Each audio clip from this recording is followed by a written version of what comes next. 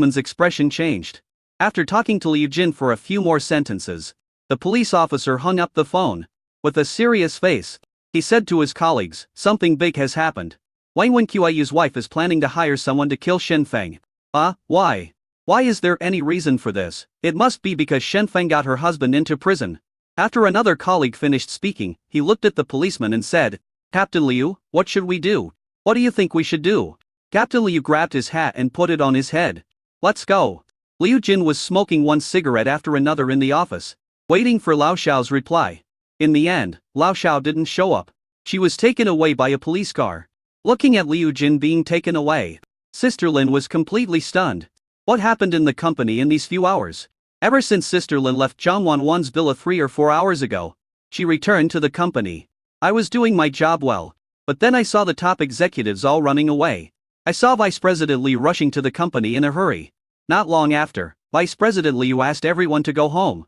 Sister Lin felt something was wrong, so she stayed a little longer. As a result, I saw Vice President Liu being taken away. What's going on? What happened? Why didn't anyone inform her of the top agent in this company?" Fortunately, Sister Lin still knows several senior executives in the company. She quickly called a senior executive and asked about the situation. But the other party just said one sentence and hung up the phone. "Lao Nyu is done, let's go." Sister Lin is dumbfounded. She was fine when she came out of the company in the morning. How come Lao Nyu is finished after half a day? Isn't this too hasty? But Sister Lin quickly adjusted herself. No matter what, Lao Nyu is finished, which is a good thing for Wan and Xiao Shen. It would be better to tell them the news as soon as possible. Thinking of this, Sister Lin went to pack her things while calling Zhang Wanwan. She was just about to tell Zhang Wanwan that something had happened to Lao Nyu. But just as the words came to her lips, Sister Lin choked again. Because she suddenly remembered what Shen Feng said a few hours ago. If it's Lao Nyu who breaches the contract instead of us, then the contract will naturally become invalid. Sister Lin's heart skipped a beat. Could it be that? "Hey, Sister Lin, why aren't you talking?" Zhang Wanwan answered the phone, but she never heard Sister Lin's voice. "I couldn't help but ask in confusion." Sister Lin finally came back to her senses and asked with uncertainty in her voice, "Wanwan, let me ask you a question. Did Shen Feng do anything in the afternoon?" "You didn't do anything?" Zhang Wanwan said in a calm tone. Sister Lin breathed a sigh of relief. "Well, even if Shen Feng really has extraordinary abilities, it is unlikely that he can turn Lan Yu into this state in just a few hours. It seems that it is really just a coincidence. It's just that this coincidence is a little too coincidental." As a result, before Sister Lin could exhale all her breath, Zhang Wanwan's next sentence almost made Sister Lin vomit blood. "Zhang Wanwan, it seems that he just brought Lan Yu down." When Sister Lin rushed back to Zhang Wanwan's villa at the speed of light, I saw Zhang Wanwan and Shen Feng sitting in the living room, leaning against each other, holding a tablet and watching something. Shen Feng was eating melon seeds while watching. "Throw the melon seed shells aside and put the melon seed kernels into Zhang Wanwan's palm." After Zhang Wanwan gathered a handful of melon seeds in her hand, she threw them into her mouth and ate them all. "Looks very leisurely." Sister Lin walked up quickly, still in a tone of disbelief, and said, "Xiao Shen, was it you who did what happened to Lan Yu?" "No," Shen Feng said casually. Sister Lin frowned. "But Zhang Wanwan said it was you." "Oh, that's it." Shen Feng smiled and responded. Sister Lin covered her forehead with her hand, sat opposite Shen Feng, and asked seriously, "Is it you?" Shen Feng then put down the tablet and said, "Sister Lin, is there anything else going on? Now that Lao Nyu has collapsed, it is Lao Nyu that breached the contract. We don't have to pay liquidated damages.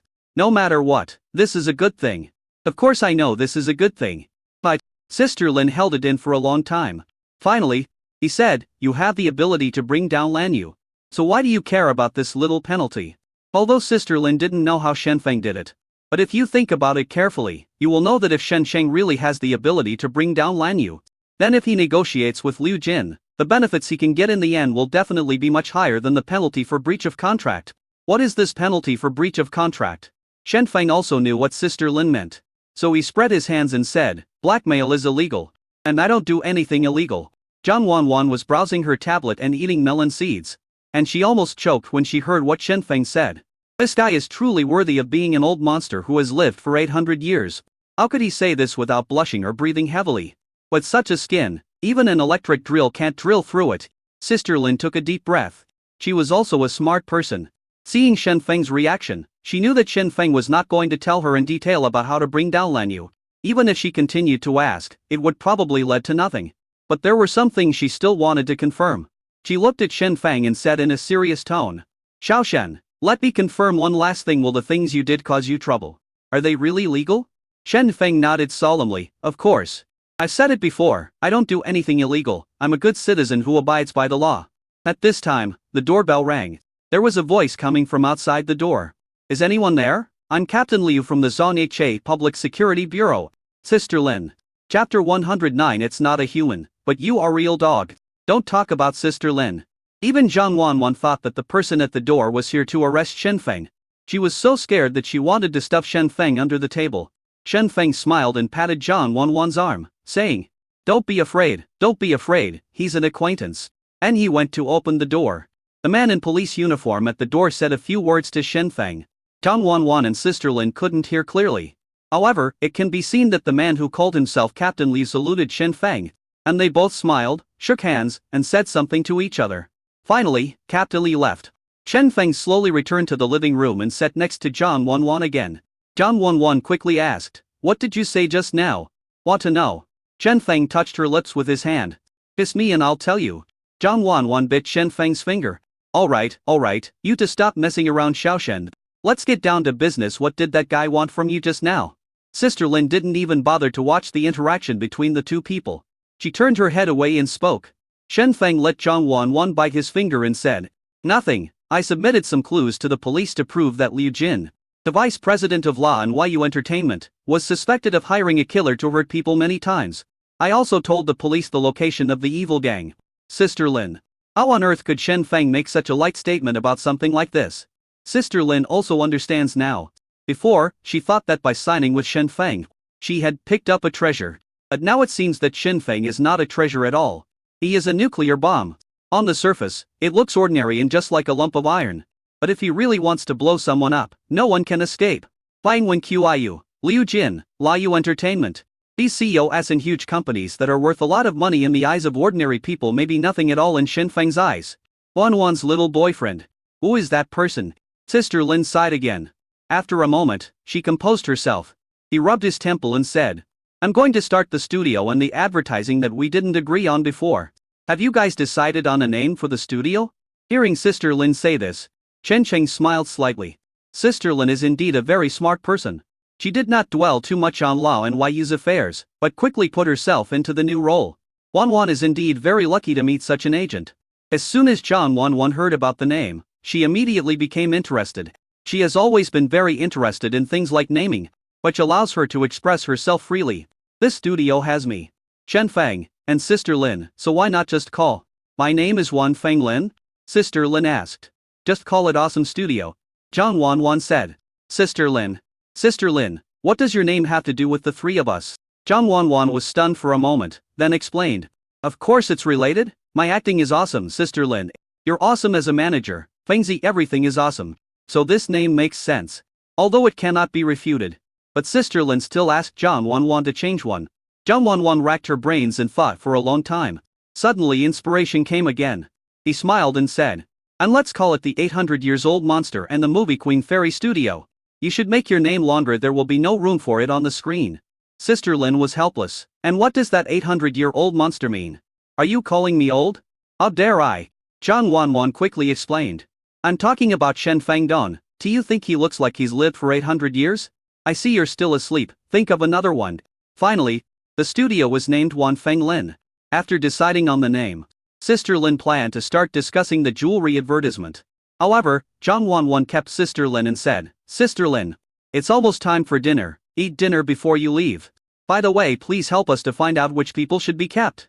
Keep someone? Sister Lin frowned. Zhang Wanwan handed the tablet to Sister Lin. Sister Lin took a look and realized that the tablet contained all the artist information of Lai and Yu Entertainment. Lai and Yu Entertainment is not a big company in the entertainment industry, and its only high-profile artist is Zhang Wanwan. The other artists are basically mediocre 3rd and 4th tier stars, or even 18-tier celebrities. There aren't many of them, just a dozen or so in total.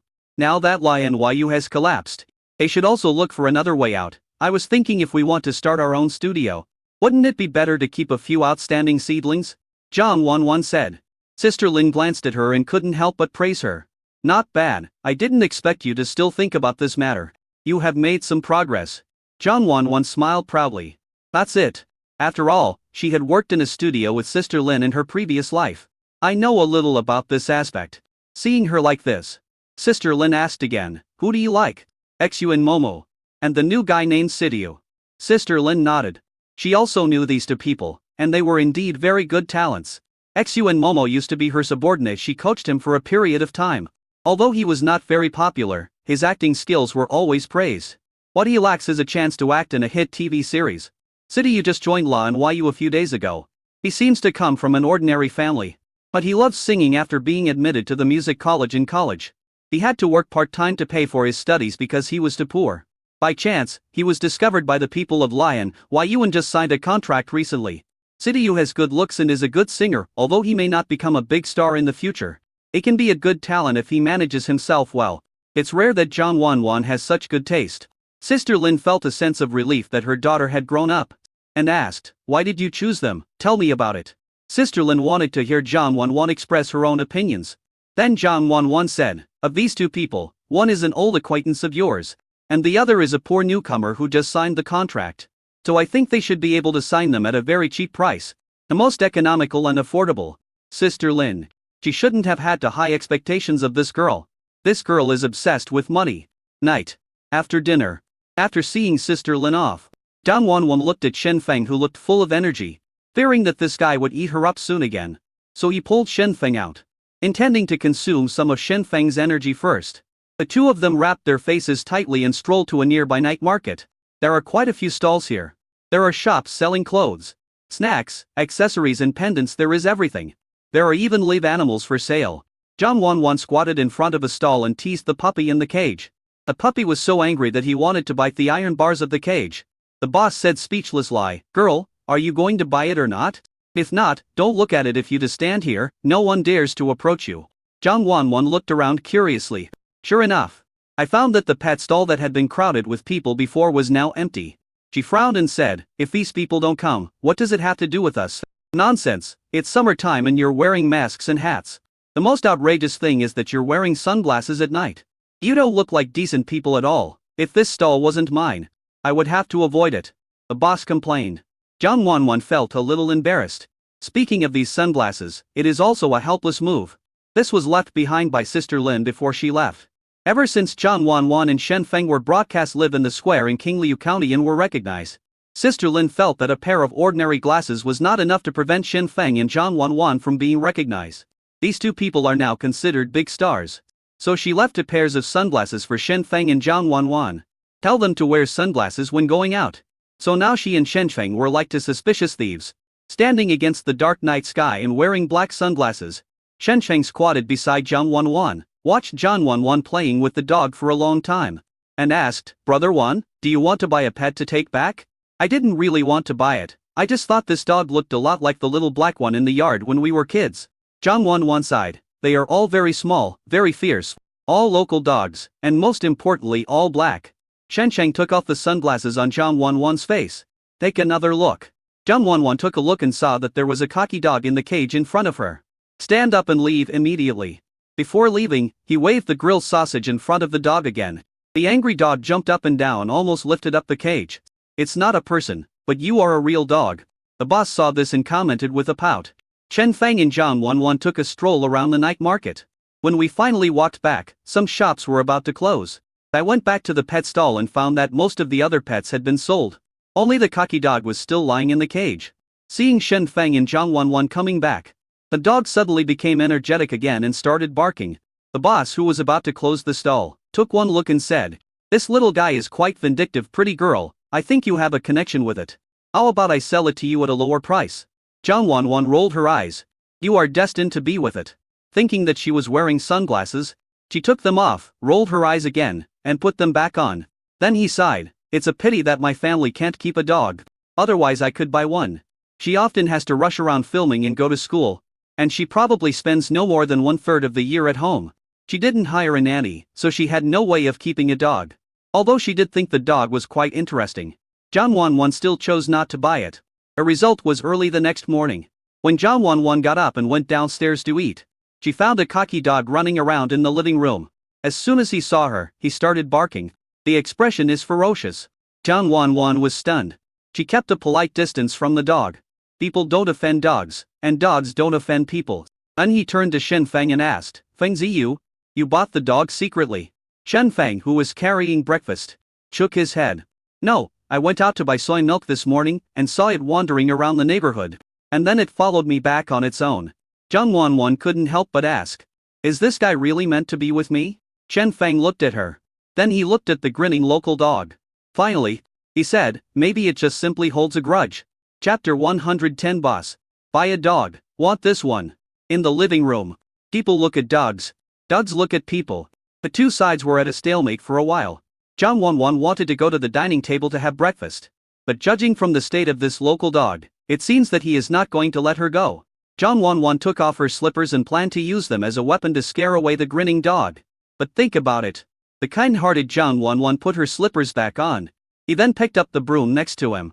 A stainless steel stick shines brightly. The local dog was so frightened that it took 2 steps back. Zhang Wanwan walked forward with the broom in her hand, while the local dog retreated backward. As they retreated, the local dog continued to bark in protest. Zhang Wanwan put down the broom only after she reached the dining table. As a result, the local dog immediately rushed up with a barking sound. Zhang Wanwan had no choice but to pick up the broom again. The local dog was scared away again. Zhang Wanwan raised the broom, frowned, looked at Shen Feng and said, Feng Zi, come and feed me. She is going to fight with this dog. Shen Cheng walked over to Zhang Wanwan with breakfast in his hand. And while feeding her, he said, if you want to get along with it in a friendly way, there are ways. For example, give it this steak. Shen Cheng pointed to the steak grilled for Zhang Wanwan on the plate. Zhang Wanwan immediately bared her teeth and said, and I have to get along well with it. Having said that, Zhang Wanwan finally reluctantly gave up the meat. Ate off a piece of it and threw it to the local dog. At first, Tajiyu thought Zhang Wanwan was throwing some throwing weapons at him, so he jumped back cautiously. Then he approached cautiously. After sniffing it, he swallowed the steak in one gulp. And the grinning expression immediately disappeared. It wagged its tail, stuck out its tongue, and ran to Zhang Wanwan's side. He also rubbed Zhang Wanwan's leg. Zhang Wanwan frowned and said, how can there be such a mercenary dog? Shen Feng looked at the dog and then at Zhang Wanwan. Suddenly he lowered his head and gently bit Zhang Wanwan's ear. The itchy feeling made Zhang Wanwan's face turn red. And she was about to complain to Shen Feng. And I saw Shen Feng picking up a piece of meat. Zhang Wanwan immediately opened her mouth and ate the meat obediently. A satisfied smile appeared on his face. You and this dog do have similar personalities. Shen Shang came to a conclusion. You are the dog. Zhang Wanwan is getting angry again. Shen Feng handed over another piece of meat. Zhang Wanwan snorted. An expression of determination that shows he is determined to never give in and will not bow down for a few pieces of silver. And he ate the meat in his mouth. Although the dog is still rubbing against Zhang Wanwan's legs to please her. But Zhang Wanwan certainly couldn't bear to give such delicious steak to the dog. So she ran to the kitchen and got out a sausage. What Zhang Wanwan didn't expect was that this dog was actually quite picky. Indifferent to ham sausage.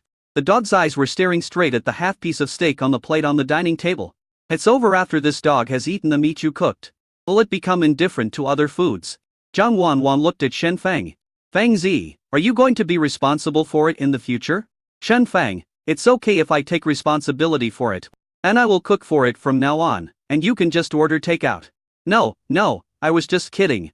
Zhang Wanwan threw the sausage to Go Wuzi and said, eat it if you want anyway, you can forget about eating the food Feng Zi made. It's all mine. After saying that, Zhang Wanwan ate up the whole piece of steak. The dog had a dejected expression on his face, and started eating the sausage dejectedly. Seeing its appearance, Shen Feng couldn't help but say, this little guy is quite smart. Is smart, but we can't keep a dog at home. Zhang Wanwan was somewhat helpless. After my vacation, I have to shoot commercials and variety shows after the studio is established. I can officially take on acting jobs. Then there's the start of the new semester and things like that. I'm afraid I won't be able to live here for very long in a year. Let's go to the night market again tonight and return it to the boss. Zhang Wanwan sighed. I don't know how this guy got out and even ran into our community. So the dog stayed in the villa for a day. This dog is indeed smart. Shen Feng found a plastic box to use as a temporary water bowl and food bowl for it. This guy was thirsty and he even knew to push the basin over to Shen Feng and Zhang Wanwan to ask for water.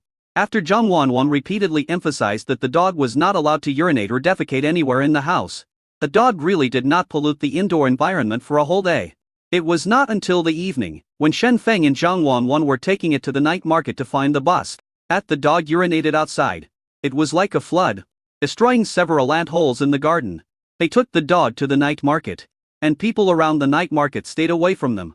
I avoided them yesterday because they looked like bad guys wearing sunglasses late at night.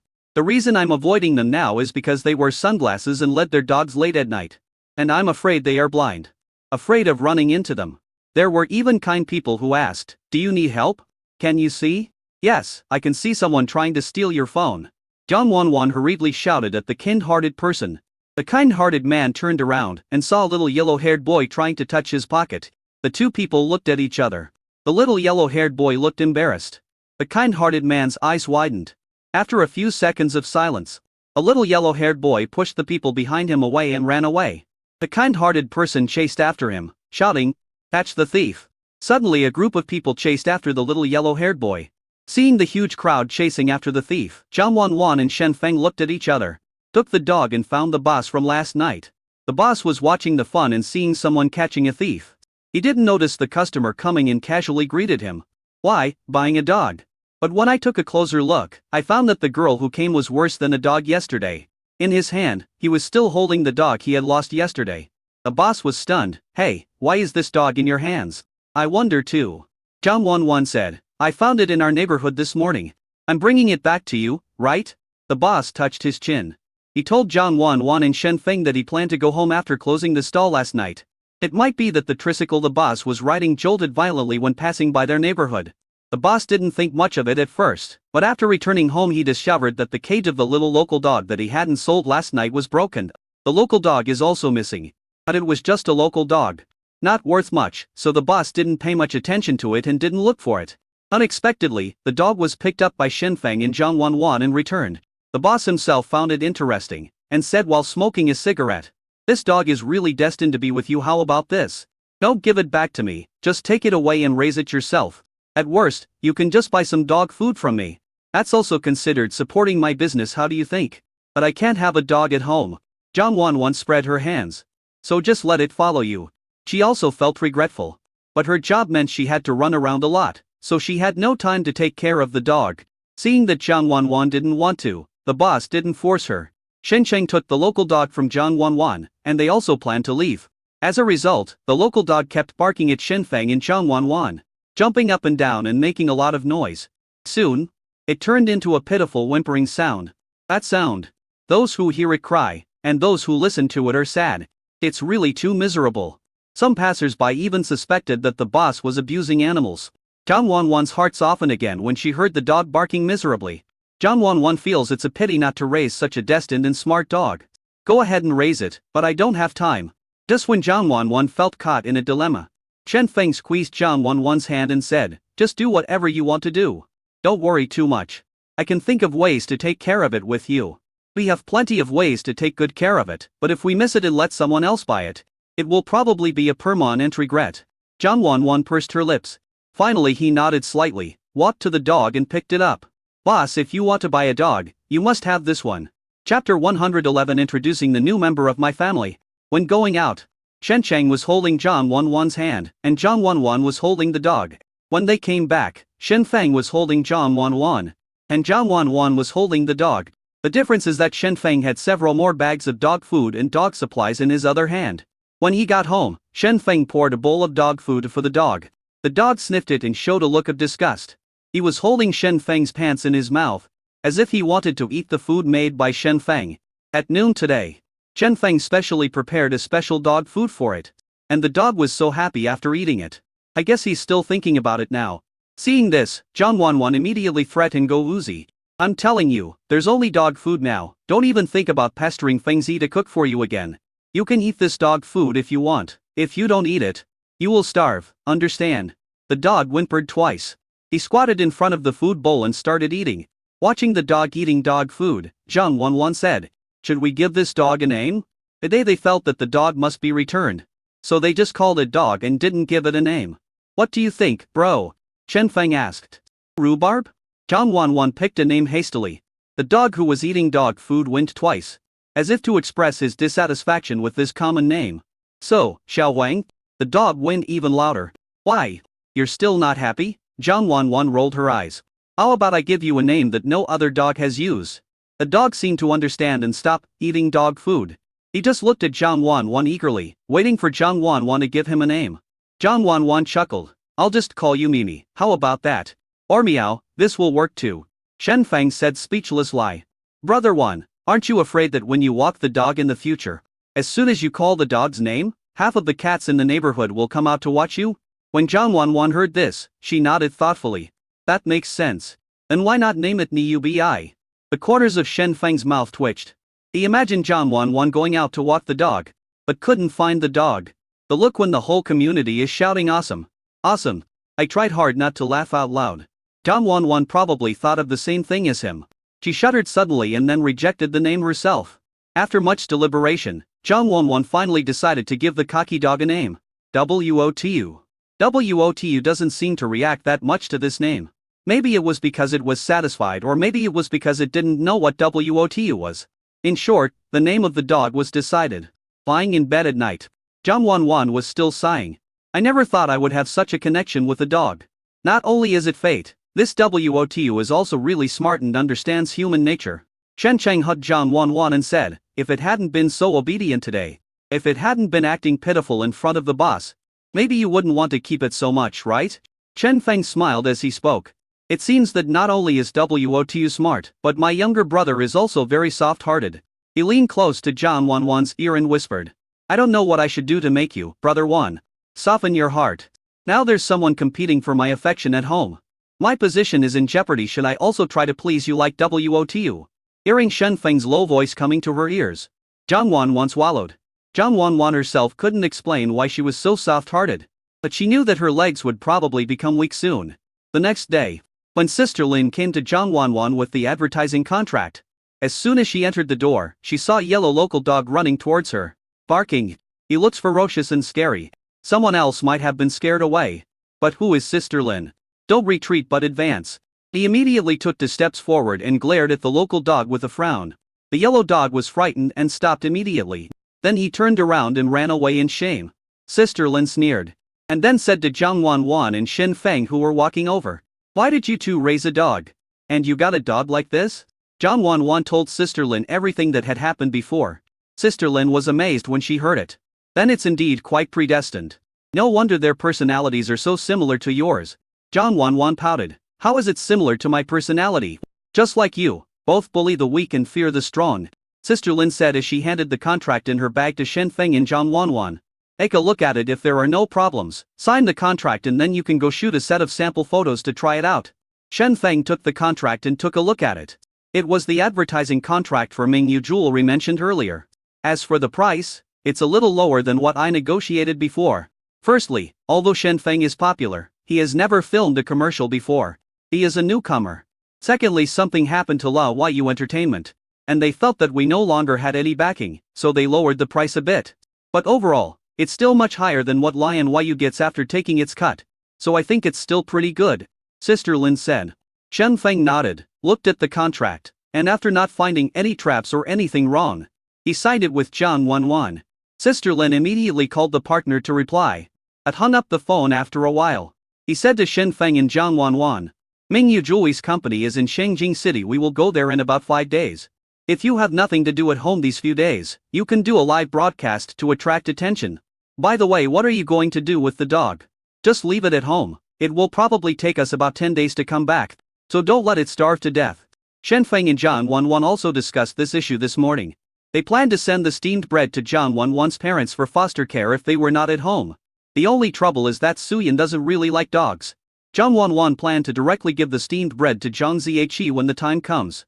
As for how Zhang Ziyi would take it home and raise it, that was something Zhang Ziyi had to consider. Zhang Wanwan no longer worries. Dad is there to be cheated. In the afternoon, Shen Feng and Zhang Wanwan started a live broadcast. This time, Zhang Wanwan learned from her experience and did not broadcast live from her bedroom again. Instead, I used the computer in the study. Before the live broadcast, Zhang Wanwan also sent a special Weibo notification. Zhang Wanwan, Live broadcast in the afternoon. Let me introduce the new member of my family to everyone. The fans were shocked. I thought Zhang Wanwan was pregnant. Some people even said that Zhang Wanwan had given birth to a child a long time ago. This caused a lot of different opinions on Weibo and it was very confusing. It wasn't until Zhang Wanwan started broadcasting that a group of curious fans came to watch. But when they clicked into the live broadcast room, the fans were dumbfounded. There were no Shen Feng and Zhang Wanwan in front of the camera. Even the two teddy bears from last time are gone. Yes, it's just a cocky dog. Sticking tongue out at the camera. When the fans were confused, Zhang Wanwan popped up out of nowhere. Then the two brothers hugged Wotu's head like good friends and said with a smile, "Let me introduce to you all, this is the new member of Amli, Wotu. I knew it. Damn, I was betting with others on how many months old your child is. But I didn't expect your new family member to be a dog. Wow, a big star actually keeps a local dog." Seeing this comment, Zhang Wanwan felt a little dissatisfied. What's wrong with a local dog? Do you look down on local dogs? My Wotu is very smart. He can even imitate the sounds of animals. The audience became interested again after hearing this. Really? Let it learn and see. Learn to give it gifts like me. Me too, me too. Zhang Wanwan directed Wotu and said, "Wotu, get ready." Wotu immediately sat up straight, looking presentable. Seeing this, the audience became even more excited. This dog seems to be able to understand human language? Then, they listened to Zhang Wanwan's instructions. Wotu, bark like a dog. Wotu opened his mouth. He uttered a woof, in a clear and loud voice. Zhang Wanwan looked towards the live broadcast room with pride. I just want to ask you, do you think you can imitate them? Feng Ziren, is your wife a little bit stupid? At this time, Shen Feng walked in with 2 drinks. Seeing the content of the barrage, he couldn't help but rub Zhang Wanwan's head and said, "My wife is so wise that she appears foolish. Also, my dog can indeed imitate the sounds of other animals and even the speech of humans." Fuck, really? Of course it's true, Shen Feng said. I guarantee it with my character. Isn't that the same as having no guarantee? Well, Fengzi should be more reliable than Wanwan. Fengzi, if you let it talk like a human again, I will give you rockets. Shen Feng waved his hand. No need for gifts, we just want to chat with fans when we do live broadcasts. We don't make money from this.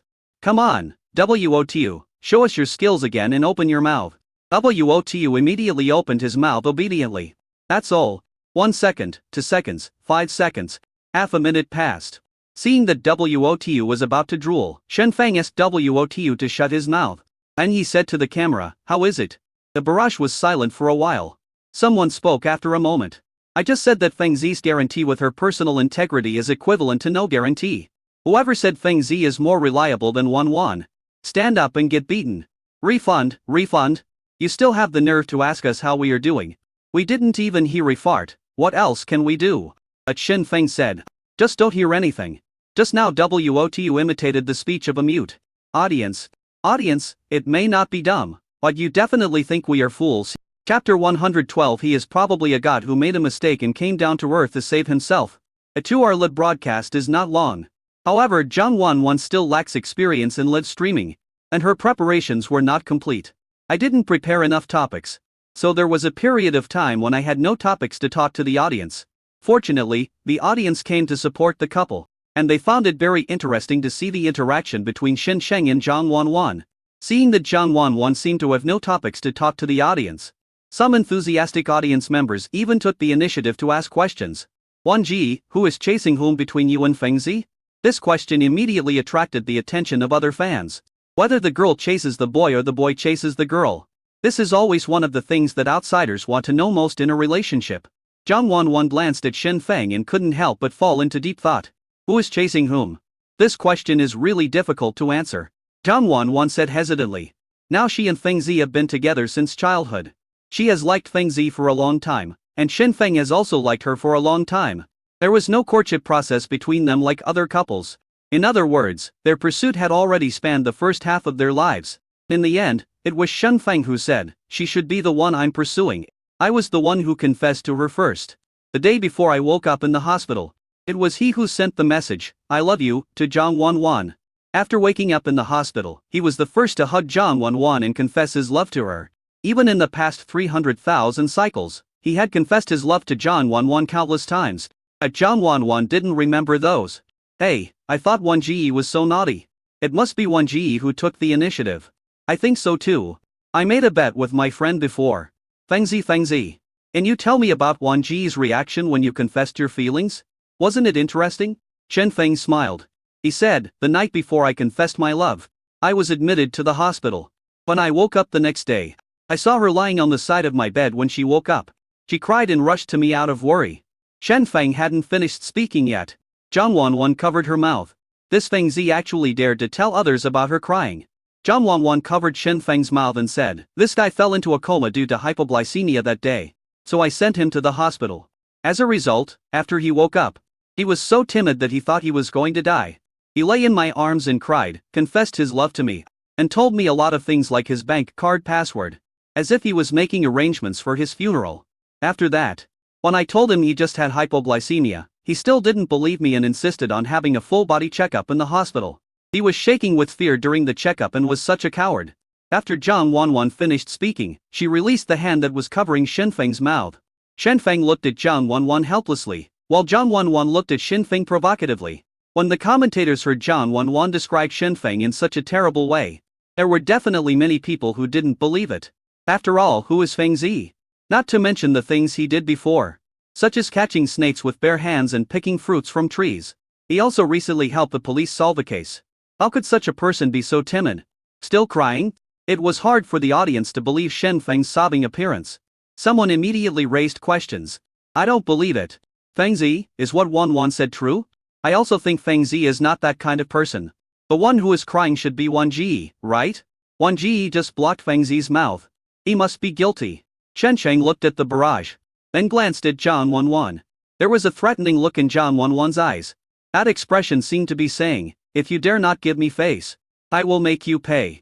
Shen Feng smiled and said to the barrage, what Wan Ji said is right. Fuck, your wife said that to you. And you still defend her. I don't believe it unless you cry for us. Shen Feng, oh, you win. Afterwards, the audience asked a lot of strange questions. For example, why did Shen Sheng and Zhang Wanwan put a ring lock on their teacher's car when they were young? Someone who seems to be your classmate broke the news before, saying that you put a rim lock on the teacher's car because the teacher was particularly unfair. Brother Wan, are you doing justice for the heavens? Zhang Wanwan recalled this question carefully. The official answer was given later. No, I just got punished by the teacher the day before and my parents were called to the school. So I wanted to get some revenge. And why do we have to use 6 ring locks? Zhang Wanwan corrected the question with a serious expression. I remember that I put on 9 rim locks at that time. 4 on the front wheels and 5 on the rear wheels. Then, why do we need to use 9 sets? Is there any particular reason for this? Zhang Wanwan blinked. Because I was relatively poor at that time. What does this have to do with being poor? Because I was poor, I could only afford 9 circle locks. I can only highlight the key points, as they will be tested later. Does it mean that if you have money, you can buy more? Wan Ji was really a pure devil when he was a child. So scary. In fact, I really want to hear the acceptance speech of my teacher. I don't know if he expressed his opinion on these 9 circle locks at that time. Zhang Wanwan nodded and said, he did express his opinion. I still clearly remember the first words he said to me after he discovered the circle lock. What did he say? He said, where is the key? Zhang Wanwan said. Very reasonable. I would ask the same question if I were in your place. No, if it were me, I would probably have to beat up Feng Zi and Wan Ji first. And then, I want to know if anything else will happen. Of course I handed over the key afterwards, because I was a good kid who listened to my teacher. Zhang Wanwan had just finished speaking. Shen Feng on the side interrupted and said, the keys were handed over, but they were mixed together with a bunch of keys. The teacher tried one by one for a long time after finally unlocking the first 8 locks. He found that the key was gone. Shen Sheng spread his hands. A 9th key was lost by Wan Ji, so in the end the teacher had to carry the bicycle and find someone to open the lock for money. The audience couldn't help but feel sympathy for the teacher.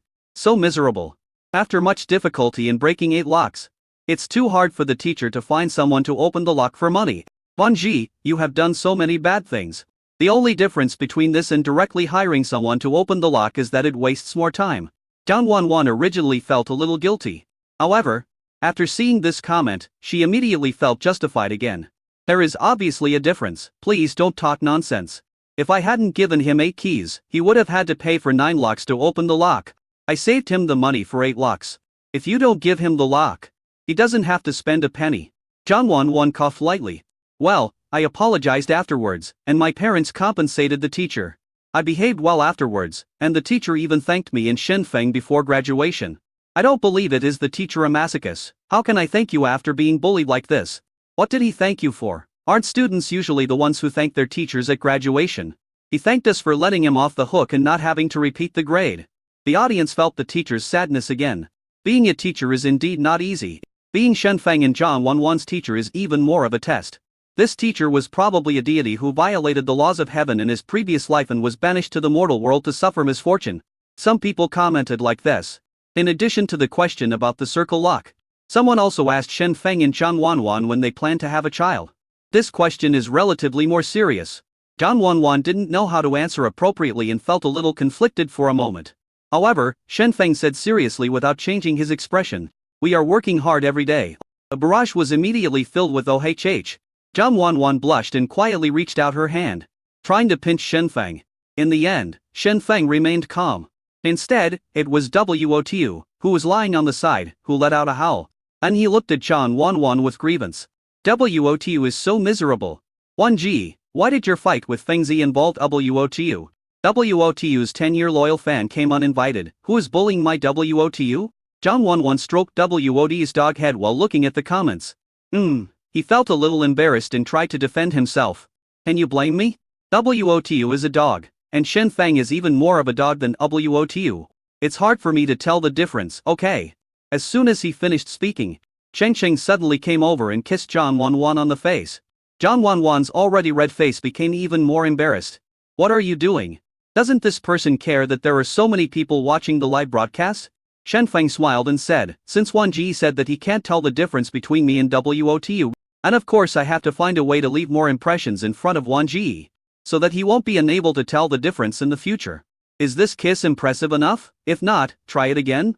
As Shenfeng spoke, he hugged Zhang Wanwan and kissed her again. Someone in the live broadcast room was taking screenshots crazily. Someone was brushing and got hit. Others wailed. We are the dogs. The abused, single dogs. Chapter 113 Willing to give up. After the live broadcast ended, Zhang Wanwan nestled in Shenfeng's arms, browsing Weibo and reading the comments of fans in the Penghubei super topic about the live broadcast. The overall evaluation is quite good. Especially the part where Zhang Wanwan talked about teacher Quan Suo's miserable life, which was cut out at the speed of light and posted on the super topic. For a while, fans on Weibo were all expressing their condolences for the teacher, not just Weibo. Zhang Wanwan has been browsing Douyin and Bilibili a lot recently. There are not many clips related to Penghubei on TikTok and Bilibili. But as date became more and more popular, Shenfeng and Zhang Wanwan also appeared on hot searches several times. There are more and more bloggers posting videos related to Penghubei on these two platforms. How about it, Fengzi? How does it feel to be a star? Zhang Wanwan, who was in Shenfeng's arms, raised her little face and looked at Shenfeng and asked. Shenfeng smiled and rubbed her face, very happy. I am happy doing anything when I am with you. Being a star or not is not important to Shenfeng at all. Having Zhang Wanwan by my side is the most important thing. Zhang Wanwan snorted, and suddenly buried her head in her phone, not knowing what she was searching for. Shenfeng wanted to take a look, but Zhang Wanwan refused to let him. After a moment, Zhang Wanwan suddenly climbed out of Shenfeng's arms and sat up straight. Looking at Shenfeng, an affectionate expression appeared on his face. When Shensheng was wondering what trouble his wife was going to cause again. Then Zhang Wanwan said affectionately, before I met you, I had many expectations for the future. After meeting you, all I asked for was to be you. No matter how many thorns there are in the world, as long as you are there, life will be extremely sweet. Fourth, writing your name is really difficult. It's not that the strokes are complicated. But when writing your name, the yin should be for parts spring breeze, 3 parts moonlight, 2 parts tipsy, and 1 part your eyebrows and eyes. 5. I want to accompany you from your unruly youth to a stable and secure bedside companion. Listening to Zhang Wanwan's love words, Shenfeng sat next to Zhang Wanwan and held her hand. Zhang Wanwan looked at Shenfeng earnestly and asked, Fengzi, you were the one who said sweet words to me before. Now, it's my turn. What do you think? I am very touched. Shenfeng said. It will be more realistic if you remember not to read the first number next time. Zhang Wanwan, who had looked so sincere before, suddenly had a fallen expression on her face. She hit Shenfeng twice, frowned and said, You are still so picky. I won't read to you next time. Shensheng hugged her and chuckled. Rather than listening to you read these quotes from the internet, I want to hear your own real love words. Zhang Wanwan blushed. I just don't know how to say it.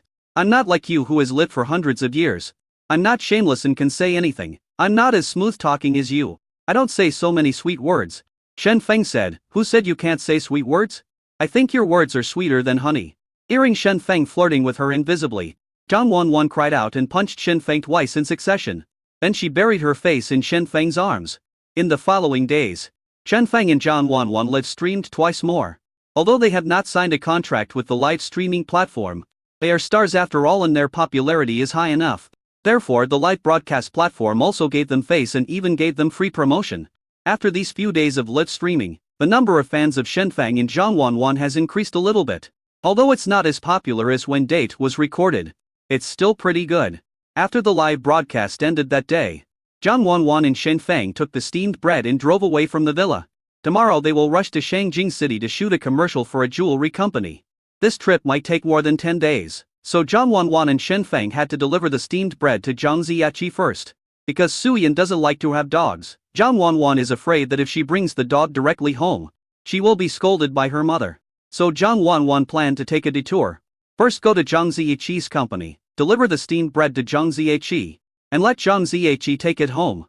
When the time comes, Zhang Ziyachi will be the one being scolded. Zhang Wanwan felt that she really had a plan. When they arrived downstairs at Zhang Ziyachi's company, Shen Feng and Zhang Wanwan, dressed warmly, were about to go in with their dog. The security guard at the door quickly stopped them and said, "Sorry, pets are not allowed here. It's very well behaved and won't run around." "They will also let it," Zhang Wanwan said.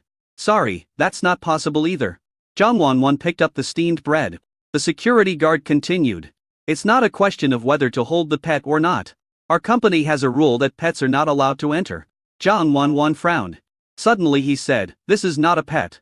This is food. We plan to have dog meat hot pot tonight. We'll eat it later. Can we go in now?" Security guard. WOTU? The man and the dog both looked at Zhang Wanwan strangely. Finally the security guard said, "Sorry ma'am, I can't go against company rules." Zhang Wanwan reached into her pocket. The security guard thought Zhang Wanwan was going to pay a bribe. I quickly said, "Ma'am, don't do this, although I'm just a security guard. I also have my own professional ethics and persistence. Even if you want to bribe me today, I won't let this dog in." In the end, Zhang Wanwan didn't take out the money. Instead, he took out his ID card. The security guard didn't take it too seriously at first. But after seeing the 3 words Zhang Wanwan, above, he immediately coughed. And he quietly made way. Zhang Wanwan and Shen Feng then brought WOTU into the company. There are quite a lot of people in the company who recognized Zhang Wanwan. Even though Zhang Wanwan was still wearing a mask and sunglasses, many employees still greeted her. However, after the greetings, many people's eyes fell on Shen Feng, who was beside Zhang Wanwan. "This is Shen Feng. I watched their variety shows online. They are even more handsome in person than on EV. With a mask and sunglasses on. What can you see? What do you know? Temperament. Do you know?" Listening to the whispers of the people around, Zhang Wanwan also moved closer to Shen Feng and whispered, "They are all talking about you. It seems that my Feng Zi is quite popular. It's all thanks to my eldest brother." As they spoke, Shen Feng and Zhang Wanwan went upstairs with the steamed bread. Zhang Ziyachi is working upstairs. Zhang Ziyachi has been a little panicked recently. Those rival companies that had been against him before suddenly stopped opposing him these days. As if they had made an agreement. One by one, they stopped making trouble and behaved themselves. This is really abnormal. It was so abnormal that Zhang Ziyachi always felt that these guys were secretly colluding with each other, planning some big plan in secret. Now, it is just a brief calm before the storm. He was in his office studying what plans these rival companies had. The office door was pushed open. Zhang Ziyachi frowned. There are always employees who are ignorant and don't know to knock on the door before entering. He frowned and raised his head, just about to scold her. As soon as he saw that it was Shen Feng and Zhang Wanwan who walked in, the expression on his face changed immediately. His brows relaxed and he said, "Wanwan, why are you here?" Zhang Ziyachi called Wanwan. But in fact, his eyes were always glancing towards Shen Feng. If Shen Feng and Zhang Wanwan hadn't known about it in advance, Zhang Ziyachi would have had no hostility towards Shen Feng. They would definitely think that Zhang Ziyachi was warning Shen Feng with his eyes. "Dad, we came to see you." Zhang Wanwan walked to Zhang Ziyachi with a smile and rubbed his shoulders. Ever since she knew about the change in Zhang Ziyachi's attitude towards Shen Feng, the relationship between Zhang Wanwan and Zhang Ziyachi has not been so stiff anymore. In the past few days, Zhang Wanwan has taken the initiative to call home several times. Zhang Ziyiqi showed a relieved expression, but smiled and said, come on, don't play this game with your father. If there is nothing wrong, would you come to the company specially? Tell me, what's wrong? Dad, the truth is, we have a dog named Wotu. If you watched my live broadcast before, you should know this. Zhang Ziyiqi nodded. He and Suyan are so obsessed with their daughter and son-in-law that they will of course watch the leap broadcast. Zhang Wanwan picked up the steamed bread and said, Feng Zi and I are going to Shangjing City on a business trip. So the steamed bread may have to be kept at our house for a few days. When Zhang Ziyiqi heard this, he looked a little embarrassed. I don't have any problem with that, but your mother has never liked dogs. If you take the dog back, she might scold you. Zhang Wanwan nodded. I know, so isn't this sent to you? What, you want me to keep a dog in the company? That's even worse. No, I want you to take the dog home. What's the difference between this and you sending it back? Would your mother dislike it anyway? Zhang Wanwan chuckled. Of course there is a difference if I send it back. My mother will scold me if you send it back, won't my mother scold you? Can you bear to see your precious daughter being scolded? Zhang Ziyiqi sighed. I'm not willing to do that, but are you willing to let your father get scolded? I'm willing to give it up, Zhang Wanwan nodded. You get scolded all the time anyway, it doesn't matter if it happens once or twice. Zhang Ziyiqi. Chapter 114 Patients should listen to doctors. After leaving the steamed bread to Zhang Ziyiqi, Zhang Wanwan and Shen Sheng drove to find Sister Lin and went to the airport together. Take a plane and head straight to Shangjing City.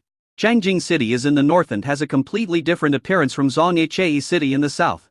Shangjing City also expressed a warm welcome to the arrival of Shenfeng and Zhang Wanwan. The way to welcome them was a heavy rain. Although Sister Lin had already arranged the pickup vehicle and accommodation, Zhang Wanwan and Shenfeng were not exposed to the rain. But the sudden drop in temperature still caught Zhang Wanwan off guard. After arriving at the hotel, she sneezed several times in succession. Are you okay, Wanwan? Sister Lin asked with a frown. It's okay, it's just a little cold. The rain came so suddenly and I didn't bring any thick clothes. But I'm resistant to cold, don't worry. Zhang Wanwan said that she is in good health. After putting down her luggage at the hotel, Sister Lin went to contact the people from the jewelry company. Shenfeng took Zhang Wanwan to the room to rest. After Zhang Wanwan lay down, Shenfeng went out again. Looking at the closed door, Zhang Wanwan felt a little melancholy for some reason. Although she said that she was fine. But I still hope Feng Zi can stay with her more. Maybe I have been spoiled by Feng Zi to the point of being a little pretentious recently. After all, when she had a high fever in her previous life, I was the only one who bore it. Zhang Wanwan was feeling melancholy. And I saw Shenfeng pushing the door back again. Not only did he come back, he was holding a bowl of black liquid in his hand.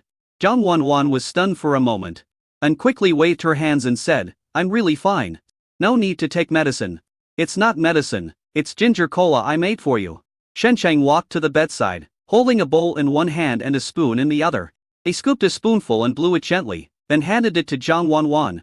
Open your mouth. Do you think I'm a child? Zhang Wanwan rolled her eyes, then opened her mouth obediently. After drinking the hot ginger sliced cola, Zhang Wanwan felt her whole body warm up. It really feels good to be pampered by Feng Zi. Just be pretentious. Zhang Wanwan was thinking about this, and suddenly she sneezed loudly again. Shenfeng frowned, looked at Zhang Wanwan worriedly, and asked, Brother Wan, are you really okay? It's okay. I just felt a little cold before, but don't worry, I was just outside for a short while. I won't catch a cold. Zhang Wanwan said this, but Shenfeng put down the bowl of ginger cola. He first touched Zhang Wanwan's forehead. He grabbed Zhang Wanwan's hand and felt her pulse. Zhang Wanwan was startled and said, Feng Zi, you can't even take a pulse, right? A little bit. Shenfeng nodded slightly, then reached into the quilt and pinched Zhang Wanwan's little feet. Finally, he said, the pulse is loose and sluggish, so it is true that you have a cold. Just take a good rest first. I'll ask Sister Lin to talk to the jewelry company and postpone the advertisement for a few days. No need, I don't think it's that serious. Zhang Wanwan didn't seem to be worried about herself. Apart from being a little cold, I don't feel anything else. It won't affect my work. Obedient. Shenfeng tapped Zhang Wanwan's forehead. Patients should listen to the doctor. Zhang Wanwan pursed her lips and watched Shen send a message to Sister Lin. After a while, Sister Lin came over with various medicines of different sizes in her hands. Then he looked at Zhang Wanwan nervously and asked, What's wrong? Is it serious? Do we need to go to the hospital? Zhang Wanwan said helplessly, Sister Lin, I'm fine. I don't even have a fever. So Feng Zi said you were too sick to work? Sister Lin looked at Shenfeng. It's better to be safe than sorry. Besides, I don't want my brother to work while he's sick. no matter how minor the illness is. Seeing Shen Feng's firm attitude, Sister Lin rubbed her temples and sighed. Okay, okay. And I'll contact the company again. You take good care of Wan. Alas, when will there be someone who cares about me so much? Sister Lin left muttering something. After Sister Lin left, Zhang Wan pulled Shen Feng's hand and said, Fengzi, I don't think it's that serious. You are a newcomer and this is your first time accepting an advertisement. You'd better arrive on time and leave a good impression on others. Shen Sheng helped Zhang Wan tidy up her messy hair. I don't need to leave a good impression on others. Lie down and take a nap, you must be tired after the long flight. I'll call you for dinner later. Zhang Wan nodded honestly. In fact, if it were the previous situation, she might have made a fuss for a while longer, but now she did feel a little dizzy and groggy. So he lay back on the bed obediently, wrapped in the quilt and fell asleep. Zhang Wan had a dream while she was asleep. She dreamed that she ran into a snowy field, where heavy snow was falling and the wind was biting cold. Shen Feng was by her side from the beginning, and she held Shen Feng's hand and ran together. But while running, Shen Feng suddenly disappeared. The white snowflakes in the sky obscured Zhang Wan's vision. Zhang Wan desperately shouted Shen Feng's name in the snow. But there was no sight of Shen Feng, nor any response from him. She squatted in the snow in despair and pain, and her tears turned into ice spikes. Finally she was buried in the cold snow and wind. Such a dream woke Zhang Wan up. Although she was awakened, she couldn't open her eyes even with great effort. I forced myself to open my eyes, but the scene before me seemed hazy and blurry. It took a lot of effort to see Shen Feng sitting beside the bed. Zhang Wan asked in a hoarse voice, Fengzi, why do I feel so dizzy? Shen Feng frowned and sat on the edge of the bed, measuring the temperature on Zhang Wan's forehead with a thermometer. You have a fever 38.5 degrees. As Shen Feng spoke, he reached into the quilt again and touched Zhang Wan's body. Then he approached Zhang Wan and asked softly, can you sit up? Take the antipyretic medicine. A what? Zhang Wan felt a little confused now, and Shen Feng's words sounded ambiguous. She let Shen Feng pick her up gently. At this moment, she was like a rag doll, obediently doing what Shen Feng wanted. Shen Feng fed Zhang Wan the antipyretic medicine, then laid her down and covered her with a quilt. Go back to sleep. You'll feel better soon after taking the medicine. Zhang Wan nodded like a little kitten, but after closing her eyes for a while, she looked at Shen Feng pitifully and whispered, I can't sleep. I had a nightmare. I dreamed that you disappeared. I was afraid to sleep. Shen Sheng rubbed Zhang Wan's head and said softly, I won't disappear, I won't go anywhere, I will protect you all my life. But I'm still scared. Zhang Wan muttered to herself. Shen Sheng looked at her pitiful appearance and finally lay down on the bed. He hugged Zhang Wan and the blanket together, put his forehead against Zhang Wan's, and said, you won't be afraid now, right? Zhang Wan closed her eyes again. But after a while, she seemed to come to her senses and said weakly, my cold might infect you, so why not just forget it? No. Shen Feng covered Zhang Wan's eyes with his hands and asked her to close them. Sleep well and don't think too much. No, I can't infect you. Never mind. Zhang Wan wanted to push Shen Feng away. But unexpectedly, Shen Feng hugged her even tighter.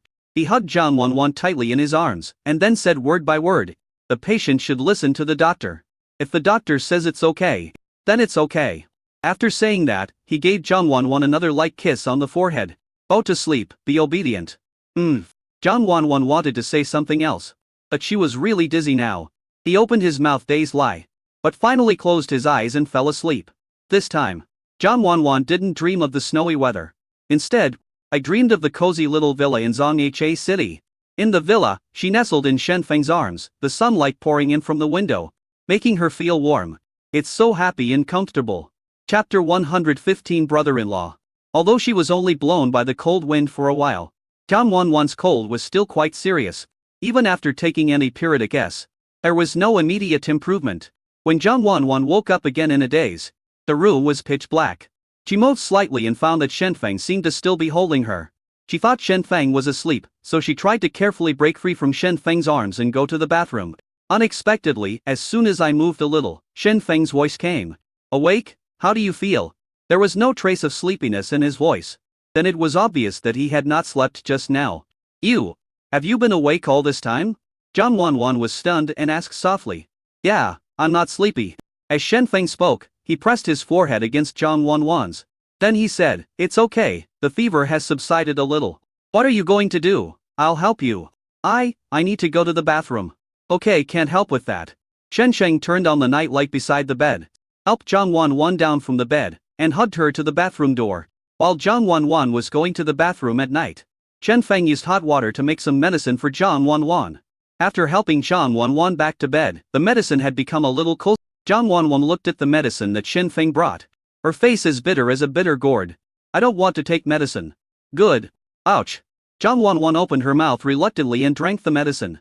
But maybe because I was still a little dizzy, I couldn't drink smoothly and choked. Zhang Wanwan suddenly started coughing. Chen Sheng patted her on the back. Drink slowly, no one will snatch it from you. I wish someone would snatch it from me. After coughing, Zhang Wanwan muttered something, then lay back on the bed with the help of Shen Feng and wrapped herself in the quilt again. Because the fever was not as severe as before, Zhang Wanwan did not fall asleep so quickly this time. She lay on the bed, squinting her eyes and looking at Shen Feng beside her. The corners of his mouth unconsciously stretched up and he laughed softly. What are you grinning about? Chen Sheng pinched Zhang Wanwan's little face. How can this be called a silly smile? This is a happy smile. Zhang Wanwan snorted. I just think my Feng Zi is so good. The best in the world. Shen Sheng smiled and lay down beside Zhang Wanwan. Looking into their eyes in the light of the night light. Looking at the other person's narrowed eyes, Shen Feng said softly. Because you are the best Zhang Wanwan in the world. So of course I have to be the best to you in the world. Hey, even though it's true, you don't have to say it directly. Zhang Wanwan was so amused that she giggled and reached out to hug Shen Feng. Feng Zi, you said before that you wanted to hear my heartfelt words of love. But I didn't know how to say it at that time. Now I may know. Will you listen to me? Shen Feng tapped Zhang Wanwan's forehead with his forehead. I am always willing to listen to what you say. Pat? Zhang Wanwan smiled and hugged Shen Feng tighter.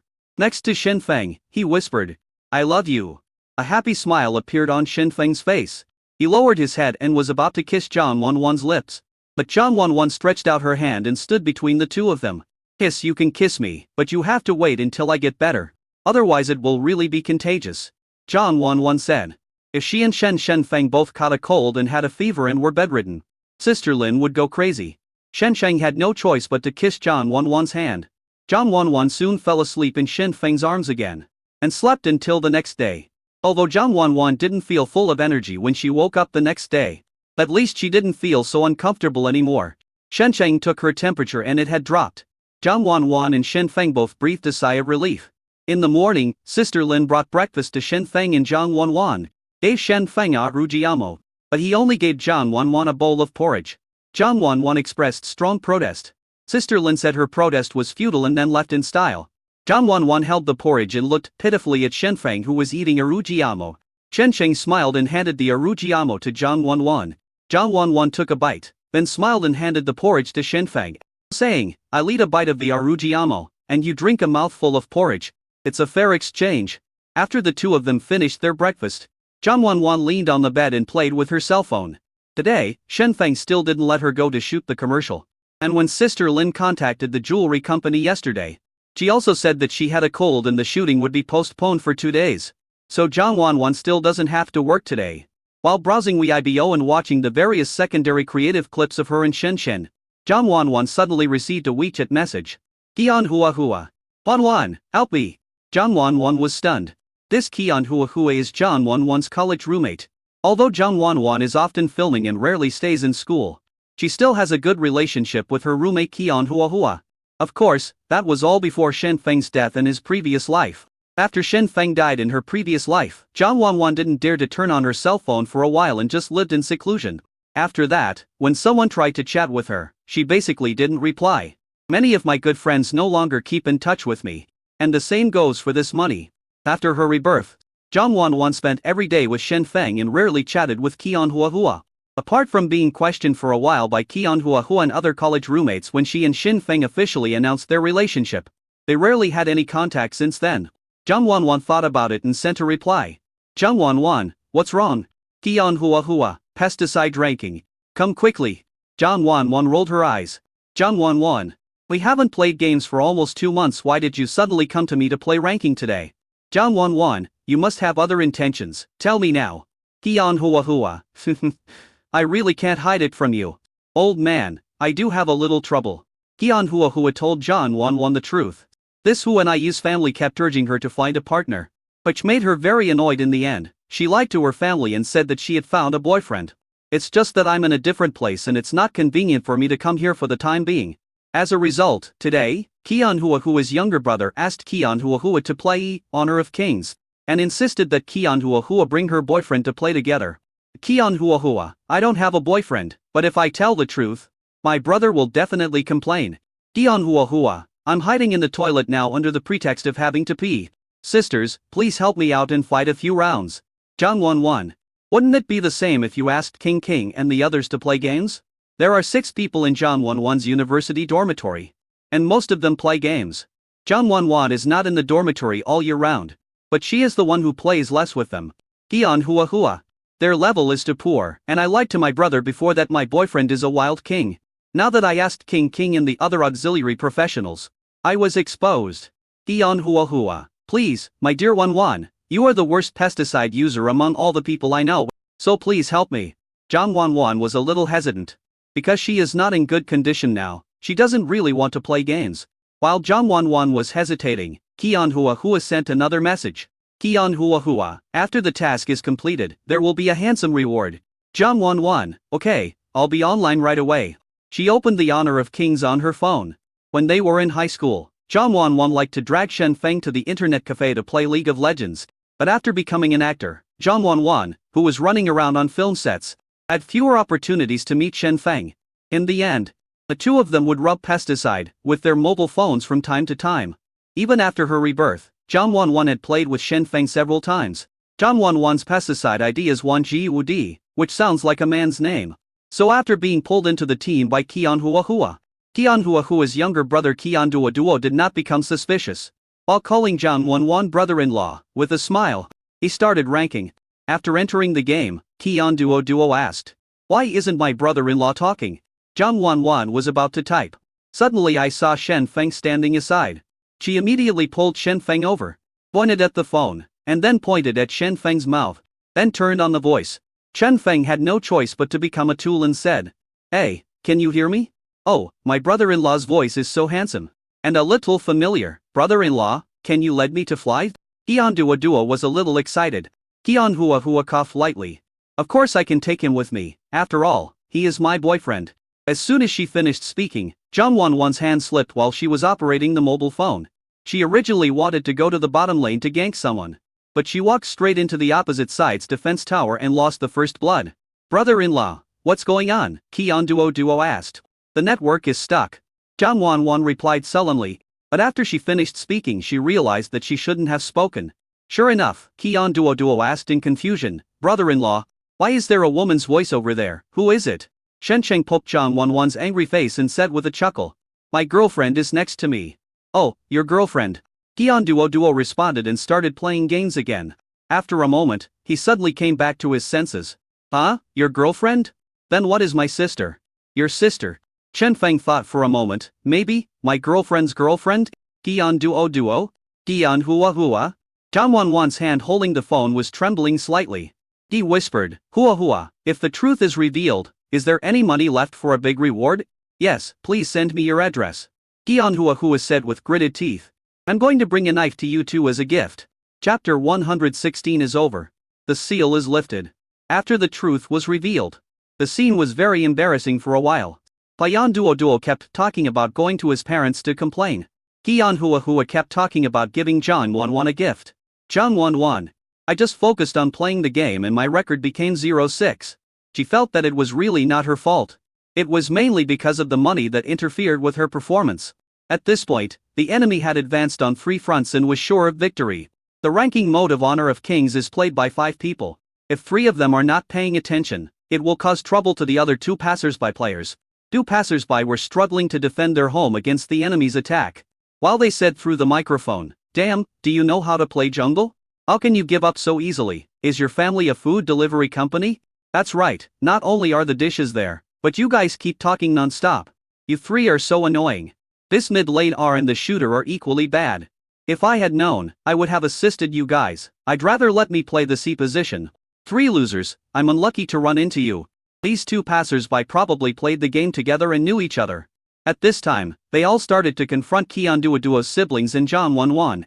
The same thing. Zhang Wanwan is not very good at playing games. But when it comes to scolding people, "I'm not afraid anymore." She was about to spray back. But unexpectedly, Keon Hua spoke faster than her. Keon Hua, we both have a losing record, and you two aren't much better. One is 0-3 and the other is 1-8. You two together make up 38. Right? Keon Hua, if you guys are really that awesome, would you still line up with us? Keon Hua, you have to play top lane with a girl, and let the support follow you the whole time. Do you have kidney deficiency if you want to play top lane with a support? If you have kidney deficiency, why would you play top lane with a girl? Keon Hua, you think we're annoying? If you think we're annoying, why don't you turn off the voice chat? Did I stop you? You think we're annoying but still want to listen to us? Are you cheap? Keon Hua, why aren't you talking? You were quite talkative just now. Keep going even if I can't beat the other side. I can't beat you two in scolding. A female player who played the support position among the two passersby couldn't help but say, "What are you doing? It's obviously because you three played badly that our record is also bad. How dare you criticize us? My boyfriend is a king. He's just playing a trumpet now. He's very strong. If you guys hadn't sent the other side to their death, he could have fought 5 of them alone." When Zhang Wanwan heard this, she sneered. "I only died 6 times, but your boyfriend died 8 times. Who gave more gifts? Within 3 minutes of the game, you died 5 times in a row, which directly gave up the opponent's top lane. Now you dare to put the blame on us? Yes, we didn't fight well. But this is all your king boyfriend is. How can you have the nerve to say he's a king? Other people chat using WeChat, but you chat relying on confidence. We are not good at this and we know it, but you are not good at this and you are getting carried away. Also, with your auxiliary skills, my grandma can beat you with her feet. And you still have the nerve to say you want to play the C position. Guess if you were to play the game would have ended long ago, because the opponent would have beaten you to surrender in 6 minutes. I don't even ask you to play at an entry-level level. But at least don't play like you're buried in the ground. Right? It was really bad luck for these two people to meet Zhang Wanwan and Keon Hua. The reason these two people became good friends was simply because they had similar interests. Each one is more powerful than the other. The two passersby were so confused after being scolded. And Keon Hua's younger brother Keon Duo suddenly spoke. A loud voice, a loud shout. "Oh my god, I'm dead again." At this time, in the game, the shooter played by Keon Duo was defending his home when the opponent seized the opportunity and killed him instantly. Seeing that Zhang Wanwan and Keon Hua were about to mentally assault the two passersby, Keon Duo quickly said, "Sister and my brother-in-law's girlfriend, can you guys stay home first? We're going to lose. If I win this game, I can get to diamond. Please give me a chance. Please. How do you want to win? You still want to win when the economic gap is so big?" Keon Hua rolled her eyes. "Just surrender." Keon Duo said unwillingly. "Don't bet. If you win this round, I won't tell my parents that you don't have a boyfriend." Keon Hua immediately said to Zhang Wanwan, "Wan, your chance to atone for your sins has come. Do you hear me? Their last name is Wan. Your whole family has the last name Wan." Zhang Wanwan said, and stuffed the phone into Shen Feng's hand. "Feng Zi, leave it to you." Chen Feng. He looked at the enemies on the screen who had already reached his doorstep, as well as the character of Zhang Wanwan, who was extremely poor. While operating, he sighed. "I'm not a god. I can't turn the tables when the economic gap is so big. Feng Zi, please." Zhang Wanwan pulled Shen Feng's clothes and acted coquettously. "Otherwise Keon Hua will definitely hold on to this matter and won't let me off. It's not a question of asking, it's that the gap is too big." Shen Sheng said helplessly. "Feng Zi, my level is really not that high. If you win, I'll promise you one request it. It's up to you to name it. Okay?" Zhang Wanwan looked at Shen Feng pitifully. Shen Sheng glanced at Zhang Wanwan. Then his fingers began tapping violently on the phone. 1 minute later, the pentakill icon flashed on the screen. Shen Feng controlled the character in the game, stepped on the corpses of the 5 enemies on the opposite side, and said to his teammates in the game through voice, "Quickly push the tower 1 wave. Keon Duo. Keon Hua. You passers-by teammates. These 4 people. No, including Zhang Wanwan, all 5 of them were stunned. What happened to the agreement that there's no way to turn the situation around? What happened to the agreed gap being too big? What happened to the level not being high? Let alone these 4 people. Even the other side was dumbfounded. The enemy on the other side sent a message. Fuck. What's going on with Luna? Has she changed people? You has 3,000 gold and he is fighting 5 alone. Is he a human, or a ghost? The one that keeps floating up and down. Is he really the same person as the one that broke apart in a second? And amid the enemy's questioning and wailing, Chen Feng led his soldiers and pushed forward all the way. The opposite side's home was leveled. Only when the word victory appeared on the phone screen did the others come to their senses.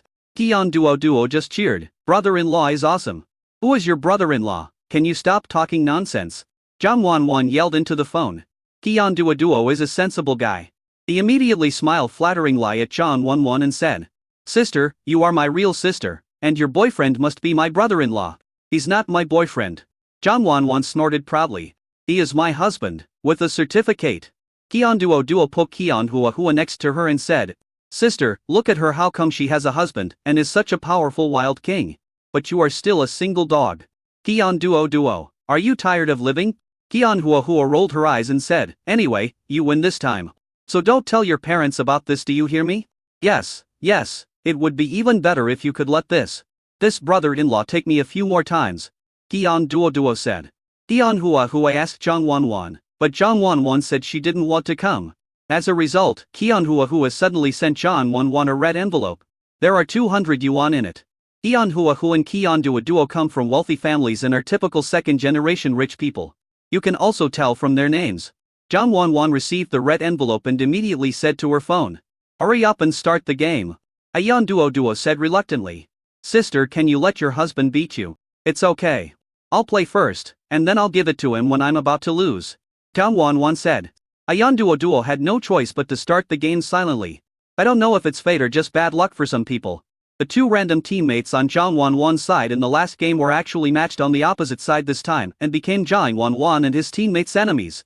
When the two unlucky passers-by saw the ID, 1GEWUDI, above Zhang Wanwan's head, they immediately panicked. He warned his teammates. Be careful, that 1GEWUDI is a super jungler, the kind that can fight 5 at once. His teammates expressed disdain. Jungle King, I am a jungler? Especially after killing 1GEWUDI several times, the teammates became even more rampant. Wild King. That's it? The two unlucky passers-by saw that Zhang Wanwan's record became 0-6. But his face turned pale. It's over, the seal is lifted. 1 minute later. Looking at 1GE is invincible stepping on the corpses of 5 people and rushing straight to the base with the pentakill icon. The world seemed to have quieted down. Chapter 117 Mingyu Jewelry. Zhang Wanwan played games with Kian Hua and her brother for 2 hours. I'm almost losing all the money. Almost every win was so quick. 8 minutes into the game, 1GE was invincible 0-6. And the phone to my husband and win within minutes. There were a few times when Zhang Wanwan behaved beyond her normal level and did not give the phone to Shenfeng. Instead, it won even slower. Looking at the game that he had played for the whole morning, Kian Duo said with emotion, Brother-in-law, are you a professional player? How come you are so awesome? It's not a career, just something to play with occasionally. Shenfeng said. This game, like LOL, was just a way for him to kill time. It's just he spends just a little more time than the average person. That's why my level is a little higher than others. In addition, Kian Duo's current rank is not high, so Shenfeng was able to win so easily. I really think you're awesome. Brother-in-law, why don't you go play professionally? What profession is it? Your brother-in-law's job is much better than a professional one. Kian Hua said.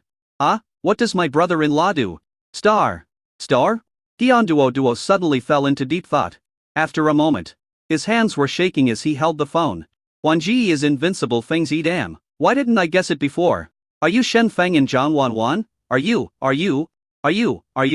Without waiting for Shenfeng and Zhang Wanwan to answer, Kian Duo pulled Kian Hua and asked, Sister, tell me quickly. Calm down. Kian Hua patted her brother's head and said, although they are indeed the real Shenfeng and Zhang Wanwan, are you really that excited? Oh my god, how can I not be excited? Everyone in my class is their fan. I actually played games with the Quan Suo couple.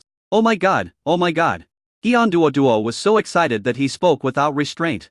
1G, Brother Shen, I'm your biggest fan. I didn't recognize you guys before. I'm guilty. He also kept apologizing to Shenfeng and Zhang Wanwan. Zhang Wanwan didn't expect that Kian Hua's younger brother was actually their fan. Zhang Wanwan comforted him. It's normal that you can't recognize us. How can you say that you are guilty? How can we blame you? Wow. I even took a screenshot of your game record and sent it to my classmates, telling them that even though you are such a bad player, you still have an awesome husband. Kian Duo said again. Zhang Wanwan, Kian Hua, kill your brother for me. Now. Kian Hua said seriously, Wanwan, this is my biological brother. Kian Duo was very touched. Sister is still better at critical moments. Kian Hua then added, This is my own flesh and blood. If you want me to kill him, you have to pay more. Kian Duo. After playing with Kian Duo and Kian Hua for a while, Zhang Wanwan went offline. It's not that she wants to go offline. Instead, Shen Cheng went to the hotel kitchen to prepare lunch for her. Without Shen Feng, Zhang Wanwan didn't dare to play games with Kian Duo and Kian Hua.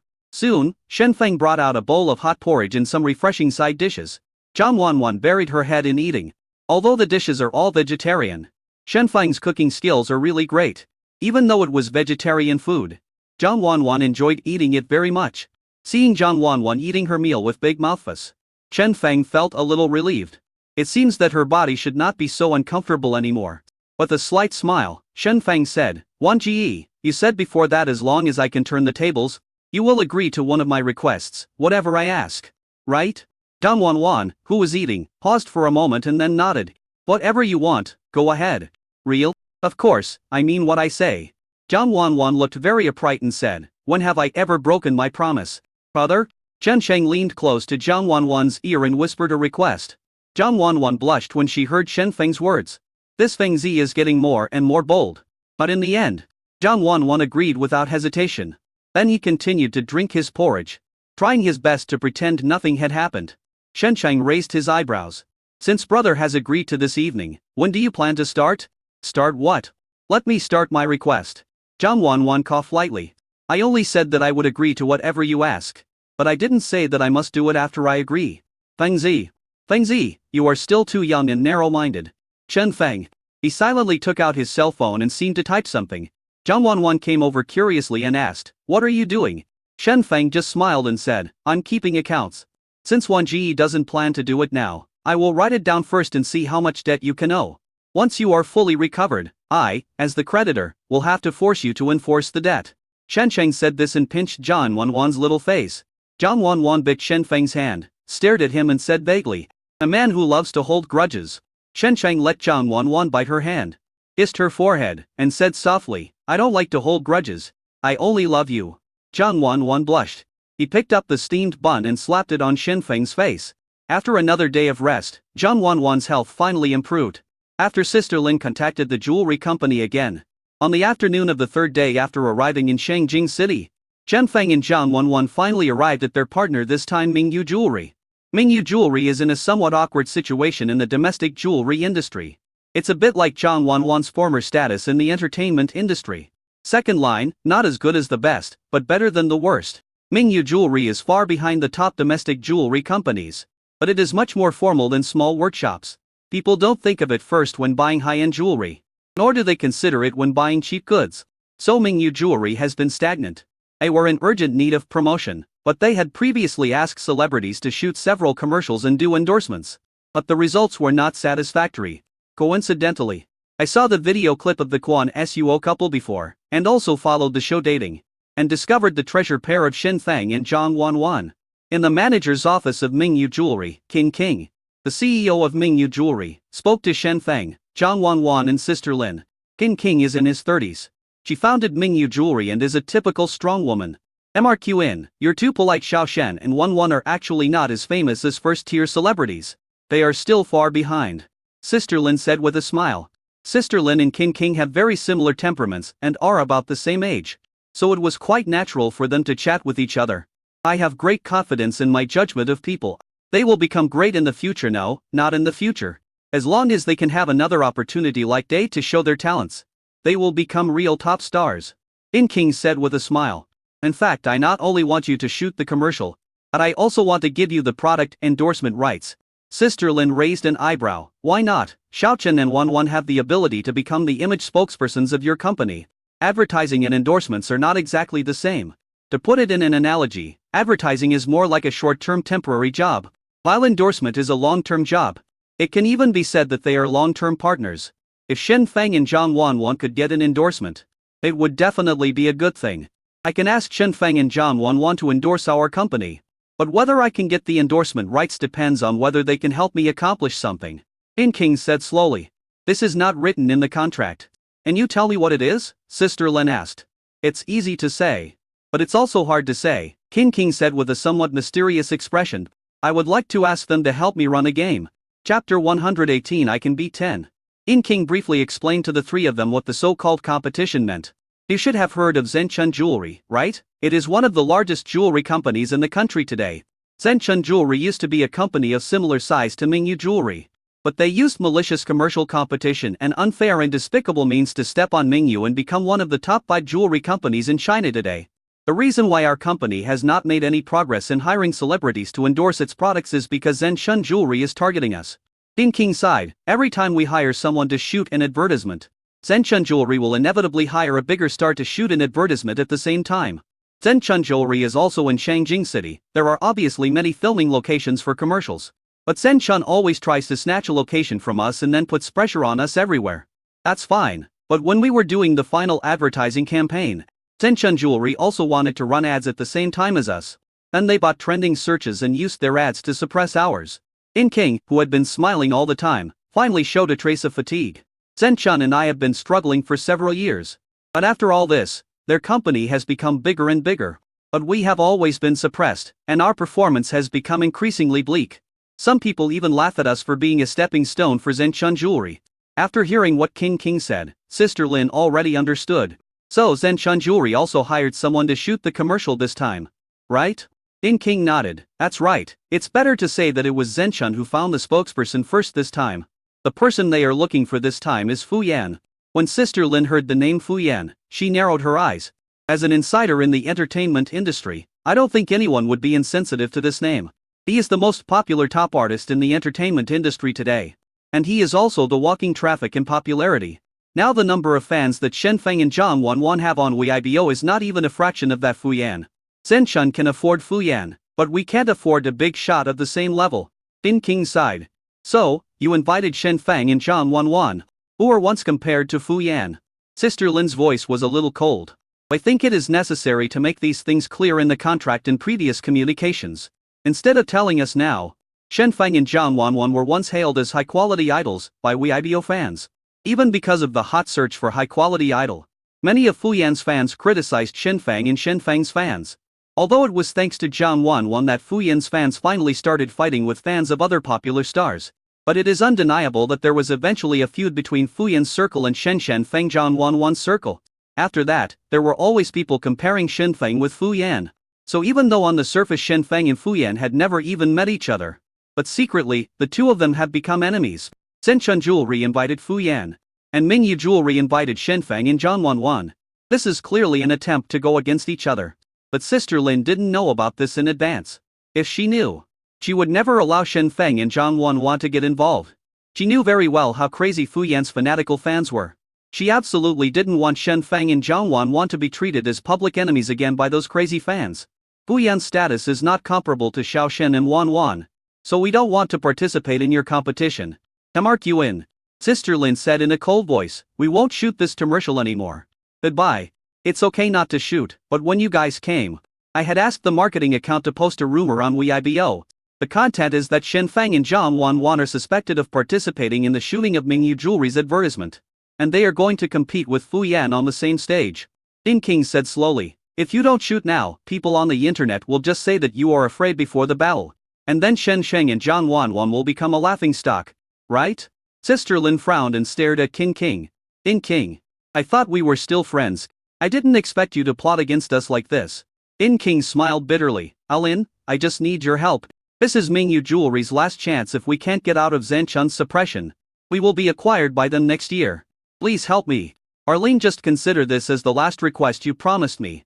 After hearing King's words, Sister Lin's eyes became more complicated. She rubbed her forehead and said, I'm just an agent. This matter depends on what Shen Feng and Wanwan think.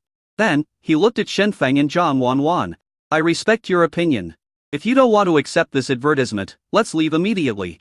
Zhang Wanwan crossed her arms, looked at King, and said, Boskin, from what you said, it seems that you recognize Sister Lin. But no matter what your relationship was before, this time, it was you who schemed against me and Shen Feng. So you're going to refuse? King sighed. It's inevitable after all. It's easier to be afraid before the battle than to be overwhelmed by Fu Yan's fans. Then Zhang Wanwan continued, so, you have to pay more. King was stunned. And he smiled dryly and nodded. Okay, you decide how much to add. 1 billion. Then you should go.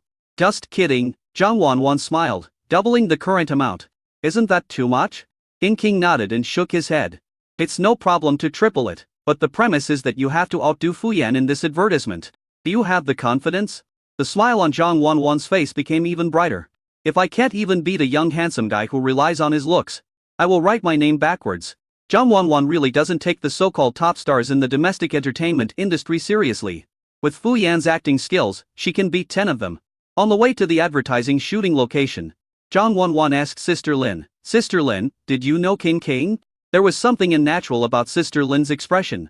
She sighed softly and whispered, "Before, I had some connection with her. I'm so sorry that I got you involved in this matter because of me." She had trusted King too much before, so she only regarded this advertisement as a simple and ordinary cooperation. Unexpectedly, King would plot against her to this extent. "It's okay, Sister Lin, besides, we got extra money in the end."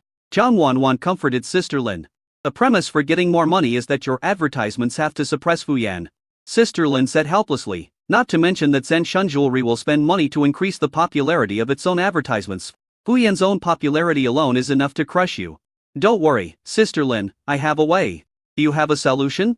"What solution do you have?" Sister Lin glanced at Zhang Wanwan. Zhang Wanwan patted Shen Feng. "I have Feng Zi." "Feng Zi. Think of a solution quickly." Shen Feng spread his hands. "Wan Ji, you trust me too much, the other party is Fu Yan." "So what, Fu Yan? Think about it quickly if you figure it out. I'll agree to one condition of yours." "Do you think I can still trust you?" "Stop talking nonsense and hurry up." Zhang Wanwan put her hands on Shen Feng's waist. Shen Feng raised his hands in surrender, and then said, "And I may need to think about it for a few days. I'll give you 3 seconds. 3, 2. Okay, I figured it out." Shen Cheng said helplessly. "Sister Lin, you can just promote it vigorously from now on. Just say that Mingyu Jewelry invited Wanwan and me to shoot an advertisement to compete with Fu Yan invited by Zhenshun Jewelry. It's better to let the whole network know about this. That way, even if Zhenshun Jewelry spends more money to promote their advertisements in the future, netizens will think of our advertisements and compare them with them. As long as we can stand on the same stage and compete, we can ignore the popularity of Zhenshun Jewelry and Fu Yan to a certain extent." Shen Feng held Zhang Wanwan's hand on his waist, chuckled and said, "The rest is just to teach Brother Wan how to act. With acting skills that can be praised by the old movie star himself, it should be no problem to crush Fu Yan, right? I can beat 10. Zhang Wanwan waved her fist. After listening to Shen Feng's suggestion, Sister Lin nodded. This seems to be a good coping strategy at the moment. She immediately called King and asked him to prepare for this matter. This time it was King who had cheated her, so of course she had to push all the dirty and tiring work to King. Soon, the car arrived at the filming set. Just as King said, the Zhenshun Jewelry team and Mingyu Jewelry shared the same location for filming. It's just that before, the people from Zhenshun deliberately competed with Mingyu Jewelry for a venue in order to squeeze Mingyu Jewelry. This time, it was Mingyu Jewelry that took the initiative to come to Zhenshun. This is King's counterattack. It's the first time. Or maybe, it's the last time. Shen Feng and Zhang Wanwan got out of the car and walked towards the venue. From a distance, I saw the man surrounded by a group of staff. Fu Yan. Chapter 119 Seductive Vixen. What's wrong with your company? It just rained 2 days ago, but you didn't clean up here and made Fu Yan's clothes dirty. Can you afford the compensation? All irrelevant people. Please get out of the way. Why are you asking when the filming will start? Our Fu Yan just arrived, so of course we have to let him rest. Why are you in such a hurry? Get out of the way, get out of the way. Where is our lounge? Let Fu Yan go and rest. Fu Yan walked among the staff, his expression looking quite calm. However, the agent and assistant around him were shouting loudly at this time. Seeing this, Fu Yan patted the assistant beside him and said, "Okay, be friendly, we will all work together in the future." As he spoke, he looked at the staff around him and said in a gentle tone, "Everyone, I know you have been waiting for a long time, but I feel a little carsick, so I still want to rest before starting filming. You guys, I guess you won't mind too much, right?" The director over there quickly shook his head and waved his hands, then sent Fu Yan into the lounge. After Fu Yan and his agent entered the lounge, the director that Zhenshun had found sighed and said, "It's really easy to meet the king of hell, but it's hard to deal with the little devil." Fu Yan seems to be easy to talk to, but his agent and assistant are more arrogant than each other. Yeah, Fu Yan seems to have a pretty good temper. Listening to the conversation coming from the other side, Sister Lin sneered. Fu Yan's team is really a routine that will eat until they die. The accompanying Mingyu Jewelry staff couldn't help but ask, "Sister Lin, what do you mean?" What this means is that Fu Yan's manager and assistant deliberately acted arrogant and played the villain. while Fu Yan pretended to be friendly and easy to talk to and played the good guy. In order to establish Fu Yan's gentle and approachable personality, Sister Lin said, this routine has been used since Fu Yan debuted. It was able to scare people at first, but now everyone in the industry knows what kind of person this guy is. Only advertising directors like this, who don't normally come into contact with big names like Fu Yan, would be deceived by him. The Mingyu Jewelry staff asked again, what kind of personality does Fu Yan usually have? My girlfriend is his fan. Shoot a commercial here for 2 days and you'll know what kind of character he is. Sister Lin said this, and took Shen Feng and Zhang Wanwan, and followed the staff to find the shooting location booked by Mingyu Jewelry. This is a large studio in Shangjing City. It is large and area well equipped. In order to fight back, Mingyu Jewelry specially chose a location next to Zhenshun Jewelry. Looking at the two shooting locations not far from each other, Sister Lin frowned again. In King was really determined this time and planned to confront Zhenshun Jewelry head-on. However, the people King was determined to sacrifice were Shen Feng and Zhang Wanwan. The two sheds are so close to each other, it's obvious that they are looking for trouble. But with Shen Feng and Zhang Wanwan's status, isn't it like hitting a rock with an egg if they go to pick a fight with Fu Yan? If Zhang Wanwan wasn't so confident, Sister Lin would rather offend King and never associate with this friend again, rather than let Shen Feng and Zhang Wanwan get involved. The director invited by Mingyu Jewelry has already arrived. Seeing Sister Lin leading Shen Feng and Zhang Wanwan over, the thin female director pushed her glasses and walked forward, greeting politely, hello, I'm Ningguang, the director of this trip. Sister Lin was a little surprised, because Ningguang didn't seem much older than Shen Feng and Zhang Wanwan, maybe even a college student. What's going on with King?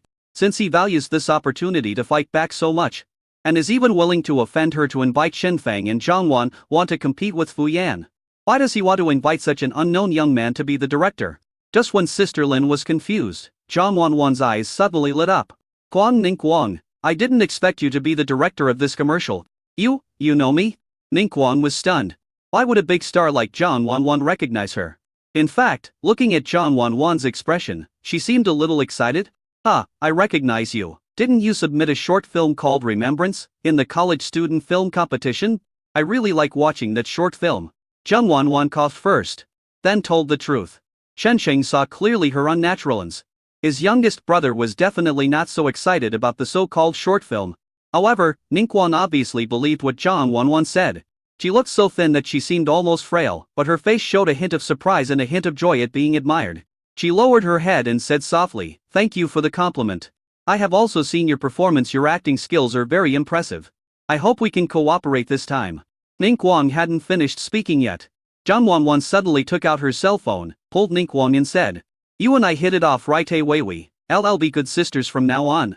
Hurry up and add me as a friend. I scan you and I scan you. We will share the good and the bad together in the future.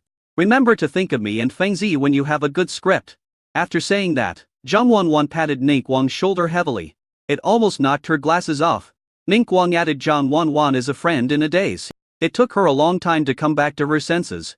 She said thank you with a red face. She feels that she has been really lucky recently. Not only did she meet her boss King who appreciated her abilities, but she also met people like Zhang Wanwan who admired her. And so enthusiastic. Does this count as making friends for her? Sister Lin quickly went to discuss some filming matters with Ningguang.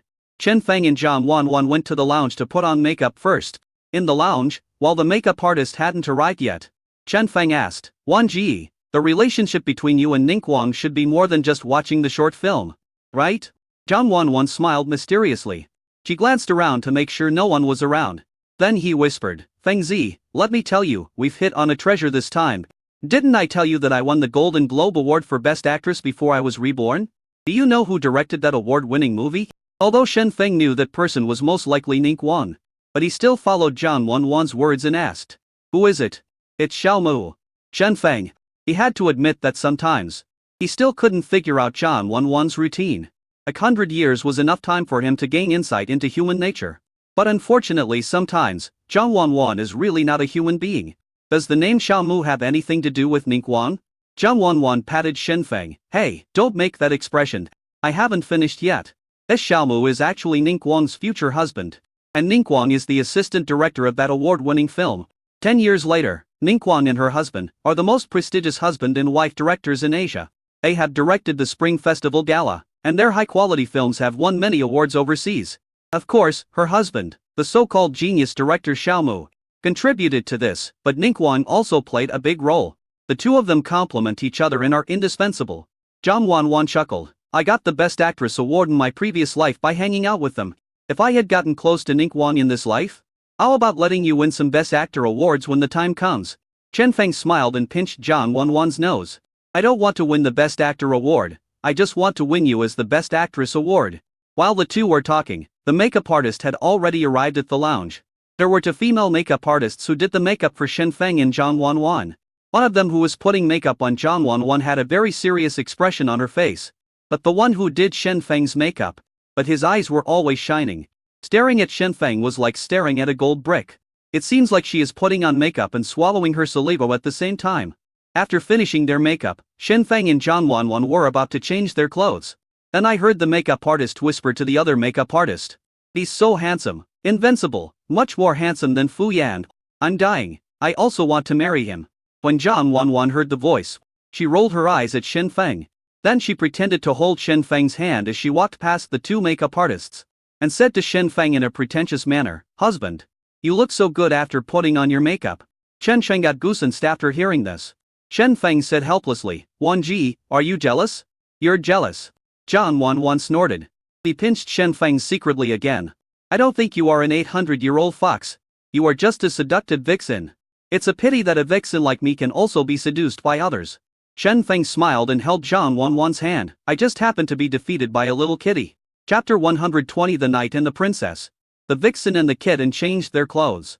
Chen Feng and Zhang Wanwan had read the script on the way here about the general content of the advertisement to be shot this time. Dream. This advertisement highlights an unconventional dream. Different from previous jewelry advertisements, this one uses marriage as a selling point. The product that Mingyu Jewelry wants to promote this time is King King's most proud work, the Floating Light and Fantasy Dream series. The designs of these jewels are either flamboyant, magical, or gorgeous. In short, they are completely different from ordinary jewels.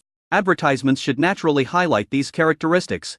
So in this advertisement, Shen Feng and Zhang Wanwan will play the roles of knight, prince, hunter, warrior, princess, witch, fairy, etc. to interpret the characteristics of the jewelry and bring out the design of these jewelry.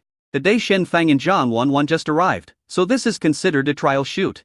So I chose the simplest one among several scripts. The Knight and the Princess. Chen Sheng was dressed in white, which was tight and neat, with gorgeous golden edging on the corners, which made him look more noble. There is a long sword at his waist. The sword blade is slender and straight, noble and elegant. Just like Shen Feng, who is now wearing makeup and has an upright posture. It was as if at this moment he was really a knight from the medieval royal family. Or even a prince. Zhang Wanwan's outfit is even more eye-catching. A light blue slim evening dress set off Zhang Wanwan's perfect figure, and her long hair was tied into a princess bun with a shining hair accessory. She has a bright and beautiful appearance, and with the exquisite makeup designed by the makeup artist, she looks like a person who has walked out of a painting. The two of them walked out from the lounge side by side. Ningguang and Sister Lin were originally discussing the filming matters. There are also staff members around who are debugging the machines. They all looked over blankly. For a moment, even Sister Lin forgot that these two people were Shen Feng and Zhang Wanwan. She thought that she had traveled through time. Or maybe this knight and princess traveled through time. It's perfect, this is exactly how I imagined it to be. Ningguang suddenly clapped her hands. She originally looked thin and timid, but now she was as excited as if she had been injected with chicken blood. She suddenly rushed to Shen Feng and Zhang Wanwan, looking around at them. Then he took a deep breath and exclaimed, "You are exactly what I imagined in my mind. There will be no problem with this advertisement. All units get ready to shoot." Seeing Ningguang, who was a little too excited, Shen Feng asked in a low voice, "Why is she like a different person?" Her husband is a genius director, also known as Xiao Gui, and she is recognized as a crazy director in the industry. "Of course, she is not your Feng Zi," Zhang Wanwan said. "Although she is usually weak, once she enters the director's state, she immediately becomes ignited. People give her the nickname Crazy Quan. Guang Fengzi. This nickname is not very friendly to me." As the two were talking, Ningguang came over. I took them to the shooting location and said, "You should have read the script. There are no lines, but we need to capture that feeling. Do you understand what I mean? It's that feeling." To be honest, Shen Feng didn't understand. But Zhang Wanwan looked pleased and nodded repeatedly. I know, that's the feeling. Yes, and we have to capture that mood as well. I see it, as the kind of mood that sounds like a splash. Right? Yes, Wanwan, you really understand me. It would be even better if you could add that kind of emotion. No problem, it's just that kind of emotion, leave it to me. Listening to the conversation between Zhang Wanwan and Ning Guang, Chen Sheng had a feeling for the first time. It felt like he had never learned Chinese. His eldest brother is really awesome. After Zhang Wanwan and Ning Guang exchanged words over the air, Ning Guang directed all units on the set and prepared to start filming. The first act is simple. A loyal knight took the princess' hand and accompanied her on many journeys. Along the way, there is a garden symbolizing the princess' childhood, a palace symbolizing the princess's adulthood, and ruins symbolizing the country's war. In the end, the princess and the knight defended the country and ascended the throne to become the new queen. But in the lonely palace, there were only the princess and the knight relying on each other. The knight knelt beside the princess, put the crown on her head, and tied the exquisitely designed sapphire necklace on her. These were basically shot in a simple studio setting, and then processed in post-production. However, don't think that without real scenes. Post-processing of advertisements will be simple. On the contrary, this kind of advertisement tests the actor's skills more. There are no physical objects in the performance, and all the details have to rely on the actor's imagination. The entire atmosphere depends on the actor's emotions. If you are not careful, your acting may appear too exaggerated or too stiff. Zhang Wanwan would not have this problem, but Chen Feng can. Chen Feng is not a superman, and when it comes to acting skills, he has not really practiced them. Although he lived a long time, he still lived in the same day and lost the need to act. Who are you performing for? Although Chen Feng's acting skills are not too embarrassing, they are even thousands of times better than many young actors. But compared with Zhang Wanwan, Chen Feng's disadvantages were immediately highlighted. Seeing Zhang Wanwan's typhoon overwhelm Chen Feng, Ning Guang immediately shouted, "Cut!" But Chen Feng is not. You look like a noble knight. And your figure is also like a noble knight, but you still give me the feeling of Chen Feng. You didn't give the performance I wanted, you know? It would be strange if you understood. Chen Feng was a little amused. He could also feel that his acting skills were not as good as Zhang Wanwan's. But is there any difference between Ning Guang saying this and not saying it? Fortunately, Zhang Wanwan takes good care of her husband. He took Chen Feng aside and carefully explained the key points of the performance. While Zhang Wanwan was explaining to Chen Feng, the idol director at the next set smacked his lips. In his opinion, Zhang Wanwan's acting skills are indeed better. But Chen Feng's are also acceptable. At least better than many actors he had seen. Why does this young female director have such high demands? While the director at the next set was pondering, Fu Yan, his agent, and his assistant all came out of the lounge after putting on their makeup. Fu Yan saw Zhang Wanwan, who was dressed brightly, from afar on the set next door. At first, his eyes almost popped out. But when he saw clearly that person was Zhang Wanwan, Fu Yan immediately lost interest. No matter how beautiful this girl is, she is still a tiger girl. Fu Yan frowned and said, "Why are Chen Feng and Zhang Wanwan here to shoot a commercial? What's going on? I just asked someone to inquire about it. They are the people Mingyu Jewelry is looking for." Fu Yan's agent Guan Heng said, "Mingyu Jewelry and Zhenchun Jewelry have been competing for many years, but they were suppressed every time. They probably want to get back on their feet this time. So they found Chen Feng and Zhang Wanwan, who are often compared to you, and plan to make an advertisement together. They are going all in, fighting to the death." Fu Yan sneered, "Have the people at Mingyu Jewelry lost their minds? Do they really think that just because they can be compared with me, they will have the same level of popularity as me? The combined traffic of Chen Feng and Zhang Wanwan is less than 1/10 of mine. What right do they have to compete with me?" Guan Heng also nodded. "The people from Zhenchun also told us not to worry about this matter. Zhenchun will suppress the popularity of Chen Feng and Zhang Wanwan's advertisements.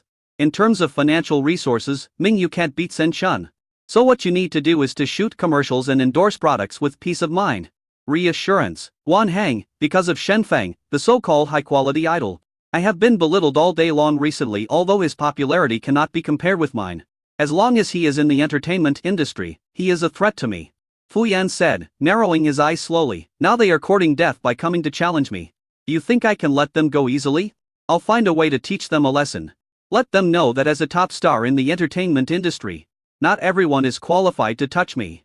After Fu Yan finished speaking, he went to find the director. Guan Heng was left wiping his face silently.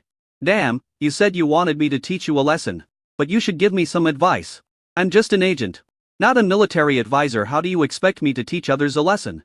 Finally, Guan Heng said to the assistant beside him, "Find a way to teach them a lesson, do you hear me?" After saying that, Guan Heng also left on his own. He doesn't want to do such troublesome things that offend people. See Fu Yan and Guan Heng walking away. The assistant finally held back his curse. Thousands of words turned into just a middle finger. Chapter 121. Is anyone there? The middle finger is the middle finger. But the assistant still has to complete the task assigned by the superiors. He squatted in the corner and searched the internet for a long time on how to teach someone a lesson. There are all kinds of strange answers on the internet. But the simplest and most brutal method seems to be beating. The assistant sucked his teeth.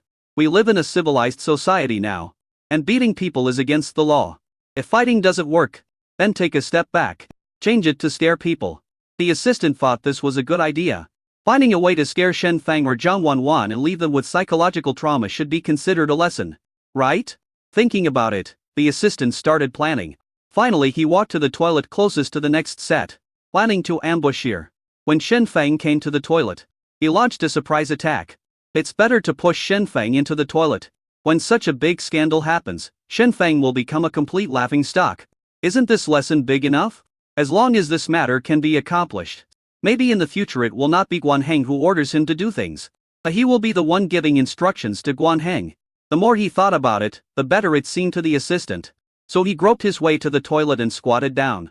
But while squatting, the assistant discovered a problem. He seems to be serious. Especially after he had been spending a lot of time. He discovered a more important problem. He seems to have no paper. He quickly took out his cell phone and wanted to send a message to Guan Heng for help. But the hand holding the phone suddenly slipped. With a plop sound, the assistant's face turned completely pale. 2 flowers bloom, each showing its own beauty. On the set of Mingyu Jewelry, Shen Feng and Zhang Wanwan shot the first scene of the commercial. Although Shen Feng has made progress this time, it is obviously not enough to meet Nink Wang's high standards and strict requirements. So Nink Wang shouted cut again. Took the photo again. The card was called again. Nink Wang called cut during Shen Feng's scenes 3 or 4 times in a row. He even taught Shen Feng a lesson. Fu Yan, who was on the next set, saw this scene and couldn't help but sneer. You had to do so many NGS during a commercial. Is that your level? If I can't do my job well in shooting commercials and acting, what does it matter if I have many other talents? As he was talking, the director next to him ran over and asked in a low voice, "Can we start shooting now? It's almost noon." Fu Yan didn't say anything and glanced at Guan Heng beside him. Guan Heng immediately said, "Why are you in such a hurry?" In order to achieve the best effect of the script, Fu Yan must study the script carefully. Can't you afford to waste such a short time? Then do you know how much time Fu Yan will have to waste for this advertisement? All right. Fu Yan patted Guan Heng and said to the director, "Sorry, director, I still want to familiarize myself with the script. Please wait a little longer." What does the director want to say? But seeing how polite Fu Yan was, compared with Guan Heng standing next to him, finally, he sighed and nodded. He returned to his workstation. And the head of the production crew beside him asked, "What's wrong, director? It's been several hours, why aren't you shooting yet?" Fu Yan said he still needs to familiarize himself with the script. Isn't it also a family Azerian process when shooting? Besides, there are no lines in this commercial script. There are only a few actions in total, what do you need to be familiar with? The field management team leader frowned. So many people accompanied him. But there was no progress at all. Is this appropriate? Well, he's very easy to talk to and very polite, so forget it. The director waved his hands and said, "We can't afford to offend such a big star. Let's wait a little longer. It's up to you, I don't want to worry about it anymore." The head of the production team said this, lit a cigarette, and ran to watch the filming on the next set. The director also strolled over and asked, "How's it going here? Is there any NG?" Yes, this female director, although she looks young, has a lot of requirements. The head of the stage management team said, "I think my performance is very good." But she still didn't approve it. The director then watched Shen Feng and Zhang Wanwan's performance again. It's a delight. Shen Feng's performance now is much better than the first time he saw it. It has even reached the point where he is no longer suppressed by Zhang Wanwan and the two are on equal terms. You know, it's only been less than 3 hours. However, the improvement in Shen Feng's acting skills seemed to be the result of 3 or even 30 years of training. But this time, Nink Wang still shouted cut. Let's reshoot it. Even Zhen Chun's director couldn't stand it anymore and stepped forward and said, "Hey little girl, I think they acted pretty well, you can keep this part. At worst, you can save another part." "No, it still doesn't feel like what I want." Nink Wang shook her head. "It's very close, but still a long way off. Come again." Shen Feng and Zhang Wanwan performed it again. Nink Wang kept frowning. "It wasn't until the end of the performance that I relaxed." He nodded and said, "Okay, we can keep this part, let's shoot it again and keep it. This is too serious." The pure director sighed. It seems that Mingyu has really found a ruthless person this time and intends to use force. The field management team leaders smiled and said, "They are coming at us with a hard hand, can we withstand it? With Fu Yan, it should be possible. Do you think Fu Yan's acting skills can compare with theirs?" The stage manager pointed at Shen Feng and Zhang Wanwan. "I know Fu Yan's acting skills are average, but he's an actor after all. It shouldn't be impossible for him to shoot a commercial without dialogue. Right?" The director said. But soon, he discovered how ridiculous what I said was. About an hour later, when Shen Feng and Zhang Wanwan had already started shooting the second scene, Guan Heng finally found Zhen Chun's director slowly and said that Fu Yan was ready and they could start filming. The really pure director let out a long sigh and immediately asked all units to prepare. Their advertisement is actually very simple, consisting of a few shots of Fu Yan holding jewelry. Then find some female models and take photos of them wearing the jewelry. Finally, let Fu Yan take some action shots with a few female models. And then give Fu Yan a close-up holding the jewelry. It's that simple. The director Zhen Chun originally planned to finish shooting half of it today. But now half a day has passed and the shooting has not started yet. And the director's goal has been reduced to only shooting the first few shots. But when the actual shooting started, the director was paralyzed. Not to mention the first few simple shots. Even in the first shot, Fu Yan's expression was extremely awkward. Fu Yan is very beautiful, but his acting at this time was particularly greasy. Especially with the jewelry in his hands, it doesn't match at all. It's like putting the completely unrelated things together. For example, the dragon-slaying sword is a good thing. Jordan Chan is a good actor. But when Jordan Chan and Dragon Blade were together, it became like, if you're a brother, come and cut my advertisement. Fu Yan held the jewelry with an unsatisfied expression. She looked like, if you're a rich woman, come and buy me with jewelry. This kind of perception is really too uncomfortable. The director quickly called, cut, and then said, "Let's shoot it again." "Why, do you want to keep one?" Fu Yan asked. The director didn't know where Fu Yan got his confidence from. But he could only bite the bullet and say, "Well, keep one." Fu Yan nodded, then fell back into his stiff and greasy performance. Even this time's performance was worse than last time. There are many kinds of advertising. Some of the ads look magical, while others look sensational. Some are either beautiful or handsome. Still others rely on making you feel embarrassed to improve your memory. But Zhen Chun spent a lot of money to invite Fu Yan. Not to let Fu Yan come to play awkwardly. Seeing Fu Yan's worst performance, the director could only bite the bullet and say, "One more take." "Still coming? Why, you are not satisfied with these two options?" Fu Yan couldn't help but say. But he soon shut up and looked at Guan Heng. Guan Heng nodded and said to the pure director, "It should be enough to keep one and save one. At worst, we can just cut the appropriate shots from the two and put them together. There is no need for NG, right?" "No, but these two, would you like to take a look?" The director pulled Guan Heng over and asked him to watch Fu Yan's performance. How could Guan Heng not know what kind of person Fu Yan is? However, after taking a look at Fu Yan's performance, he said, "This is fine. But this doesn't work well. Do you have the final say on whether the effect is good or not?" Guan Heng said, "Fu Yan's fans like this, do you understand? How can anyone like this kind of advertisement?" The director hasn't finished speaking yet. Fu Yan on the other side walked over with a frown. "Director, do you think I'm easy to talk to and want to bully me? I didn't do that. How did I bully you?" The director felt very wronged. "Let me tell you, the sales of the products I endorse are all top-notch. The effectiveness of my advertising is judged by the market, not by you as a director, do you understand?" After Fu Yan finished speaking, he checked the time on his phone and then said, "These are the two clips. You can edit them yourself. I'll shoot these many today. I have a lunch date at noon, so I'll shoot more tomorrow. But you have a lunch date, so can't we shoot in the afternoon?" Fu Yan didn't say anything and walked away. Guan Heng said to the director, "Don't worry about it. Zhen Chun spent hundreds of thousands of times more money on Fu Yan than on you. You'll just take pictures of the female models this afternoon. Got it?" After saying that, Guan Heng also left. Watching Fu Yan and Guan Heng leave, director Zhen Chun had a complicated expression. The head of the stage management team came over, patted the director on the shoulder and said, "You said before that Fu Yan could compare to Shen Feng and Zhang Wanwan." The director was silent. Looking at the next set, Ning Guang, Shen Feng, and Zhang Wanwan were filming passionately. That kind of shooting environment, that kind of atmosphere, that kind of artist. That's what every director wants. He sighed heavily. "I'm going to the bathroom, you can have someone clean up. No more filming today." After that, he walked to the toilet. He lit a cigarette and poured some water. But at this moment, he heard a strange cry coming from the toilet cubicle next to him. "Is there anyone outside?" The director shuddered. At this moment, the light in the toilet flickered for some reason. Then, a strange shout came from the compartment. "Is anyone there? Can you hear me?" The director swallowed. At this moment, countless weird ghost stories about toilets came to his mind. He shivered and ran out of the bathroom in a panic without even having time to pull up his pants. And in the compartment, listening to the hurried footsteps outside, the assistant cried out in pain and hoarseness, "If anyone is there, please bring me some paper." Chapter 122 Notebook.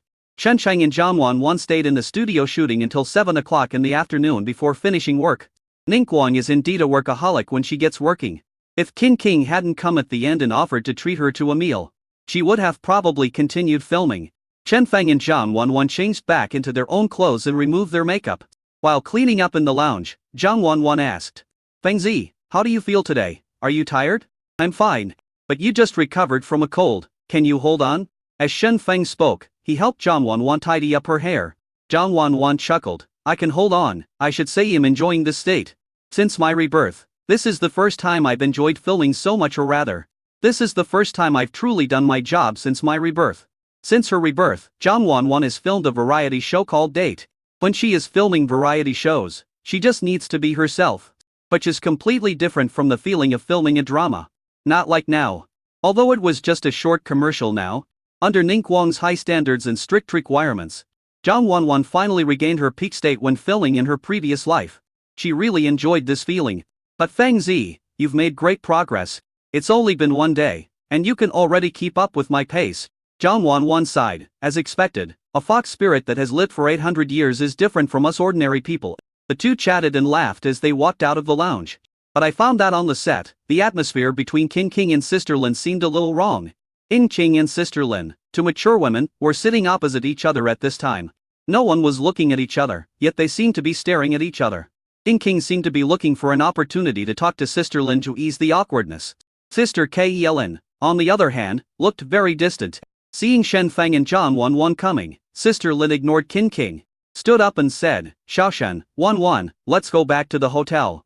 But Sister Lin didn't. "T President can say he would treat us to a meal." Ning Guang on the side said cautiously. She was enthusiastic and outgoing when she was filming before. But now that filming is not going on, Ning Guang immediately starts to become timid again. "You guys go eat, we won't go." Sister Lin said this, pulling Zhang Wanwan and Shen Feng away. Qin King hurriedly took 2 steps forward. "Stop, Sister Lin," and said softly, "All in. Don't you even want to give me the face of a meal? I have something else to say to you. But I don't want to hear it." Sister Lin said, "Qin King, Xiaoshen, and Wanwan are helping you shoot the commercial because of business, not because of the personal relationship between us. We have been strangers for a long time." Listening to the conversation between Sister Lin and Qin King, Shen Feng winked at Zhang Wanwan. "I want to ask Zhang Wanwan if she knows what the relationship between these two people is." Zhang Wanwan also shook her head. Although she was reborn from 10 years later, she really didn't know what happened between Sister Lin and Qin King. In her previous life, she didn't even know that Sister Lin knew Qin King, the CEO of Mingyu Jewelry. In the end, Sister Lin still did not accept Qin King's invitation. They took Shen Feng and Zhang Wanwan back to the hotel, ordered some good food, and had a meal together. Sister Lin spent money very generously today, saying that she wanted to reward Shen Feng and Zhang Wanwan who had worked hard all day. Not only did he order a lot of dishes, but he also ordered a lot of wine. However, Zhang Wanwan had a cold and was not suitable to drink alcohol, so Shen Feng only drank 2 sips. Only Sister Lin drank a lot. Zhang Wanwan and Shen Feng could both see that Sister Lin was worried, so they didn't say much. Dinner was eaten in Shen Feng and Zhang Wanwan's room. After eating, the drunk Sister Lin planned to leave. Zhang Wanwan originally wanted to send Sister Lin back to her room to rest, but Sister Lin said that her room was not far away, and there was no need to send her. She walked out of Shen Feng and Zhang Wanwan's room alone, stood in the hotel corridor, and took a deep breath. She held onto the wall and walked towards her room step by step. But as she walked, Sister Lin, who was drunk, felt a black screen in front of her eyes and her legs went weak. The whole person is about to collapse. But before she fell, a pair of hands held her up and held her in their arms. The man hugged Sister Lin and asked in a low voice, "Which room is yours? I'll take you back." Sister Lin was a little confused. She couldn't quite tell who was holding her. "But I always feel that this voice is very familiar," she subconsciously said. "It's in front, the room in front." The man carried Sister Lin to the guest room in front. But without a room card, he couldn't open the door. The man could only ask Sister Lin where the room card was. Sister Ellen couldn't explain it clearly. Helplessly, the man could only reach out and grope Sister Lin's body up and down. After much effort, I found the room card on Sister Lin and opened the door. Then he walked in with Sister Lin. After entering the room, a man first carried Sister Lin to the bed in the dark, and then turned on the light in the room. The lights came on. King frowned slightly, looked at Sister Lin with a red face lying on the bed, and sighed. "You can't drink much. Why do you drink so much?" As she spoke, she sat down on the edge of the bed, helped Sister Lin take off her shoes, and helped her lie down. And he just sat by the bed, looking at Sister Lin's face after she fell asleep. As he watched, King couldn't help but turn his head away and wiped away the tears from the corners of his eyes with his hands. At this moment, Sister Lin on the bed suddenly snorted. When King turned around, he happened to meet the eyes of Sister Lin, who had opened her hazy, drunken eyes. Sister Lin looked at King with a dazed look in her eyes. Suddenly he hugged King's arm, no longer as capable and strong as usual, and said in a soft and somewhat aggrieved voice, King. Why? Why did you lie to me again? Chen Feng and Wan are both my most important artists. Especially Wan, who is like my daughter. I can't tolerate you using me time and time again. But this time, why did you want to affect them? King's face showed a look of guilt and reluctance. Lin, but she hadn't said it yet. Sister Lin suddenly vomited. King didn't care that he was covered in vomit and hurried to take care of Sister Lin. I cleaned her, changed her clothes, and asked the waiter to bring new sheets. Only after everything was done did King want to change his clothes. But this was not her residence, so she could only rummage through Sister Lin's luggage and try to find some of Sister Lin's clothes to change into. While rummaging through the luggage, King not only found suitable clothes, but also found a thick notebook. Seeing the notebook with a light yellow cover, King's hands began to tremble slightly. Arlene, do you still have this? She opened the first page of the notebook. There is a photo attached to it. In the photo, young Sister Lin and King took a photo together in a beautifully decorated room. There are a few more lines of words written below. 2013.720. I bought this notebook. From now on, Arlene and I will use it to record our daily lives.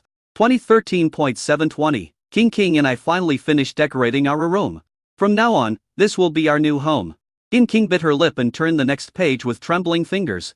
2013.720. 1. It feels so good to live with just two people.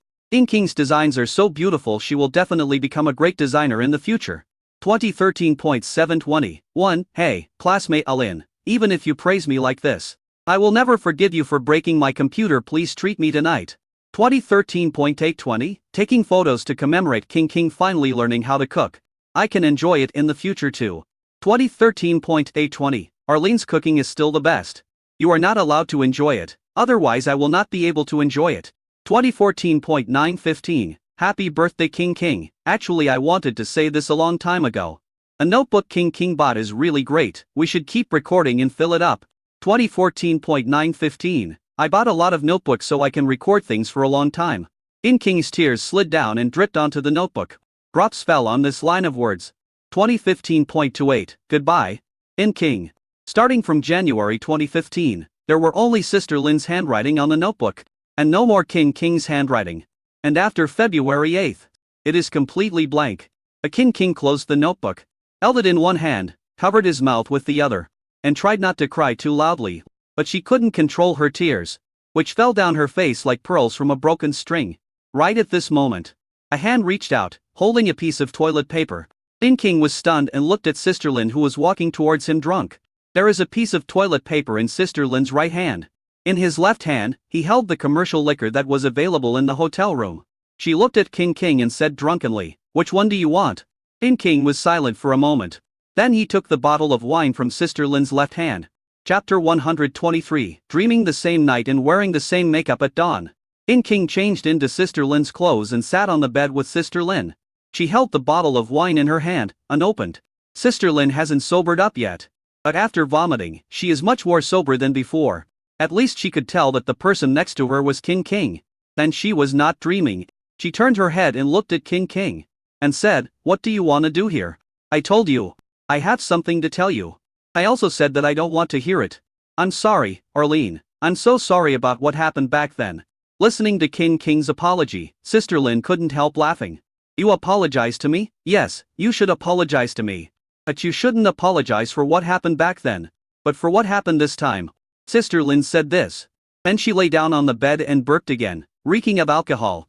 You should understand, King, that from the moment I was willing to cooperate with you and came here to shoot a commercial with you, I no longer cared about what happened back then. King pursed his lips. She held the bottle tighter and said, "You really don't care about that notebook? I can use it as a table leg, can't I? Arlene, I know how deeply I hurt you back then. And I understand how much you hate me. I've been trying to make amends over the years. But only this time did you respond to me." Sister Lin sneered. "Yeah, I responded to you, but in the end it was still a hole you dug." King said helplessly, "Originally, I really just wanted to cooperate with you in shooting a simple commercial. But Sen Chun, if I don't make a big move this year and fight back once, Mingyu will have to change its owner next year. I'm sorry. Arlene, I admit that I was wrong this time too." After seeing King finish speaking, Sister Lin glanced at her. Then he said, "Is that all you want to say? When you're done, let's go." Arlene, I. Sister Lin closed her eyes and ignored King. King pursed his lips. He sat by the bed for a long time without saying a word. Her eyes were always red. She had a lot to say to Sister Lin. More than 10 years ago, she and Sister Lin were both in college. They share upper and lower bunks in a dormitory and are good sisters living together. They are good friends in the eyes of outsiders, but only they themselves know that they are more than just best friends. They like each other. It's about the kind of liking that is love. After graduating from university, King wanted to be a jewelry designer, while Sister Lin started writing scripts. Relying on the money Sister Lin earned from writing scripts, the two of them rented a house and lived there together. Sister Lin, who is good at cooking, is responsible for cooking, while King does the housework. There are two people. One writes scripts and the other draws blueprints. Both of them are stay-at-home moms. They hardly go out, but they live happily with each other. They have looked forward to the future and fantasized about growing old together. But the cruel reality shattered all of this. King's parents found out about this. King was forced to return to his hometown, but this was just the beginning of the incident. After returning, King naturally wanted to meet Sister Lin again.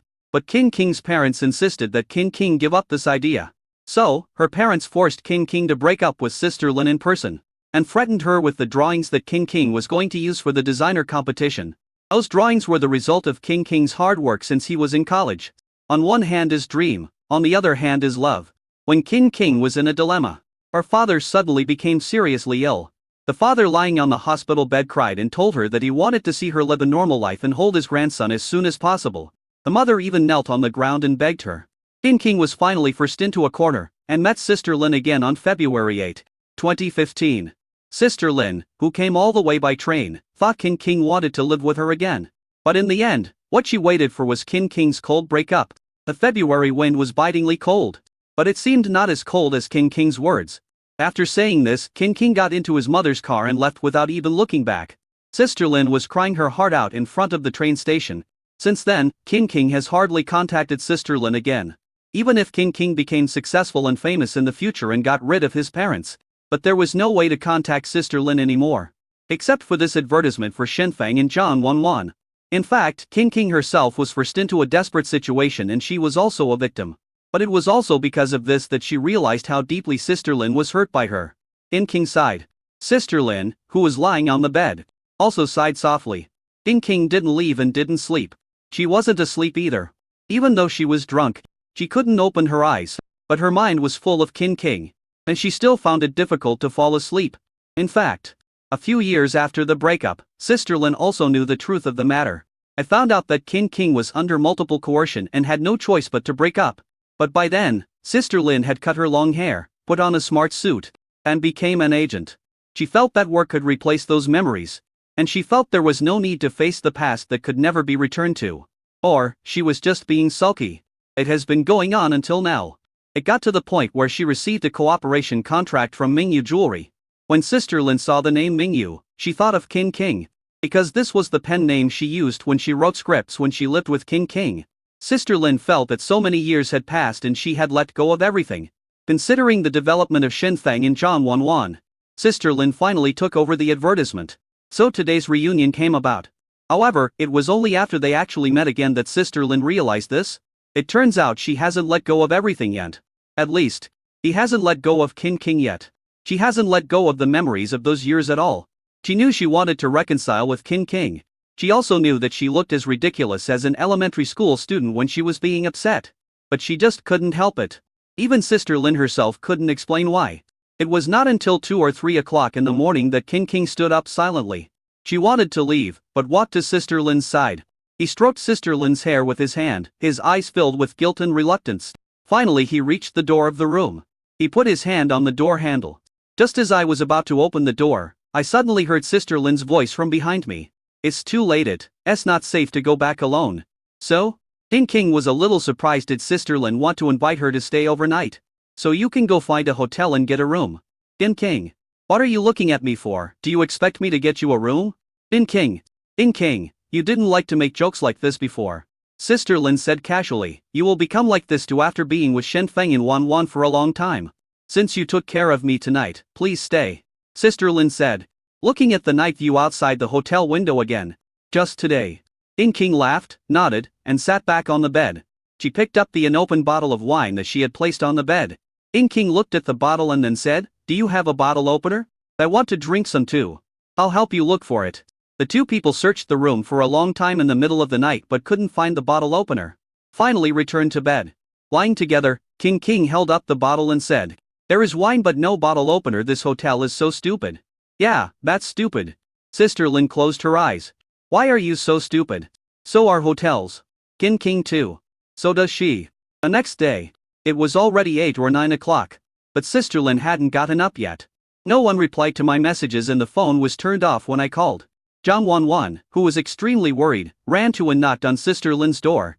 Soon, the door was opened. Zhang Wan was about to speak when she saw the person who opened the door. It was King. What stunned her the most was that King was still wearing Sister Lin's clothes. Zhang Wan swallowed, thinking about what happened between Sister Lin and King yesterday. Let's look at the current situation. Zhang Wan immediately showed an I know expression on her face and said, "Boss Qin, am I disturbing you?" "It's okay, but Arlene drank too much yesterday and stayed up all night. I don't think she will wake up for a while today." King smiled and said, "I have already notified the studio that the filming will be moved to the afternoon." Zhang Wan nodded quickly, then suddenly rolled her eyes and whispered, "Boss Qin, do you need me to keep this secret for you? As long as the benefits are in place, I will keep it a secret and won't let anyone else know." King glanced at Sister Lin, who was still sleeping. She smiled helplessly and said, "You are really as naughty as she said. Take it's not much money, but it should be enough for us to spend. And as long as you can help our Mingyu fight back against Sen Shun, there will be more benefits in the future." King handed over a bank card in a casual manner. Zhang Wan's eyes almost popped out. What is the aura of a domineering president? Others give benefits by sending red envelopes, but he gives it directly to a bank card. This is the pattern. Don't worry, MRQN, I will definitely keep your secret. I won't bother you anymore, bye. Zhang Wan said this and ran back to her in Shen Feng's room. Then, with shining eyes, he pulled Shen Feng and said with a gossipy expression, Fengzi, big news, Boss Qin and Sister Lin are sleeping together." Shen Feng raised his eyebrows. But he looked at the bank card in Zhang Wan's hand. "What is this?" "Hush money." Zhang Wan answered without hesitation. Shen Feng smacked his lips. This mouth sealed the loneliness. Chapter 124. The so-called high-quality idol? There was no filming in the morning. So Zhang Wan and Shen Feng just sit there doing nothing the whole morning. Zhang Wan was bored and scrolling through her phone. But she saw a lot of news about them on Weibo. For example, some big verses in the entertainment industry posted specifically on Weibo. Big news, someone took a photo of the Quan Suo couple and Fuyan at the same time in a studio in Beijing. I don't know if they were filming together or just happened to meet. This Weibo post was posted yesterday, and was accompanied by 2 photos, which were snapshots of Shen Feng, Zhang Wan, and Fuyan entering and leaving the studio. Judging from the clarity of the shot, this was definitely not an accidental discovery that was taken hastily. It must have been taken by someone who had been lurking there for a long time with some plan in mind. The comments below this one are full of hostility. Fans of Shen Sheng and Zhang Wan are fine, but fans of Fuyan strongly expressed that they do not want Fuyan to film with Shen Feng and Zhang Wan. Those noble high-quality idol fans look down on our Fuyan. So don't try to ride on our Fuyan's popularity and don't film with him. Some people are really shameless, stepping on our Fuyan while trying to take advantage of our popularity. There are also some people who pretend to be rational passersby.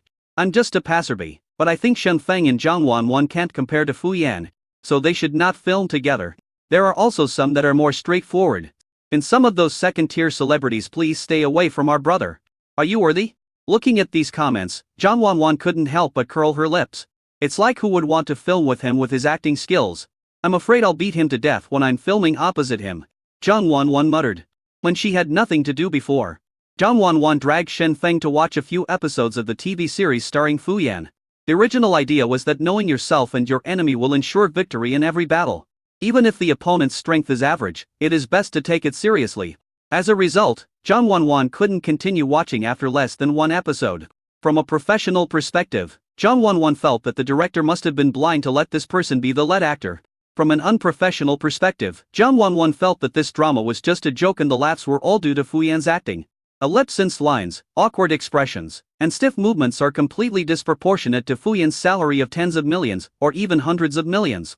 Zhang Wanwan really would rather not film than act opposite such a person. This blogger just posted another Weibo post, you can go check it out. Shen Feng, who was sitting next to him, said. When Zhang Wanwan heard this, she refreshed the blogger's homepage again. Sure enough, just as Shen Feng said, this blogger just updated another Weibo post. The content this time is much more realistic than last time. The latest news is that Fu Yan is the spokesperson for Zhenchun Jewelry, while Shen Feng and Zhang Wanwan are the spokespersons for Mingyu Jewelry. The two jewelry companies are suspected to be competing in advertising. Not long after, the blogger posted another long article. We have counted the conflicts between Zhenchun Jewelry and Mingyu Jewelry over the years. Then at the end, he emphasized that this might be Mingyu Jewelry's last counterattack. Seeing this long article, Shen Feng smiled and said, it seems that this blogger is someone that President Qin hired. Zhang Wanwan nodded. There are many parts in this blog post that favor Mingyu Jewelry. Most importantly, the article emphasizes that this time the two jewelry companies want to compete with each other through advertising. This approach of putting the two companies on opposite sides, deciding the outcome on the same stage, and announcing the news to the world was exactly the same as Shen Feng's plan that day. I have to say that Fu Yan is indeed very popular. Shen Feng and Zhang Wanwan have also been quite popular recently. So not long after this blog post was published, terms such as Quan Suo couple Fu Yan fight in Mingyu Jewelry's and Zhenchun Jewelry became hot searches. In the entry for the competition, Fu Yan's fans quickly flooded the screen with comments, expressing their disdain for Shen Feng and Zhang Wanwan. Weibo posts such as Fu Yan will win and Fu Yan is invincible appeared one after another. In the end, the term competition was even pushed to the top of the hot search list. Seeing such popularity, Shen Feng's smile deepened. This is the effect he wants. Fu Yan's fans are doing this to make a big fuss, which is actually a disguised way of promoting this advertising competition. Shen Feng didn't care how many people on Weibo were optimistic about Fu Yan and how many people belittled him and Zhang Wanwan. He only cares about the intensity of publicity and whether enough people know about it. As long as enough people know about it, Shen Feng will achieve his goal. Although Fu Yan has a lot of fans on the internet, the number of people who like Fu Yan is still smaller than the number of people who don't like Fu Yan. When the advertisements of the two companies come out, passers-by will compare the quality and make a judgment in their minds as to which one is better. At this time, in the studio, Fu Yan took a shot but it didn't pass. He said he wanted to take a break. He was scrolling through his phone and saw the trend on Weibo. He couldn't help but sneer. Agent Guan Heng and his assistant came over. Guan Heng looked somewhat serious, and his assistant walked with a limp. My legs became numb from squatting and they haven't fully recovered yet. Guan Heng held up his phone and said to Fu Yan, did you see the trending searches on Weibo? I see, well done. Fu Yan praised, just like that. Put them on the opposite side of us and let them know how weak they are. Guan Heng frowned and said, I didn't do this. The trending search terms and the big V were not bought by us. Someone else is controlling it. Fu Yan said, oh? Then he waved his hands and said inferently, it doesn't matter who is behind this. Look at the momentum on Weibo right now. My fans have the upper hand. This is definitely a good thing for us. That being said, I always feel that this matter is not that simple. Guan Heng wanted to say something, but Fu Yan sneered. What's so difficult about that? You just think too much. Look at the studio next door. Shen Feng and Zhang Wanwan were so scared that they didn't even dare to come today. They've obviously given in. What do you have to worry about? As he spoke, Fu Yan picked up his phone and took a selfie. It was then posted on Weibo. A special text was also added. Fu Yan, today is another hard day of filming, but the couple from the studio next door didn't come. Otherwise we would have taken a photo together. Heart picture. Not long after this Weibo post was published. Many fans reposted, commented and liked it. Many fans directly forwarded this Weibo post to the entry. Then he mocked the fans of Shen Feng and Zhang Wanwan. Is this what you call a high-quality idol? My brother is filming a commercial? Where are your high-quality idols? Even more famous than our Fu Yan. Right? This is what a high-quality idol looks like. I was originally planning to see how Shen Feng and Zhang Wanwan competed with Fu Yan, but now I feel like there's no need to watch it at all. Their work attitudes are all different. Yes, there is a reason why they are top stars. And there is also a reason why some people who claim to be high-quality idols are only second-tier stars. Looking at these Weibo comments, Fu Yan's smile became brighter. Shen Feng, Zhang Wanwan. You guys still want to play with me? That's quite a far cry. Chapter 125 Witch in Time. In the afternoon, Sister Lin Robin took Shen Feng and Zhang Wanwan to the studio. Sister Lin didn't say a word about Qin King. Shen Feng and Zhang Wanwan didn't ask. It was not until they got off the car and went to the lounge to wait for makeup that Zhang Wanwan whispered to Shen Feng. Sister Lin and President Qin are not having a fight again. Are they? Why do you say that? Shen Sheng didn't know how Zhang Wanwan came to this conclusion. Zhang Wanwan sighed and said, Feng Zi, suppose we had a fight. We don't quarrel. I said hypothetical. Zhang Wanwan said. Suppose we have a fight, and then you coax me and make me calm down. And I have to go to work in the afternoon? Will you let me drive myself or take me to work? I'll take you there. Shen Feng answered without hesitation.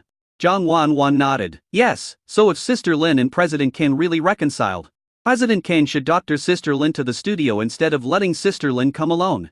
Chen Shangfeng felt helpless. Boss Qin, the CEO of a listed jewelry company, came out of the same hotel and room as Sister Lin, who is also her agent. He even drove Sister Lin to the studio himself if he acts like they are close. What is the difference between that and announcing their relationship to the world? I guess Sister Lin herself doesn't want to make this relationship to public. Right? After all, she is also an insider in the entertainment industry and is our manager. Once this relationship is exposed and used by someone with ulterior motives, she, MRQN, and us will all be affected given Sister Lin's personality. She definitely doesn't want to see this happen. This kind of relationship itself is not easily recognized by the world for the time being. And Sister Lin is a person in the entertainment industry, with a special and sensitive identity. Sister Lin must handle these matters more carefully. Seeing the makeup artist coming, Shen Feng and Zhang Wanwan stopped talking about this matter. After the two of them put on their makeup and changed their clothes, they went to the studio to film. As soon as the shooting mode was entered, Ningguang immediately became excited again and directed Shen Feng and Zhang Wanwan in the shooting with full energy. On the contrary, Sister Lin, who was equally serious yesterday and had been watching Shen Feng and Zhang Wanwan filming, became absent-minded today. He looked at his phone from time to time, as if he was sending messages to someone. Sometimes, I would even lower my head and laugh softly. This afternoon's shooting went much more smoothly than yesterday. Shen Feng is now able to get into the state quickly. And this afternoon, he not only finished filming the scenes with the knight and the princess, but also filmed new clips. The main theme of Mingyu Jewelry's advertisement this time is magic. And the western, which obviously has a strong magical color. So this time Zhang Wanwan is going to play an immortal witch. But this time, Shen Feng has to play the role of an ordinary person. Even though the gap between ordinary people and witches seems huge. But in fact, this script is far more brilliant than Shen Feng and Zhang Wanwan imagined. If the advertisement of the knight and the princess tells the story of protection, then what is shown between the witch and the common people is the separation of life and death. At the beginning of the advertisement, Zhang Wanwan, who was wearing a black evening dress, a black magic hat on her head, and had a seductive and dazzling makeup, lifted the chin of Shen Feng, who was only wearing a cloth shirt. The way she looked at Shen Feng was as if she was looking at an interesting toy. In the next scene, Shen Feng seemed to have become Zhang Wanwan's slave, guarding Zhang Wanwan and taking care of her daily life. Later, Shen Feng, who had served the witch Zhang Wanwan for many years, has entered middle age, while Zhang Wanwan's appearance remains the same. Shen Feng now no longer has the enslaved expression he had at the beginning. He was more like the witch's husband, embracing the witch and willingly giving everything for her. He made a ruby necklace for the witch and put it on her snow-white neck with his own hands. In the next scene, Shen Feng already had white hair. The witch is still as bright and beautiful as ever. But now it is her turn to take care of Shen Feng. The old hand gently stroked the witch's pretty face, and finally fell slowly but weakly. The last scene. A witch was alone, stroking the necklace around her neck. She still looks the same, but the people around me are no longer seen. There was only a lonely grave next to her. Their love transcends the gap in status. But he was defeated by the ruthless time. I have to say, this script is really very touching. More appealing than the one with the knight and the princess. So during the performance, Shen Feng and Zhang Wanwan's performances were more dynamic. Except for the time Shen Feng spent putting on makeup and gradually aging. There were almost no pauses in the filming between each scene. and there were very few NGS. The shots along the way were nearly perfect. Even the nitpicking Ningguang couldn't find any fault with it. Not to mention Ningguang, even many of the directors and staff in the neighboring studio shed tears while watching the scene. The shooting in the studio next door did not go smoothly today. The day we were originally going to shoot scenes of Fuyan interacting with several female models. The shot itself is very simple, and it is enough for Fuyan to show that affectionate feeling. But unfortunately, Fuyan's performance was not affectionate at all. Instead, it seems like there is a disease. To be honest, this kind of performance can actually be used in advertisements. It has even reached the average level of most celebrity-endorsed advertisements on the market. But this time, Zhen Chun's goal is not just to shoot a simple advertisement. It was also to suppress Mingyu, and not give Mingyu any chance to fight back. Since the filling of The Moon Next Door was so exquisite, the director Zhen Chun certainly had to raise his standards. So the director Zhen Chun did several NGS in order to achieve the best effect. This made Fuyan angry again. The director could only tell Fuyan that there was nothing wrong with Fuyan's performance, but that it was the problem with those female models. As a result, Fuyan told the director to train these female models well and not to waste his time. Then Fuyan and his team finished their work and left the studio. The director and the female models were really depressed. But there is no way, he is a big star and was invited at a huge price. You can only worship them as your ancestors. So the Zhen Chun crew, who had nothing to do, started watching the filming of Shenfeng and Zhang Wanwan. This is a remarkable sight. Although there are no special effects, the scene is also built rather simply. But the performances of Shenfeng and Zhang Wanwan still caught the attention of people like Zhen Chun. From the seductive and domineering Zhang Wanwan when she conquered Shenfeng at the beginning, to the passionate love between Shenfeng and Zhang Wanwan later. The deep affection that Shenfeng showed when he put the ruby necklace on Zhang Wanwan, and the silent companionship between the two after Shenfeng grew old. Especially towards the end, Zhang Wanwan was alone, standing beside the lonely grave, stroking the necklace. Although he didn't say a word, he didn't shed a tear. But that kind of piercing sadness seemed to penetrate the heart of any audience member who saw this scene. By the time the filming was finished, everyone in Zhen Chun couldn't help but applaud. The female models even cried, even though they knew it was a performance. But such a performance is really contagious. Ningguang also clapped her hands and said to Shenfeng and Zhang Wanwan, "Thank you for your hard work, this is really great. I originally only wanted to take 2 shots to see how it goes. But I didn't expect it to go so smoothly. You guys should take a break as well." Shenfeng nodded and helped Zhang Wanwan to the locker room to change clothes. He could see that Zhang Wanwan was immersed in the role, because now her body is trembling slightly. Shenfeng felt a little distressed and said softly, "It's okay, those were all acting, it's all over." "Of course I know I'm acting," Zhang Wanwan whispered. "And why are you still shaking?" "I'm so hungry."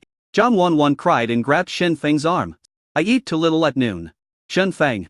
He took a biscuit from his bag and gave it to Zhang Wanwan. Zhang Wanwan took 2 bites and then let out a long sigh as if she was resurrected. After changing clothes and going out, Shenfeng and Zhang Wanwan just saw King King coming. Behind King King, there were 2 people following him. He was carrying many bags of different sizes. "Thank you for your hard work. Everyone, I'm here to visit the set and brought you some milk tea," King King said with a smile. The staff cheered and ran to get milk tea. Zhang Wanwan also wanted to run over to get it, but Shenfeng saw that there were too many people, so he didn't let her squeeze in. Instead, he walked over and clapped his hands. "Everyone, I have something to say." When they heard Shenfeng's voice, the staff who were scrambling for milk tea immediately quieted down and looked at Shenfeng. I thought Shenfeng was going to say something important. As a result, Shenfeng smiled. He said calmly, "Give me 2 cups of milk tea." "2, thank you." Staff. Soon, Shenfeng returned to Zhang Wanwan with milk tea. He handed a cup to Zhang Wanwan. "This one is full sugar and ice. It suits your taste." Zhang Wanwan smiled and took a big sip. "Sure enough, you still understand me. By the way, where are Sister Lin and President Qin?" Zhang Wanwan looked around while drinking, but found that King King and Sister Lin were nowhere to be found. Outside the studio, in King King's car, Sister Lin was pulled into the car by King King. Then King King took out a cup of the most exquisitely packaged milk tea from the car and handed it to Sister Lin. Sister Lin smiled helplessly. "I'm already an adult. I don't drink these anymore. I bought it especially for you. It's from the old coffee shop in the university town." In King said, "The store is now very luxurious. The original owner is old and has retired behind the scenes. Now his son is in charge of the store. But the taste of the milk tea is still the same as it was back then. I buy it often." King said, inserting a straw and handing it to Sister Lin. "Add more pearls and no ice, it was your favorite order." Sister Lin rubbed her forehead, smiled and sighed. She didn't take the milk tea from Qin King. Instead, he leaned forward, took the straw in his mouth and took a long sip. Really? Still, the original taste. Chapter 126. His younger brother is a talent. In the evening, Qin King proposed to treat everyone to dinner. Of course Sister Lin didn't refuse this time. Qin King took Sister Lin, Shen Feng, Zhang Wanwan, Ning Guan, and some other important staff members of the group to the very upscale Jingyan Hotel in Shangjing City. Looking at this luxurious hotel, Zhang Wanwan pulled Sister Lin's hand and asked in a low voice, "We are not going to bankrupt MRQN, are we?" Sister Lin patted her head and said, "No matter how much you eat, you can't eat Qin King to bankruptcy. Although Mingyu Jewelry has been targeted by Zhenshun Jewelry in recent years, he is still the CEO of a listed company. Qin King would have enough money to spend in a hotel like this." After entering the private room, everyone sat around the dining table. Qin King naturally sat in the main seat, while Ning Guang and other staff members deliberately gave up the seats next to him. Their original intention was to leave it to Shen Feng and Zhang Wanwan. After all, these two were the protagonists of the advertisement. Shen Feng and Zhang Wanwan looked at each other, but neither of them sat next to Qin King. Of course, they did this to make room for Sister Lin.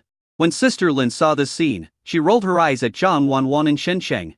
She knew that her relationship with Qin King could not be hidden from these two people, but she didn't expect them to find out so quickly.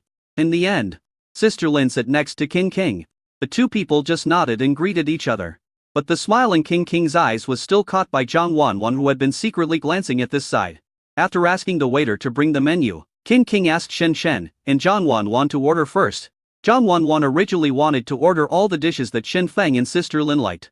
But when she thought of the flirting between Qin King and Sister Lin, Zhang Wanwan tactfully did not order any of Sister Lin's favorite dishes. Then he handed the menu to Qin King. He also gave Qin King a wink. That look clearly said, "Do you think I understand?" It's like he's taking credit. Qin King smiled and then personally ordered several of Sister Lin's favorite dishes. After ordering, Qin King asked, "Sister Lin, do these dishes suit your taste? You know the answer but you still ask?" Sister Lin whispered these words from between her teeth, and kicked Qin King lightly with her foot hidden under the table. And he said with a fake smile, "I can eat anything. Thank you, MRQN. You're welcome. Come on, Xiaoning. Order 2 dishes." Qin King's smile deepened as he handed the recipe to Ning Guang and the others. While Ning Guang was ordering, Qin King took out his cell phone and operated it. After a while, Zhang Wanwan heard the notification sound of her cell phone. She took out her cell phone and looked at it, and her face showed horror. She quietly approached Shen Feng and waved the phone in front of Shen Feng. Shen Sheng took a look and couldn't help but look a little surprised. The WeChat interface is displayed on Zhang Wanwan's phone. Qin King sent Zhang Wanwan a WeChat transfer of up to 10,000 yuan. There were a few more words following it. "Well done, keep up the good work. MRQN is really willing to do this. He's indeed the kind of big boss who gives a whole bank card as hush money." After the dishes were served, there were more little actions between Qin King and Sister Lin. Either Qin King would secretly pick up food for Sister Lin, or if there was something on Sister Lin's plate that she didn't like, Qin King would pick it up for her. I have to say that Zhang Wanwan did a great job as a wingman, always cooperating with Qin King. So much so that after 3 rounds of drinks, no one noticed that there was anything fishy going on between Qin King and Sister Lin. Zhang Wanwan is so tired of collecting money. Shen Sheng looked at Zhang Wanwan, who had received tens of thousands of yuan, and couldn't help but said, "Brother Wan, you don't really think this is a thank you fee from President Qin, do you? She used all this money to curry favor with you. Now you are like Sister Lin's in-laws. If you took this money and sided with President Qin, it would be the same as selling out Sister Lin. Is Sister Lin so valuable?" Zhang Wanwan's eyes lit up. Shen Feng. That's not the point. The point is, if Sister Lin finds out that you have this kind of deal with Mr. Qin behind her back, do you think Sister Lin will forgive you? Zhang Wanwan shook her head. "I will definitely not be spared." "Do you still dare to accept this money?" Shen Feng asked. Zhang Wanwan thought about it seriously. Then all the money was transferred to Shen Feng's WeChat. He also sent a message to Qin King, "Transfer all the money directly to Shen Feng. Don't give it to me." After Qin King sent a message received, Zhang Wanwan quickly withdrew the message and erased the evidence. Finally, he let out a long sigh and said, "I hope Sister Lin won't cause me any trouble now." "Shen Feng, I won't cause you any trouble. After all, you put the blame on me." After 3 rounds of wine and 5 dishes, Zhang Wanwan ran to the toilet. Shen Feng accompanied Zhang Wanwan and waited at the bathroom door. As he was waiting, he suddenly saw the door of another box not far away being pushed open. Fu Yan walked out of the box drunk. and there seemed to be a middle-aged woman who looked quite old behind him who escorted him out. Fu Yan said a few words to the middle-aged woman, and then walked towards the bathroom alone. At first, he seemed not to see Shen Feng and had half a foot in the bathroom. But suddenly, he seemed to notice Shen Sheng and abruptly retracted his foot. And he drunkenly pointed at Shen Feng and said, "Why? Are you here too?" Shen Feng didn't answer him, but asked, "Are you here to eat?" Fu Yan burped, "Yeah." Shen Feng stepped aside and gestured to the bathroom. "Enjoy your time, I won't disturb Mr. Fu." Fu Yan also drank a little too much, and subconsciously said thank you at first. And he realized what Shen Feng meant and became anxious. "You are the one who eats shit. You are so brave to play with me like this. Don't talk nonsense, I'm a straight person and I'm not horny enough to play with you." Shen Feng smiled, "But what you said is quite right. Those who dare to play tricks on you are very courageous.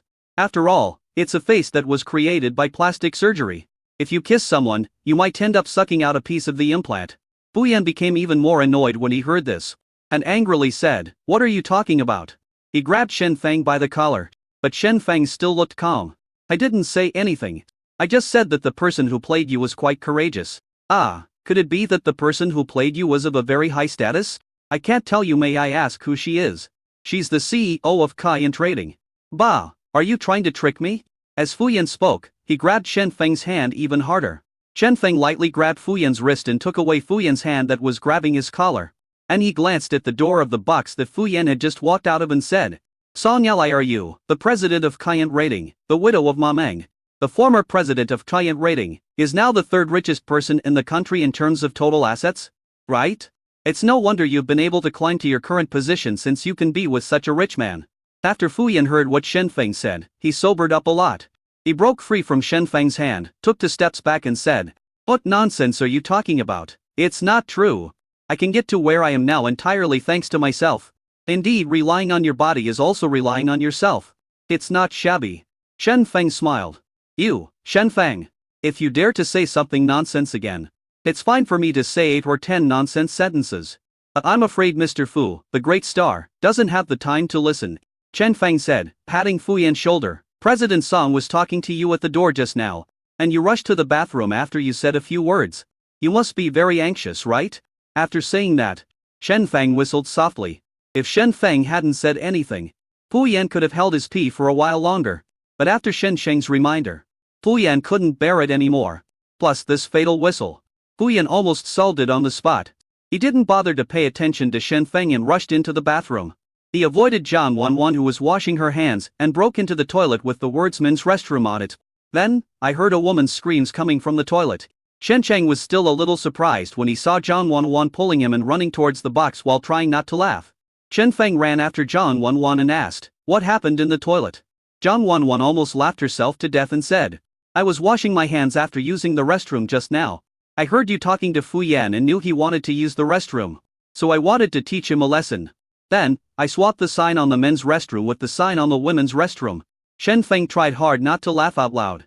His eldest brother is also a talented person. Chapter 127, More Than Just a Miserable Word. Back in the box, Shen Feng and Zhang Wanwan acted as if nothing had happened. I had no idea what Fu Yan would encounter afterwards. This is a nightmare for Fu Yan.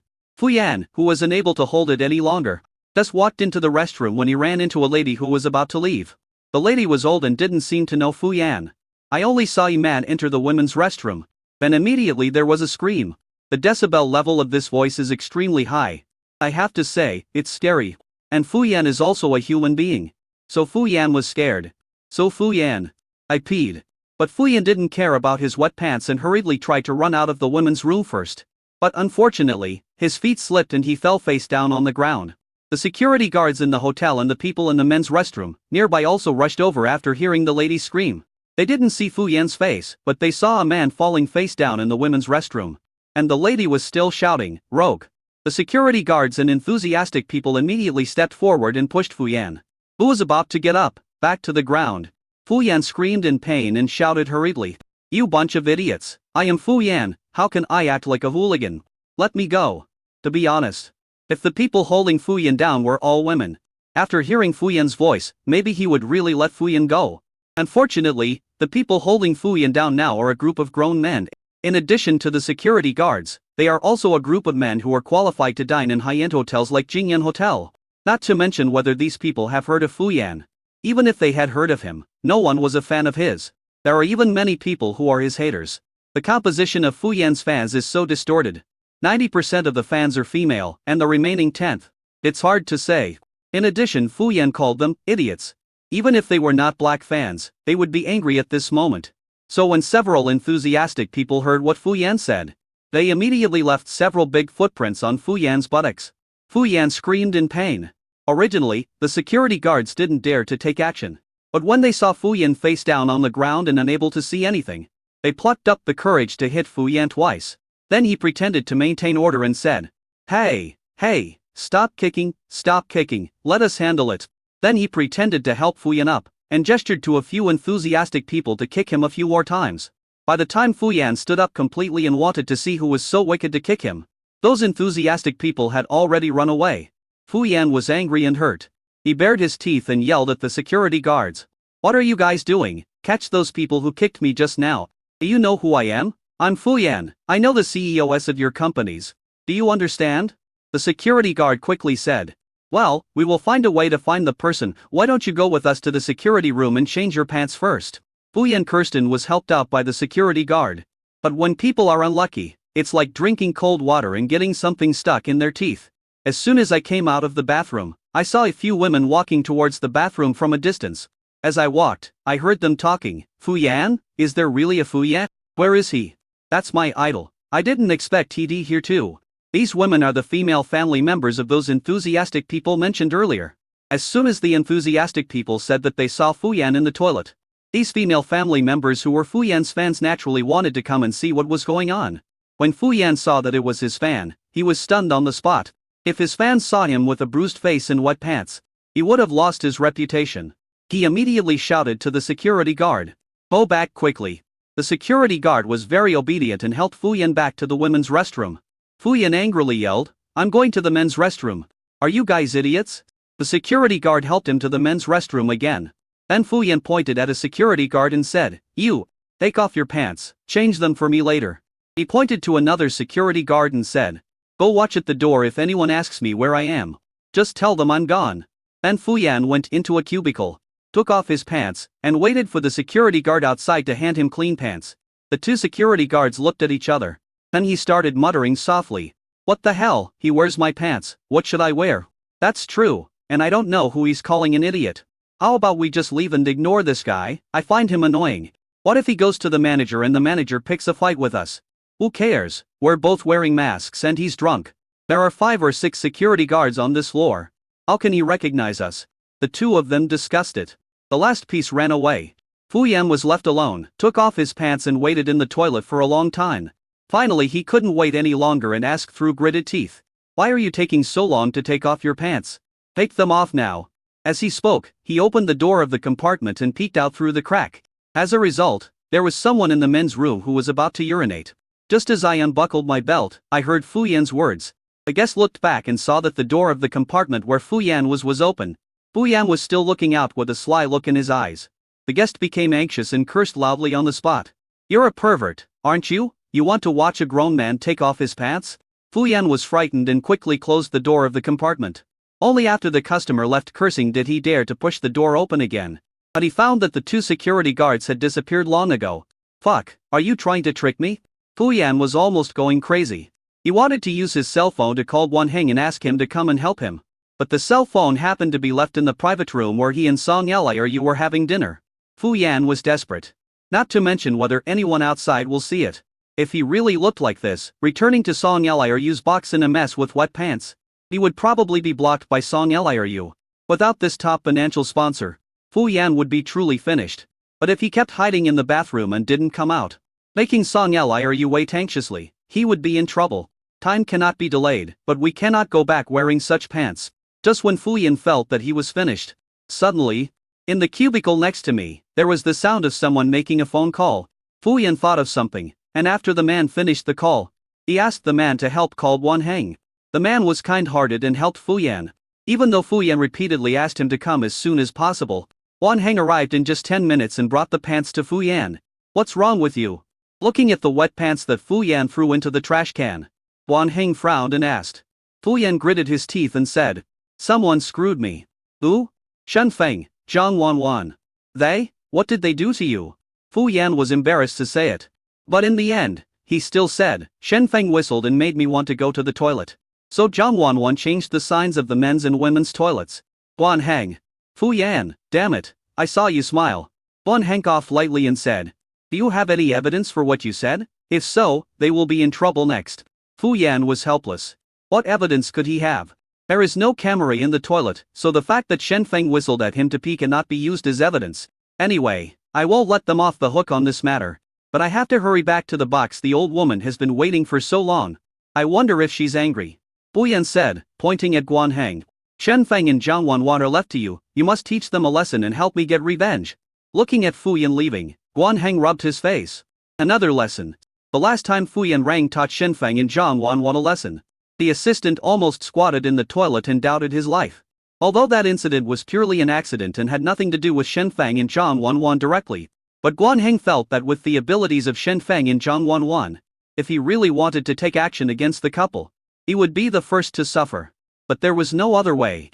So Guan Heng finally gritted his teeth, found the private room where Shen Feng and the others were having dinner, knocked on the door and went in. Then he looked at the people in the room and said, I'm looking for Shen Feng and Zhang Wanwan. Guan Heng and Sister Lin naturally all knew each other. Sister Lin raised her eyebrows at Guan Heng and asked, what are you looking for them for? Is there something wrong? Well, what I'm looking for them for depends on what they did to our Fu Yan. Guan Heng said bravely, I'm here to seek justice for Fu Yan. Shen Feng stood up and walked to Guan Heng. He pulled Guan Heng to sit on the sofa in the box. Pour a glass of water for Guan Heng. Then he smiled and asked, then why don't you tell me in detail what we did to the great star Fu? You, what have you done? Don't you know it? How can we know if you don't tell us? Stop playing dumb, you know exactly what happened. Shen Feng smiled. Then he sat next to Guan Heng. He picked up the cup and poured it for Guan Heng. But Guan Heng didn't drink it and took a sip himself. Then he said, Guan Heng, I'm really not pretending to be stupid. Let's be frank, all you have to do today is tell me what I did to Fu Yan and what happened to Fu Yan. Forget about seeking justice even if I have to apologize publicly on Weibo org with the entertainment industry. That's fine. As long as you can tell me what happened to Fu Yan. He took out his cell phone, turned on the recording, and slammed it on the table. Made a gesture of invitation. Don't be polite, just say it. Guan Heng was numb. Explain? What the hell is he talking about? If he were to tell Fu Yan that he had wet his pants now, and Fu Yan would never be able to stay in the entertainment industry again. Guan Heng had a headache. This Shen Feng is indeed difficult to deal with. Helplessly, he stood up and said in a deep voice, Shen Feng, today we are completely enemies. This matter is not over yet. Just wait and see. After saying this, Guan Heng was about to leave. He knew that there was no point in staying here any longer. But he had just taken 2 steps when King, who had been sitting in the main seat without saying a word, suddenly spoke. Is that Fu Yan's agent Guan Heng? King said inferently. His tone was completely different from the gentle one he used when talking to Sister Lin. Guan Heng nodded.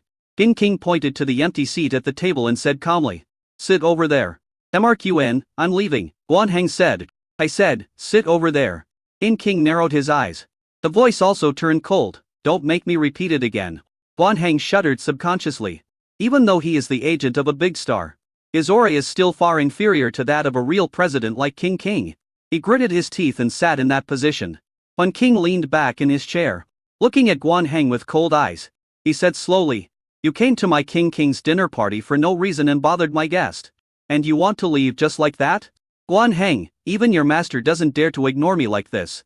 Do you understand? Today, either you explain the reason clearly, or you apologize to Shen Feng and Zhang Wanwan. Otherwise, let Fu Yan come over here and lead the people. Chapter 128. Transcending Destiny, Seeking Romance. In the end, Guan Heng could only apologize to Shen Feng and Zhang Wanwan, and then left the box silently. He dared to offend Shen Feng and Zhang Wanwan, but he would never dare to offend King. No matter how difficult the situation was for King's company, it was still a well-known large enterprise, and it was also in the lucrative jewelry industry. In front of such huge capital, let alone Guan Heng being just an agent, even if Fu Yan was here, he would have to give King some face. Looking at Guan Heng, who left in disgrace, Sister Lin whispered to King. Thank you. Is it worth thanking me for such a small thing? King said, moving a little closer to Sister Lin. If you really want to thank me, why not pick some food for me? Sister Lin rolled her eyes at King King, but still stretched out her chopsticks and picked up some food for King King. Although he looked reluctant, in the end, all the dishes he picked up were King King's favorites. The meal lasted about half an hour before everyone left after having eaten and drunk their fill. The crew members went home one by one, and King King asked Sister Lin, Shen Feng, Zhang Wanwan and others to get in her car and took the three of them back to the hotel where they were staying. After arriving at the hotel, King King first watched Shen Feng and Zhang Wanwan return to their room. Then, I went into Sister Lin's room with her. The filming of the commercial continued for several days. Because Mingyu Jewelry plans to shoot more commercials this time. And the content is more detailed. In addition, director Ning Wang has high standards and strict requirements. So by the time Zhen Shun next door had finished work, Mingyu had only filmed 2/3 of the way. Zhen Shun, who finished the shoot first, took a few photos of Fu Yan's makeup and posted them on Weibo as a promotional trailer. After seeing these photos, Fu Yan's fans, apart from those who were praising their brother, the rest were making sarcastic comments about Shen Feng and Zhang Wanwan. Didn't we say that we were going to compete? Why is it that our Fu Yan's advertisement has already started to promote, but there is no sign of a certain high-quality idol? It's normal, after all, when Fu Yan was filming the commercial. The two were resting for such a big star. Of course the filming was slow. Father is really handsome in this photo. He is better than Shen Feng. Now Mingyu Jewelry doesn't even dare to fart. Are they afraid to compete? They are comparing heads. Can they beat my Fu Yan? Looking at the momentum on Weibo, Xiao Daking, CEO of Zhen Shun Jewelry, is very happy. It turned out that he made the right decision to ask Fu Yan to be the spokesperson. King King actually wanted to find someone to challenge him. How naive. What qualifications do two artists who had just become famous through variety shows have to compete with a big traffic star like Fu Yan? Although Xiao Daking also heard from the director that Fu Yan's acting skills were not good and the filming results were very poor, they had to be carefully reach out. However, the actors Mingyu hired all had excellent acting skills and were very serious about the filming. But Xiao Daking didn't take these to heart. With his many years of experience, he knows exactly what advertising relies on. It's nothing more than an influence. Besides, he didn't think there was much difference between one advertisement and another. It's not a movie or TV series, it's just a few minutes of advertising. So the quality of the acting is not important to him. It doesn't matter whether the photo is good or bad. The spokesperson should be of high quality, which is what the current market values most. It seems that I will still be able to suppress Mingyu this year. Maybe I can start to acquire it by this time next year. Xiao Daking thought about it and couldn't help laughing. It was as if the Mingyu Jewelry was already under his control. In fact, Xiao Daking was not the only one who thought so. Many people in the industry, whether in the jewelry circle or the entertainment circle, are now waiting to see Mingyu make a fool of herself. Although many people in the industry know that Fu Yan's acting skills are not good, the effects of the commercials he shoots will definitely be average. But it doesn't matter, because Fu Yan has shot countless low-quality commercials like this before. But no matter which product you endorse, no matter how poor the effect is, there will always be fans willing to buy it. Even sales are excellent. In contrast, the number of fans of Shen Feng and Zhang Wanwan combined may just be a fraction of Fu Yan's fans. Such a huge gap has actually doomed Shen Feng and Zhang Wanwan to lose. Many people have the same idea as Xiao Daking, thinking that, even if some advertisements are good and some are bad, how big can the difference be? Especially jewelry advertisements, which are limited by the subject matter. Mainstream jewelry advertisements are nothing more than close-ups of a few celebrities and a few close-ups of jewelry. That's all.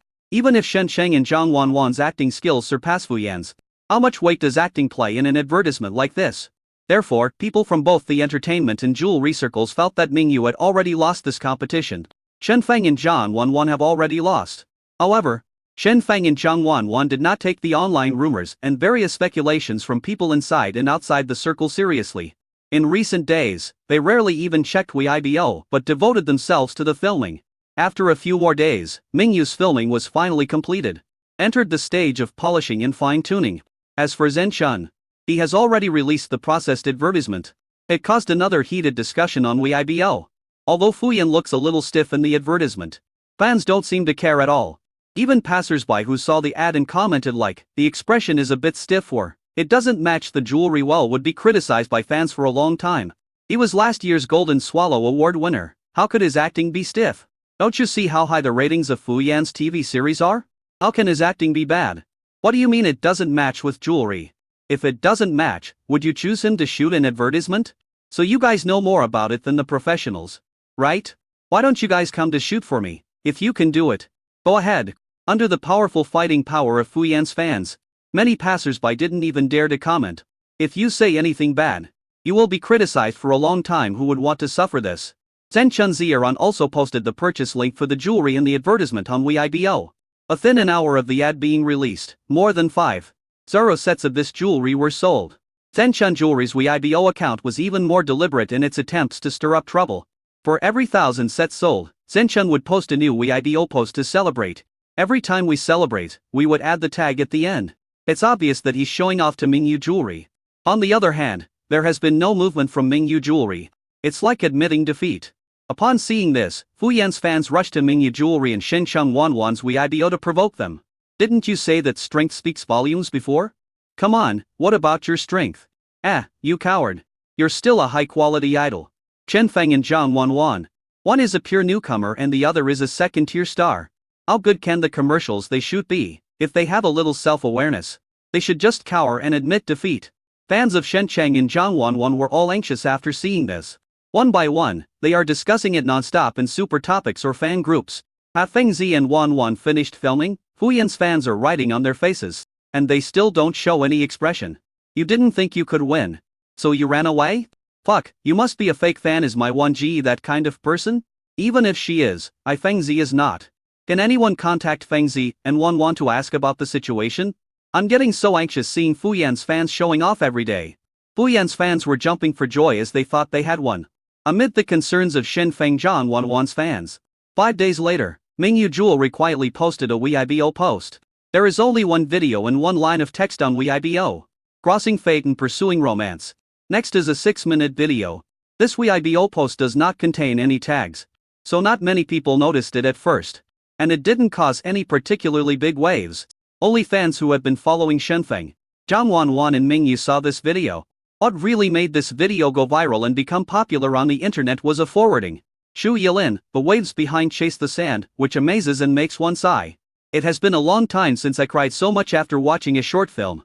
Repost. A repost from the veteran actor instantly brought the popularity of the Weibo post released by Mingyu Jewelry. At first, many people didn't understand why an advertisement deserved such an evaluation from Shu Yilin. Many people are still saying that the old movie star is starting to be unfair and has accepted money. But when they clicked on the video released by Mingyu Jewelry, all the confusion and doubts seemed to disappear at this moment. It's not that the old actor is unfair, nor is it that the advertising company gave him money, but because this advertisement is worth it. Chapter 129. This is the advertisement. The short 6-minute video presents 5 stories. The witch and her male servant, from hostility to love. A butler put the necklace he made himself on the witch's neck, as if expressing his vow to stay together for life. But time flies and people grow old. A butler was old after all. He could no longer serve the witch as he used to, and slowly ended up sitting in a wheelchair again. Finally, he lay on the bed and it became difficult for him to move. But the witch is still young, as if time has not left any trace on her. The witch stayed by the bed, guarding him all day. The servant knew that he was going to die today. The servant wanted to comfort the witch, he wanted to give her a hug. Just like when he first told her that he loved her. But the servant tried his best and could only raise one hand. He gently stroked the witch's face. The servant's hand touched the witch's face with difficulty, but then slipped away weakly. Along with it, tears from the witch's eyes were as crystal clear as the gems around her neck. In the end, the witch is still the same witch, but she was standing beside a lonely grave. The former joy on her face is no longer there. Next, there are the wandering brave man and the orphan girl. The orphan girl without parents was bullied and was rescued by a brave man who happened to pass by. It was just a casual act, but he didn't expect the orphan girl to follow him. The brave man was used to being alone and didn't like anyone following him. So he repeatedly gave the orphan girl a cold look, trying to scare her away. But no matter how cold he was, the orphan girl always had a smile on her face. She would carefully pack the hero's luggage, cook for him every day, and take good care of him. She also likes to make garlands and put them on the heroes' heads with a smile. She doesn't care even if the heroes pull them off impatiently every time. Occasionally, like other girls, she would scream in fear when she saw a snake, or couldn't sleep when she heard thunder at night, so she would crawl into the arms of a brave man. The hero would sometimes glare at her when he was woken up. Even though the orphan girl was frightened by the thunder and her eyes were filled with tears, she would still respond to the brave man with a smile.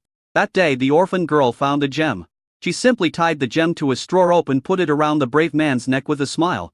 The brave man felt it was a burden and wanted to tear it off. But when he saw the orphan girl's smile, he sighed and held back. The orphan girl was laughing when she suddenly started coughing painfully. She grew up without a father or mother, and had no one to take care of her. She was sickly and in very poor health.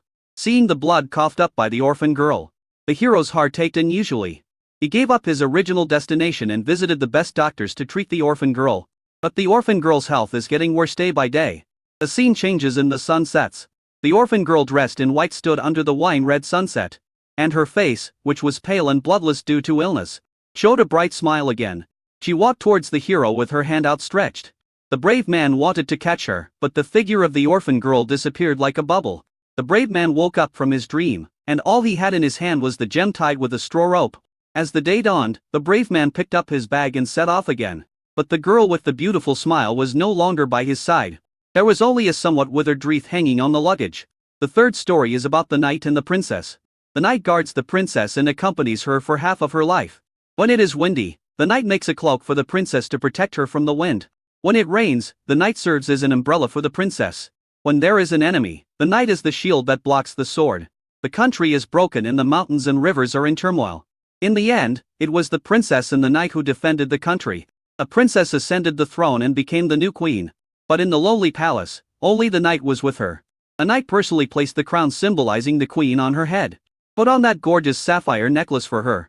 Next up is the fourth story. The fifth story. 6 minutes is not a long time, but it brings the audience an immersive experience almost like a movie. There are 5 stories in total, with joys and sorrows, separations and reunions, perfect endings and regrettable endings. Many people couldn't help but shed tears as they watched. Not just because of the plot. It is also because of Shen Feng and Zhang Wanwan's impeccable acting skills. Even if you don't know the plot, just seeing the loneliness in the witch's eyes as she stands alone beside the grave, and the pain in the hero as he wakes up from his dream and tightly grasps the gem, is enough to make people tremble and be moved. Such acting skills are fully worthy of Xu Yilan's repost and such high praise. All the audiences who watched it were convinced. I cried. And I haven't wiped away my tears yet. Brighter reminder. This video contains hidden dangers. A hero and the little girl are so tear-jerking. And the moment the hero wakes up at the end is so touching. I almost forgot I was watching an ad. I thought I was watching a movie. Although the special effects are a bit poor, the acting is too fierce. And Wanwan's last look is to killing me. I never thought I would be addicted to watching commercials. But now I find out I was wrong. Can there be a sequel to that story of werewolves and vampires? I really want to see the sequel, so sweet. However, I am not well educated, so I can only say, I'm fine. Feng Zi Wanwan is awesome. And most importantly, although the advertisement seems to be telling 5 stories, it has nothing to do with promoting jewelry. But as a director, Ningguang gave Mingyu Jewelry enough eye-catching shots to show the 5 types of jewelry it was going to sell. And the picture is perfectly controlled, so that the 5 types of jewelry in the 5 stories have enough appearance rate and give people a deep impression. Therefore, the advertising effect of this advertisement for the 5 types of jewelry is not bad at all. Within an hour after Xu Yilan reposted this Weibo, thousands of people left comments asking for purchase links for these jewelry. There was even a comment like this that received a lot of likes. You cheated me of my tears, and you want to cheat me of my money. Okay, I'll give it to you, then you can give me a purchase link. But Mingyu Jewelry has never released the purchase link. At this time, Shen Feng, Zhang Wanwan, Sister Lin, and King King were sitting together, watching the situation change on Weibo. None of them are in a hurry to release the purchase link, because now, it's not the time yet. Soon, half a day passed. But the repost of Mr. Xu Yilan, more and more people saw this advertisement shot by Mingyu Jewelry. Firms such as Mingyu Jewelry and Quan Suo couple advertisement were even pushed to the top of the hot searches. Fuyan has a lot of fans on Weibo, but there are definitely more people who are not fans of Fuyan than those who are fans of her. In the past few days, the news of the competition between Enchun Jewelry and Mingyu Jewelry, and the competition between Fuyan and Shenchang Wanwan has become almost known to everyone on the internet. Many people, even if they are not fans of either side, will join in the fun to some extent. These passers-by had seen the video shot by Fuyan a few days ago and all felt disdainful of it. I find it incomprehensible that so many people buy into an advertisement of this quality. But Fuyan's fans were so powerful that many passers-by did not dare to speak out. But it's different now. Now with the comparison of Shen Feng and Zhang Wanwan's high-quality advertisements, it is clear which one is better. These passers-by immediately became emboldened. And they all wish they could take these ads and put them on the faces of Fuyan's fans. Open your eyes and see clearly. What is a good advertisement? They can't do it and we won't go. But Shen Feng and Zhang Wanwan can. This is simply a dimensionality reduction attack. Your Fuyan's acting skills can't even compare to Shenfeng's eyes. I heard you guys are fighting. I really don't know what's so good about this. Crushing. The days when celebrities could endorse advertisements by just posing and looking cool are over. This is advertising. Shenfeng and Zhang Wanwan's fans were even more proud at this moment. A few days ago, they were attacked and insulted by Fuyan's fans. And they were so frustrated. Now that Mingyu Jewelry's advertisement has come out, fans can finally fight back with pride. He immediately chased after the group of Fuyan's fans and sprayed back. Fuyan's fans were panicked. But the one who was even more panicked was Fuyan. He is the CEO of Zhenchun Jewelry, Xiao Daking. Look at Mingyu Jewelry's advertisement. And then look at your own advertisement. Xiao Daking is not blind. How could he not see the difference between the two? He thought that after all, an advertisement is just an advertisement. And even if the actor's acting skills are good or bad, the effect of the advertisement will not be much different. But now, this advertisement of Mingyu Jewelry is like a big slap in his face. Xiao Daking's secretary saw that Xiao Daking's hands were shaking as he held the water cup, and couldn't help but say, "Boss, Mingyu hasn't put up the purchase link yet. They just put up an advertisement. What's the point of just having good reviews for the ad? They won't necessarily sell more than us. Fuyan's fans have strong purchasing power." Xiao Daking leaned back in his chair and glanced at the secretary weakly. "What do you know? Do you think this competition is really about who can sell more goods in the end?" Xiao Daking said with a headache. "From the moment Mingyu's advertisement became popular, we had already lost. But such great popularity and good reputation. Even if Mingyu's products don't sell as much as ours in a short period of time, its reputation has already spread. I have worked hard for so many years to continuously suppress Mingyu's brand and reduce its influence. But now this advertisement has directly made all my efforts in the past years go to waste." Xiao Daking said this and exhaled deeply. And he took out his cell phone and dialed a number with gritted teeth. This is his last trump card. He had already planted a secret agent inside Mingyu a long time ago and had already gained considerable power. Mingyu had been suppressed by him before, and this hidden line played a vital role. However, because this secret line involves too many things, he doesn't want to use it unless the situation is urgent. But now, the situation has become very urgent. He must mobilize this secret line again, and let this secret line find a way to create some scandal within Mingyu to cool down Mingyu's current popularity. He has worked so hard for so long to win Mingyu, he can't just give up like this. The phone was connected. He put the phone to his ear and said in a deep voice, "Xiao Xin, find a way to make something happen inside Mingyu for me. Even if it means exposing yourself. This is an extraordinary period. We must do everything we can to suppress Mingyu's current popularity. Do you hear me? Hey, Xiao Xin, speak, do you hear me?" Xiao Daking spoke several words into the phone, but never got a response. Xiao Daking frowned and said angrily, "What are you doing? Did you hear me?" "Yes." Suddenly, a young man's voice came from the other end of the phone.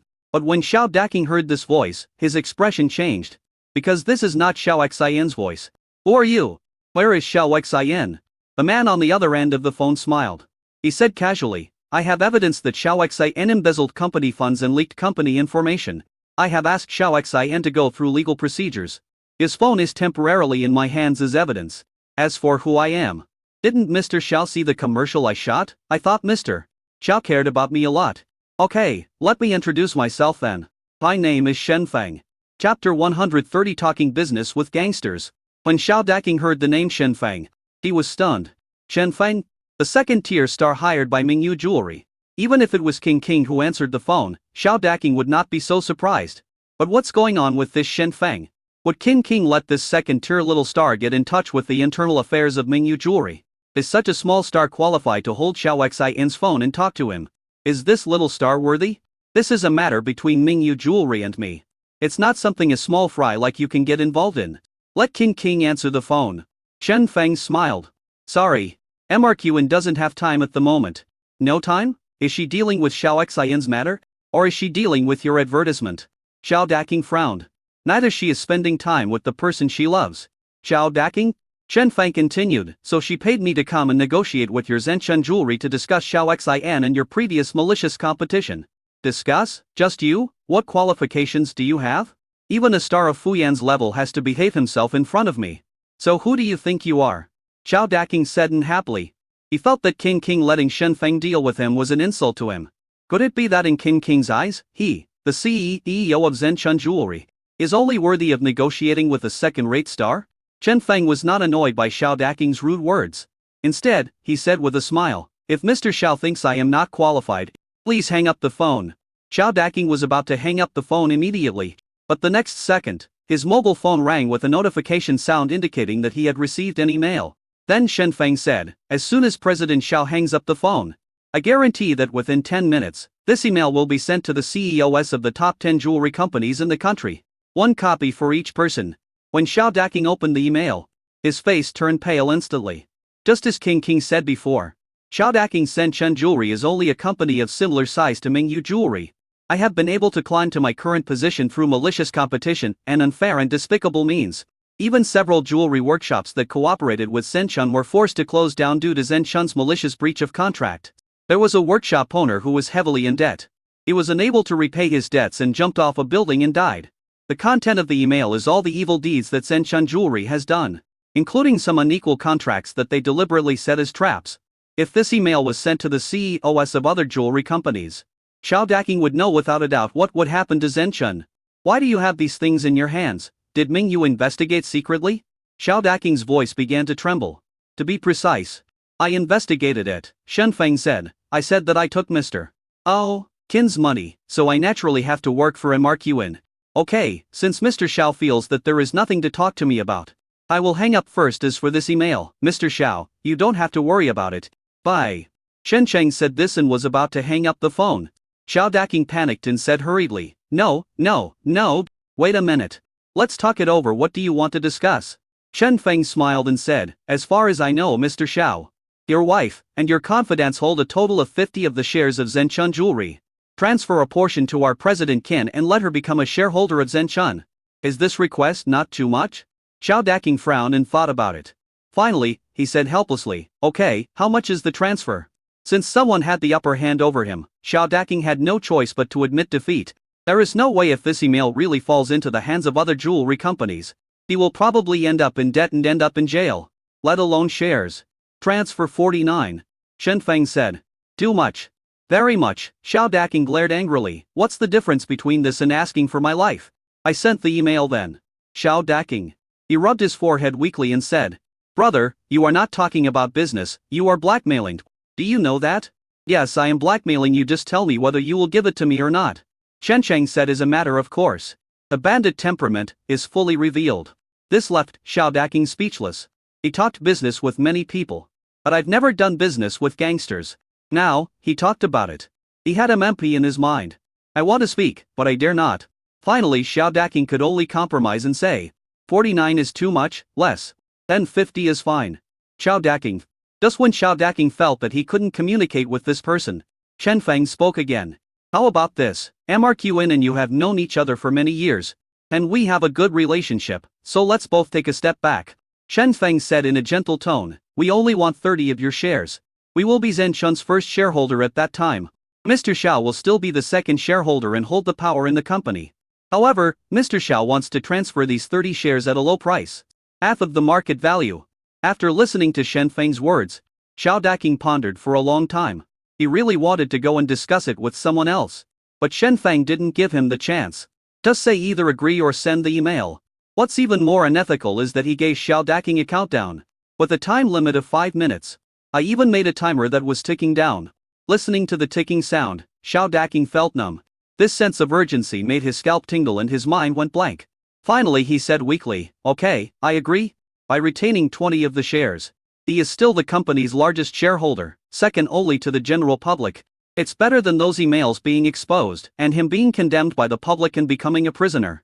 After agreeing to Shen Feng also stopped the countdown of the timer. The dripping sound stopped and Xiao Daking breathed a sigh of relief. My head became a little clearer. After a moment, he laughed bitterly and said, Brother, I realized I was tricked. You, Mingyu, probably couldn't afford to buy 50 of the full price shares from the beginning. And you thought that if you threatened me and forced me to sell these 50 shares at a low price, I would fight you to the death. If you force us to fight to the death, you may not even get one of Mingyu's shares in the end. So your original plan was to acquire 30 of the shares, and then you made a concession so that I would willingly lower the price. Right? Congratulations, you got the answer right, but unfortunately there is no prize. Shen Feng praised him, and then said, please ask Mr. Xiao to prepare the equity transfer contract. I think Mr. Xiao's team should be very efficient, right? Well, look. Hearing the busy tone on the phone, Xiao Daking put down the phone, leaned back in his chair and closed his eyes. He never expected that he would end up suffering a great loss at the hands of such a young man. What kind of monsters are the young people nowadays?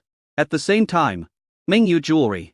In the reception room, Qin King and Sister Lin sat together eating snacks. While eating, Qin King glanced at the time. And he asked Sister Lin, "Lin, do you really think Shen Feng has the ability to earn these 3 million from me?" This afternoon, after Mingyu Jewelry's advertisement became popular, Qin King said jokingly that he wondered if Xiao Daking would be convinced after seeing the advertisement and would be so moved that he would give Zhenchun away. However, Shen Feng said that if Qin King really wanted Zhenchun, he had a way to help. Originally, Qin King thought it was just a joke and didn't take it seriously. But Zhang Wanwan instigated the situation and suggested that Shen Feng and Qin King make a bet. Qin King didn't care too much and casually said that if Shen Feng could really get Xiao Daking to give up Zhenchun, she would give Shen Feng 3 million. At this point, Qin King felt that this was all a joke. But in the afternoon, Shen Feng occupied her office and then called away Xiao Xian, an executive of their company. Qin King was very surprised. Was Shen Feng serious? Does he really want to force Xiao Daking to hand over Zhenchun by himself? This is totally impossible. Sister Lin glanced at Qin King and shook her head first. Then he nodded. If it was anyone else, I don't think it would be possible. But if it's Shen Feng, I don't think it's impossible. Qin King was a little surprised. You trust Shen Feng too much. This is a business war, not acting. But since you believe in Shen Feng, why don't we make a bet? Qin King suddenly smiled. If Shen Feng takes down Zhenchun, you win. Otherwise, I win. If you win, you can set any conditions you want. If I win, you agree to one of my requests. Show about that? Sister Lin thought about it and finally nodded. Okay. Qin King smiled, already thinking about what request to make to Sister Lin. Just as he was thinking about it, Shen Feng and Zhang Wanwan walked into the reception room. Then Shen Feng said, I've asked for 30 of Zhenchun's shares at half price. When the contract is ready, Mingyu will be the largest shareholder of Zhenchun. The smile on Qin King's face froze for a moment. She didn't know whether she should continue laughing now. Chapter 131. Your acting is too bad. The next day, it was the same as when the ad was posted. Mingyu Jewelry once again quietly released purchase links for the 5 pieces of jewelry in the advertisement. The only difference from yesterday's advertisement was that as soon as Mingyu Jewelry's IPO post was released today, countless people noticed it. Because now, there are so many netizens visiting Mingyu Jewelry's IPO. After a day of fermentation, Mingyu Jewelry's advertisement has become extremely popular. Not only did it dominate the hot searches for a whole day and night, but news about this advertisement was almost overwhelming on TikTok, Bilibili, and various video websites. The reason why this advertisement became so popular is not only because of the promotion by veteran actor Xu Yilin, but also because the advertisement was well shot and touching enough. Moreover, the appearance of this advertisement broke an unspoken rule in the current domestic entertainment industry. That is, traffic is everything. Celebrities with high traffic can get approval for anything they shoot, even if the products they endorse are poor or expensive, or the commercials are cheap, and can still drive a large number of fans to buy them. It's not just advertising. There are also various movies and TV series. As long as the star is famous enough and has enough traffic, no matter how bad the movie is, there will be fans following it and it will sell well at the box office. The directors spend all their money on hiring these actors, with the top star receiving tens or even hundreds of millions of dollars in salary. Instead, the areas where money should really be spent, such as costumes, props, scripts, and special effects, were greatly discounted, resulting in one bad movie after another. On the other hand, those unknown grassroots actors, even if they try their best and work hard to make a good movie, will be buried because they have no money for publicity and no fame. Many people have already expressed their dissatisfaction with the current situation where traffic is everything. And now, the high-quality commercials shot by two new generation actors, Shen Chang and Zhang Wanwan, have immediately become a sharp sword for these people to attack those traffic stars who have no strength. Don't use your youth as a cover for your poor acting skills. If you don't have the ability, you don't have the ability. It's not that we don't accept the growth of young artists without talent, but we don't want to accept that traffic stars without talent can get dozens or even hundreds of times more pay than veteran actors just by relying on their looks. If your acting skills were half as good as Shen Feng and Zhang Wanwan, these domestic web dramas wouldn't have received so many low scores and negative reviews. A 6-minute commercial is more exciting than some people's 120-minute movies. This requires not only artists to reflect, but also some directors to reflect. You paid those popular stars a huge salary, but in the end, they produced a piece of shit. Are you worthy of the audience? Under this wave of public opinion, Shen Feng and Zhang Wanwan's advertisements seem to have become a banner. How could the popularity be low? How could there be few netizens who came here to watch this advertisement? Many viewers who watched this advertisement were moved by it and wanted to buy jewelry. But Mingyu did not post any purchase link on Weibo all day yesterday. It's like they don't want to make this money at all. Many netizens had money but nowhere to spend it, and they frantically Mingyu jewelry in the comments section of the advertisement. It was not until today that Mingyu Jewelry's official Weibo finally released the purchase links for the 5 pieces of jewelry in the advertisement. A tip is also included. In order to avoid impulsive purchases, the purchase link will be released one day later. Please remember to consume rationally when purchasing jewelry. This explains why the purchase link was released one day later. It forms a sharp contrast with Zhenchun Jewelry. Zhenchun Jewelry would post a Weibo post to show off every time it sold 1,000 sets of jewelry.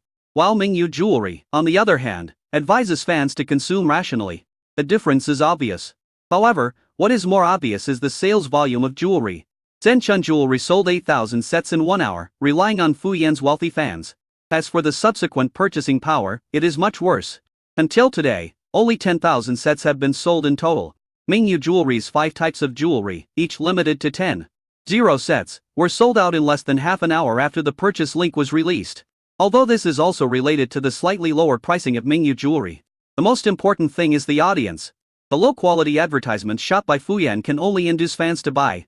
But Shen Feng and Zhang Wanwan's advertisements, even if they cannot stimulate every viewer's desire to buy, will at least tempt those who already want to buy jewelry. Compared to the products endorsed by Fu Yan, which can only be sold to fans, the advertisements of Shen Feng and Zhang Wanwan are the ones that truly achieve wide publicity. At this time, Fu Yan, who had already left Shangjing City and returned to his mansion, was slumped on the sofa, watching the screen being dominated by traffic stars. The netizens who were already deeply resentful of him were criticizing him, and watching the crushing sales of Mingyu Jewelry. Fu Yan's hands were shaking as he held the phone. Everything was fine until Yuta showed up. He stared at the photo of Shen Feng and Zhang Wanwan on his phone with cold eyes. As he was watching, Fu Yan's cell phone rang. He answered the phone and said in a cold voice, "Have you found any dirt on them?" Wan Heng on the other end of the phone said, "No, Shen Feng has only been in the industry for 2 months. And although Zhang Wanwan has been acting for a few years, she has almost no scandals. It doesn't seem that easy to use negative information to attack them." Fu Yan frowned. "What should I do then?" Wan Heng said on the phone. "The only way to bring down these 2 people now is to tell everyone that they are not as perfect as they appear to be. And they are even very dirty behind the scenes. If they do this, those fence-sitters will not only stop supporting the 2 of them, but may even turn the tables and blame them. Since we can't find any dirt on them, let's create some. Do you understand what I mean?" Fu Yan said. "You mean, we need to arrange for the Navy? It's useless to rely on the internet army alone. What we need now is more powerful black material," Wan Heng said in a deep voice. "Aren't Shen Feng and Zhang Wanwan a married couple? Then we should find a way to start with their relationship as husband and wife." "You mean, Shen Feng and Zhang Wanwan have opened their own studio and are in need of staff. If we put someone in their studio and let her and Shen Feng have some scandals, not only will their CP image collapse, but their relationship will also break down," Wan Heng said with a cold smile. The so-called perfect idol turned out to be a scumbag who cheated on his wife. This material alone is enough to pull Shen Feng down from his current position. As long as the public opinion on the entire network is against Shen Feng, it will be much easier for us to defeat him. Listening to Guan Heng's plan, a smile appeared on Fu Yan's face. "Just do as you say. I'll give you all the funding you need. You must bring down Shen Feng and Zhang Wanwan for me." One day later, Changjing City, Mingyu Jewelry. After signing the equity transfer contract, Din King let out a long sigh. Until now, she still feels like she is in a dream. She never expected that Shen Feng was actually able to make Xiaodaking give up 30 of his shares, and at a price less than half of its market value. "Thank you, Shen Feng." Walking out of the conference room, Din King looked at Shen Feng in front of the door and said with a smile. Xiaodaking, who was beside King King, glanced at Shen Feng, sighed, and shook hands with Shen Feng again. "Young people are formidable. I admit defeat. You're just spitting out something that doesn't belong to you in the first place. Don't be so sorry," Shen Feng said, and then looked at King King. "President Qin, you're welcome. I have to thank President Qin for the 3 million. Din King smiled. She was willing to accept the loss of the 3 million, and felt that it was worth it. "It's not just because of taking down Zhenchun. It's also because I have witnessed Shen Feng's abilities. This young man is really as extraordinary as Erlin said. At noon, Qin King invited Shenfeng, Zhang Wanwan and Sister Lin to have a meal. This meal is a practice meal, because Shensheng and Zhang Wanwan are planning to return to Zhonghe City. Zhang Ziyiqi's birthday is coming soon, so of course Shenfeng and Zhang Wanwan have to go back. Especially Shenfeng, who had promised to give Zhang Ziyiqi a surprise. So this could not be delayed. As for Sister Lin is not going back with Shenfeng and Zhang Wanwan this time. Of course, this doesn't mean that she will stay in Shangjing City forever. According to Qin King, the two old friends just wanted to reminisce about the past. Although Zhang Wanwan didn't feel bored with being together all day long. Sleeping in the same bed at night was considered normal for them to reminisce about the past. But considering Qin King's 3 million, Zhang Wanwan had no intention of taking Sister Lin away. After lunch, Zhang Wanwan and Shenfeng boarded the plane back to Zhonghe City. Moreover, these two people were very luxurious and sat in business class. The two people's itinerary was very secretive, so after returning to Zhonghe City, there was basically no one to pick them up at the airport except for a few fans who got the inside scoop from somewhere. After leaving the airport, Zhang Wanwan hurriedly took Shenfeng home. She hasn't eaten the food cooked by Shenfeng for several days. And she can't wait. Shenfeng was actually quite anxious to go home. He hasn't eaten Zhang Wanwan for several days, and he can't wait any longer. However, just after leaving the airport, Shenfeng and Zhang Wanwan saw a young woman rest fashionably and beautifully, pacing back and forth at the airport gate with a headache on her face. Because it was late and there were not many people around the airport, a woman dressed like a peacock was quite conspicuous. When she saw Shenfeng and Zhang Wanwan, the woman's eyes seemed to light up. Run forward quickly. At first, Shenfeng and Zhang Wanwan thought they were recognized. But the young woman took out her phone and walked up to ask, "Hello, do you know where Wanfeng Lin Studio is?" Shenfeng and Zhang Wanwan looked at each other, and their eyes became strange. The young woman even came closer, especially to Shenfeng, and handed the phone to Shenfeng to look at. It seemed that there was information about Wanfeng Lin Studio on the phone, but it was not known whether she really slipped or what happened. But when the woman approached Shenfeng, she suddenly staggered and fell towards Shenfeng. The paparazzi who had been hiding in the dark picked up his camera, waiting to capture the scene of Shenfeng hugging the young woman. He has been waiting for this scene for a long time. As a result, Shenfeng was seen retreating. The woman fell to the ground immediately. The paparazzi was stunned. The young woman was also dumbfounded. Is this guy really straight? Can't he lend a hand? How does a guy like this find a wife? Just when the young woman fell and was cursing Shenfeng in her heart, Zhang Wanwan kindly squatted beside her and helped her up. While helping him up, Zhang Wanwan asked gently, "Are you going to Wanfeng Lin to apply for an acting position?" The young woman pretended to be pitiful. "Yes, can you tell me how to get there?" "No," Zhang Wanwan smiled gently, "but I can tell you that you don't have to go there." "Why?" "Because your acting is so bad, they won't accept you there." As she spoke, the gentle smile on Zhang Wanwan's face disappeared. She stared at the young woman with cold eyes. "With your acting skills, you still want to touch my man in front of me? You still want to go to my studio? If I don't show my power, do you think I have a good temper and am easy to bully?" The young woman didn't expect to be exposed so soon. She opened her mouth to try to make some excuses, but Zhang Wanwan only responded by giving her a middle finger and 2 words. "Get lost." Chapter 132. You can't afford to play, you're doing a sneak attack. Feng Zi. You are popular with women when a young lady falls. She wants to fall into your arms. After scolding the young woman away, Zhang Wanwan glanced at Shenfeng and said in a sarcastic tone. Hearing his wife's tone, Shenfeng felt helpless. As he pulled Zhang Wanwan in one direction, he said, "I'm dodging now." A girl fell down in front of you. You have no mercy at all. How can you, as a new Century 5 good youth, be so heartless? Shenfeng. Shensheng glanced at Zhang Wanwan. What if I hug her? Zhang Wanwan smiled. I am a generous person. Just hug me if you want. Now we live in a society ruled by law. And I still kill you? At most, you can chop off the hand that held you. As the two were talking, they walked to a bench near the airport. There was a person sitting on the bench. He was dressed simply, wearing a mask on his face, holding a newspaper in his hand, and a camera hanging around his neck. Shenfeng sat on the left side of this man, while Zhang Wanwan sat on the right side of this man. The man immediately shuddered and whispered, You sit down. I'll make way for you." Having said that, he stood up and was about to leave. But Shenfeng grabbed his shoulder and pushed him back into his seat. "You can go, but first tell me whether you are in the same group with that woman just now. And who sent you here?" What are you talking about? I don't understand," the man said while suppressing his panic. He was the paparazzi who just wanted to capture Shenfeng hugging the young woman. He pushed Shensheng's hand away and was about to leave. This time Shen Feng didn't stop him. But he had just taken 2 steps when he suddenly heard Shen Feng's voice behind him. The latest model of Fruit 13. It looks like you just bought it.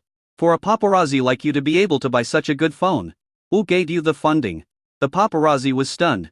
Then he quickly reached into his trouser pocket. Only then did he realize that the Fruit 13 that was originally in his pocket was missing. He turned around and saw Shen Feng playing with his cell phone. Cao Wanwan, who was standing by, said with praise. Your hands are so fast, you haven't even practiced stealing before. Have you? A little bit. Chen Cheng said modestly. The paparazzi immediately became anxious and turned around to grab the phone back. Cursing, how could you steal my things? Do you have any manners? Taking your things without your knowledge is stealing. But now that I've specifically informed you, this should be considered robbery, right? Chen Feng put the phone into his pocket and said with a smile. The paparazzi came up and wanted to reach out to grab Shen Feng's pocket. But his hand was immediately grabbed by Shen Feng. Shen Feng's method of holding his wrist was very unique, which made the paparazzi unable to exert any strength and his wrist felt extremely sore. The paparazzi was in so much pain that he thought his hand was going to break. He was so scared that he tried to pull his hand back. But when I pulled it out, my hand hurt even more. Finally, the paparazzi could only twist his body in a weird way to relax his wrist as much as possible, and screamed, let go, my hand is going to break. Chen Cheng narrowed his eyes and looked at him, and asked, who sent you here? Hey, I don't know, we all take anonymous black jobs from the internet. They pay us to do things, we don't know the other party's identity. What website? Send me the URL. I have a computer in my car with the website records in it. Can you go to my car? Chen Cheng then let go, and then took out GUOZ13 and shook it in front of the paparazzi. If you want to get your phone back, be honest, do you understand? The paparazzi nodded, rubbed his sore wrist, and led the way for Shen Feng and Zhang Wanwan. However, when he turned his back to Shen Feng and Zhang Wanwan, the look in his eyes became a little gloomy. But there was another companion in his car. Including the young woman from before, there were 3 people in their group. And there are only 2 people, Shen Feng and Zhang Wanwan. It's not certain who will threaten whom by then. The paparazzi's car was parked in a remote path outside the airport. There were not many people at this time, and this place is remote. So there were not many people. The paparazzi led Shen Feng and Zhang Wanwan to the car and opened the door. The young woman who had fallen badly and was limping, and a bald man walked out of the car. The young woman was holding a baton, while the bald man was holding a baseball bat. The paparazzi turned around and looked at Shen Feng and Zhang Wanwan, sneering, you two are really bold, you are 2 celebrities after all. But you dare to be so arrogant without even bringing bodyguards. Just give me your phone back and help us take a few photos. Once we complete the mission, we'll let you go otherwise. As the paparazzi spoke, he took out a small tripod for photography from the car and pointed it at Shen Feng. Chen Cheng looked at the paparazzi and suddenly smiled. You are quite professional, you are still thinking about completing the task. If I were you, I would definitely not care about the mission and just take my bank card. Wouldn't the money in it be much more than the mission? The paparazzi sneered, do you think I'm stupid? If I do that, you can just report it to the police. I can get the money but I won't be able to spend it. Is it necessary? Stop talking nonsense, be honest and return your phone. Then you can hold our girl and take a few photos, let us report to the mission. And I will let you go, everyone will be safe and happy. Don't refuse a toast and then drink a forfeit. You can return your cell phone in exchange for showing me your computer. As for taking photos, forget it. Shen Feng didn't seem to care about the 3 armed men opposite him and spoke in a calm tone. Seeing his attitude, the paparazzi frowned and said, do you really think we dare not take action if we don't teach you a lesson? The paparazzi said this and exchanged glances with the bald man and the young woman next to him. And the 3 of them walked towards Shen Feng and Zhang Wanwan together. After the paparazzi walking in front approached Shen Feng, he swung the tripod in his hand and smashed it towards Shen Feng. Shen Feng sighed. He suddenly threw the fruit in his hand towards the paparazzi. The paparazzi's expression changed and he quickly dropped his tripod, trying to catch the phone. Chen Cheng took this opportunity to step forward, held down one of the paparazzi's arms with one hand, and put his foot on the paparazzi's knee with a strong push. He forced the paparazzi to kneel on the ground. Seeing this, the bald man rushed over with a frown in his hand and swung a baseball bat at Shen Feng. Chen Cheng picked up the tripod that the paparazzi had just thrown away and pushed forward. A baseball bat is short, a tripod is long. As the old saying goes, an inch longer is an inch stronger. The bald man who was rushing over couldn't hold back his strength, and before he could hit Shen Feng, he had already crashed into the tripod. The bald man's face was distorted with pain. Chen Cheng suddenly put down the tripod, causing the bald man to lose his support and stumble again. Before the bald man could stand firm, Shen Feng had already punched him in the abdomen. The bald man trembled nervously at first. Then he blinked strangely. And he looked at Shen Feng with a sneer and said, "Boy, you don't usually exercise, right? You don't have any strength. And it doesn't hurt at all." Chen Sheng smiled calmly and said casually, "Yes, I can't compare to your strong body. I just don't know if your head is that hard too?" The bald man was stunned and didn't realize what it meant at first. Until he caught a glimpse of the young woman, who was knocked down by Zhang Wanwan out of the corner of his eye. "Where is Zhang Wanwan?" The bald man's heart suddenly skipped a beat. He subconsciously had a bad feeling and quickly turned around to look behind him. Then, he saw Zhang Wanwan holding a brick and dunking it on his head. Bang! The bald man took the blow upright. He swayed. He stretched out his hand tremblingly and pointed at Zhang Wanwan and Shen Feng, who were walking towards them. "You guys can't afford to play, so you're trying to sneak attack." After saying, he closed his eyes, fell to the ground. On that shiny bald head, there was a half-square brick mark left. Chapter 133, Repairing the Plank Road in the Open, but marching through Chen Kenji in secret. Although the paparazzi was knocked down by Shen Feng and Zhang Wanwan, he did not faint.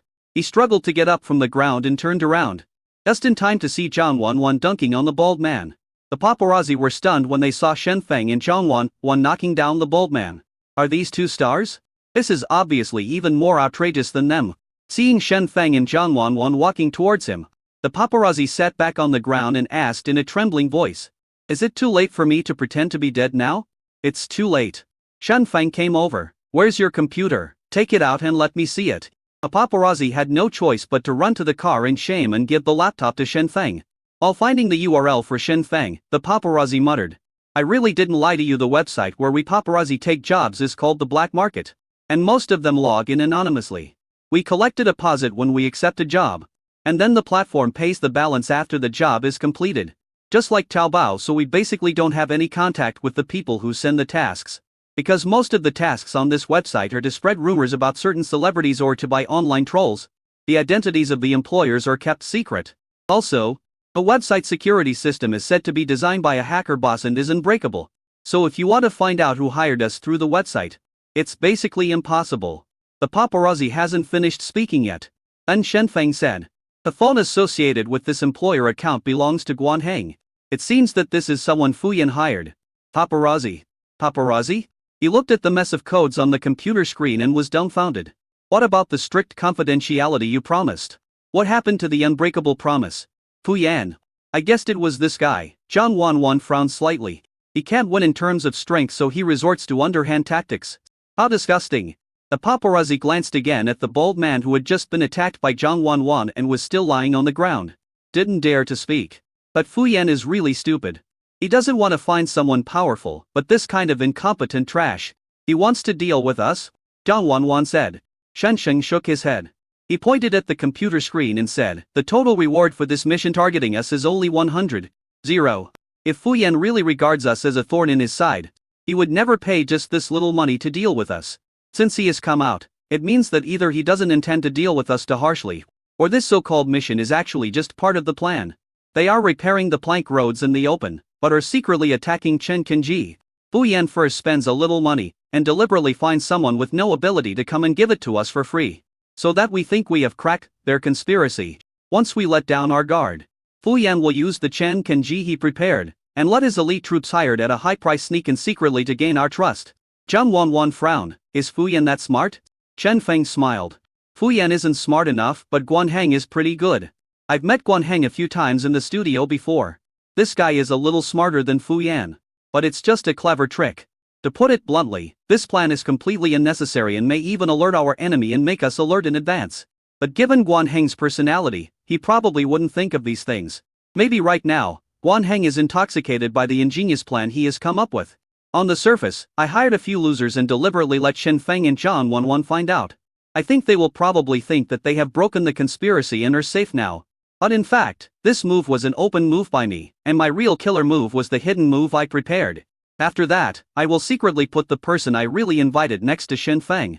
Shen Feng will definitely not notice it then he. At Fu Yan's home, Guan Heng was talking to Fu Yan about his plan with great excitement. He felt that his plan was perfect. First repair the plank road to show the enemy weakness and let Shen Feng relax his vigilance. He then secretly sent a master hired at a high price to lurk beside Shenfeng. Slowly get close to Shenfeng, slowly gain Shenfeng's trust. And even let him appear in the public eye with Shenfeng. When the time is right, let her take action against Shenfeng and create a scandal. This plan is invincible. Fu Yan didn't have the patience to listen to Guan Heng's chatter. He waved his hands and frowned. You just need to tell me when you can bring down Shenfeng and Zhang Wanwan. 1 month. The opportunity I need is the talent show Shenfeng will be on later. Guan Heng said, you'd better disappear for a month and stay quiet for a while.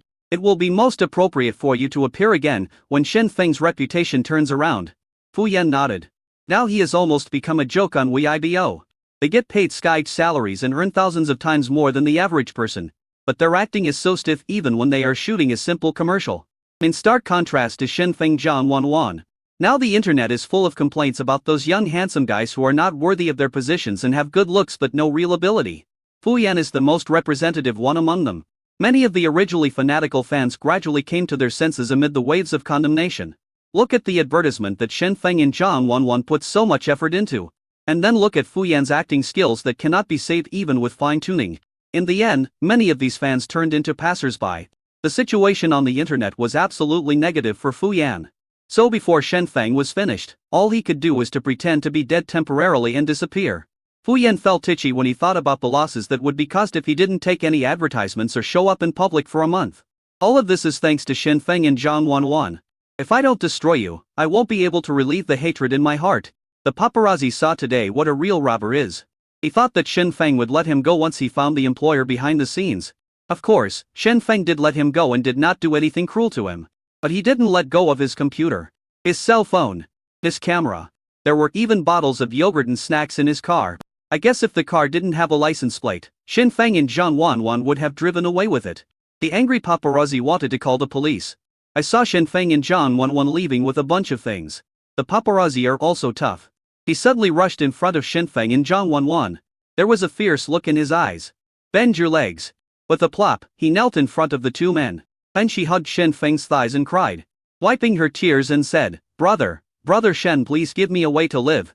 These are the ones we eat if you take them all away. What will we eat in the future? Zhang Wanwan threw a bag of snacks she had looted from the car to the paparazzi. Is this for you? Paparazzi, that's not what I meant. I mean, I still have to rely on these to make money. Without these computers and cameras, we will all be left with nothing. Shenfeng shook his head. I can show you a clear way. The paparazzi looked like they were listening attentively. You should wait until the southeast wind blows before you open your mouth. So you won't have to drink the northwest wind. Paparazzi. Brother, do you think you are humorous? He hugged Shenfeng's thigh and sniffed. Brother Shen, I have received the deposit from others. If the task cannot be completed, I have to return the money. But we have already used this money to buy mobile phones. If you take away all the money I earned, we won't be able to pay back the money. And then we will be finished. Shenfeng said, oh. Then he asked, you are finished, what does it have to do with me? No, please don't stand by and watch us die. At least don't add insult to injury and make our situation even worse. The paparazzi pleaded, you save people from suffering. You do good deeds, we will definitely remember your kindness for the rest of our lives. Shenfeng stroked his chin and thought for a while. And finally said, how about this, I'll pay you back the money you owe me. The paparazzi's eyes lit up. Brother Shen, you are such a kind-hearted person. From now on, we will follow your lead, just tell us what you need. We will do anything for you, said the paparazzi. Shenfeng smiled and waved his hand. No need to risk everything. I just know a friend who sells kidneys to people. When the time comes, I can just sell the kidneys from the three of you to pay off the debt. The paparazzi are numb. Chapter 130 for how to make delicious dog meat. In the end, Shenfeng and Zhang Wanwan did not return the computer and camera to the paparazzi. Nor did he take the paparazzi with him to sell his kidney. However, Shenfeng did give him the cell phone. It's not that Shenfeng is so kind. The main reason was that he found that the phone was broken during the previous fight. He was too lazy to take it to be repaired. As for how these three people would pay back the money later, Shenfeng didn't care at all. He has never been a particularly kind person. Not to mention the three people who originally had ill intentions towards him and Zhang Wanwan. After taking a taxi back to their villa with Zhang Wanwan, Zhang Wanwan strongly requested Shenfeng to make her a meal of sweet and sour pork ribs. Shenfeng hugged Zhang Wanwan and whispered in her ear, why don't we have something simple today? It's getting late. It's time to go to bed. It's only 8 o'clock, how can you sleep? Zhang Wanwan protested, you always go to bed at 11 or 12 o'clock. Chen Feng rubbed her head. 1G, don't play dumb. I'm not playing dumb, what are you talking about? Zhang Wanwan turned her head and looked away. Chen Cheng smiled helplessly. And finally took Zhang Wanwan to the supermarket to buy some ribs and made her a sumptuous dinner. Zhang Wanwan, who had just finished her meal, had not even had time to wipe her mouth before Shen Feng carried her to the bedroom on the second floor. Zhang Wanwan once again expressed strong protest. Can't you just let me wipe my mouth? As a result, she had just spoken. Shen Cheng had already kissed her on the mouth. He kissed the side of her face again. He licked the remaining sauce from her mouth clean. Then he whispered, now that your mouth is wiped, is there anything else you need to do? Zhang Wanwan opened her mouth and wanted to say something. But Shen Feng sealed her mouth again, blocking her words. The lights in the house dimmed. When Zhang Wanwan woke up the next day, she felt sore in her back and waist. Filming under Ningguang's guidance was not this tiring. The most important thing is that when she opened her eyes, she found that Shen Feng was not by her side. This made Zhang Wanwan very unhappy. Where has this heartless bad Feng Zi gone? Zhang Wanwan muttered. Then Shen Feng walked into the bedroom with a sumptuous breakfast. There is also Zhang Wanwan's favorite, Shen Feng's special honey-glazed chicken steak. Zhang Wanwan's eyes lit up.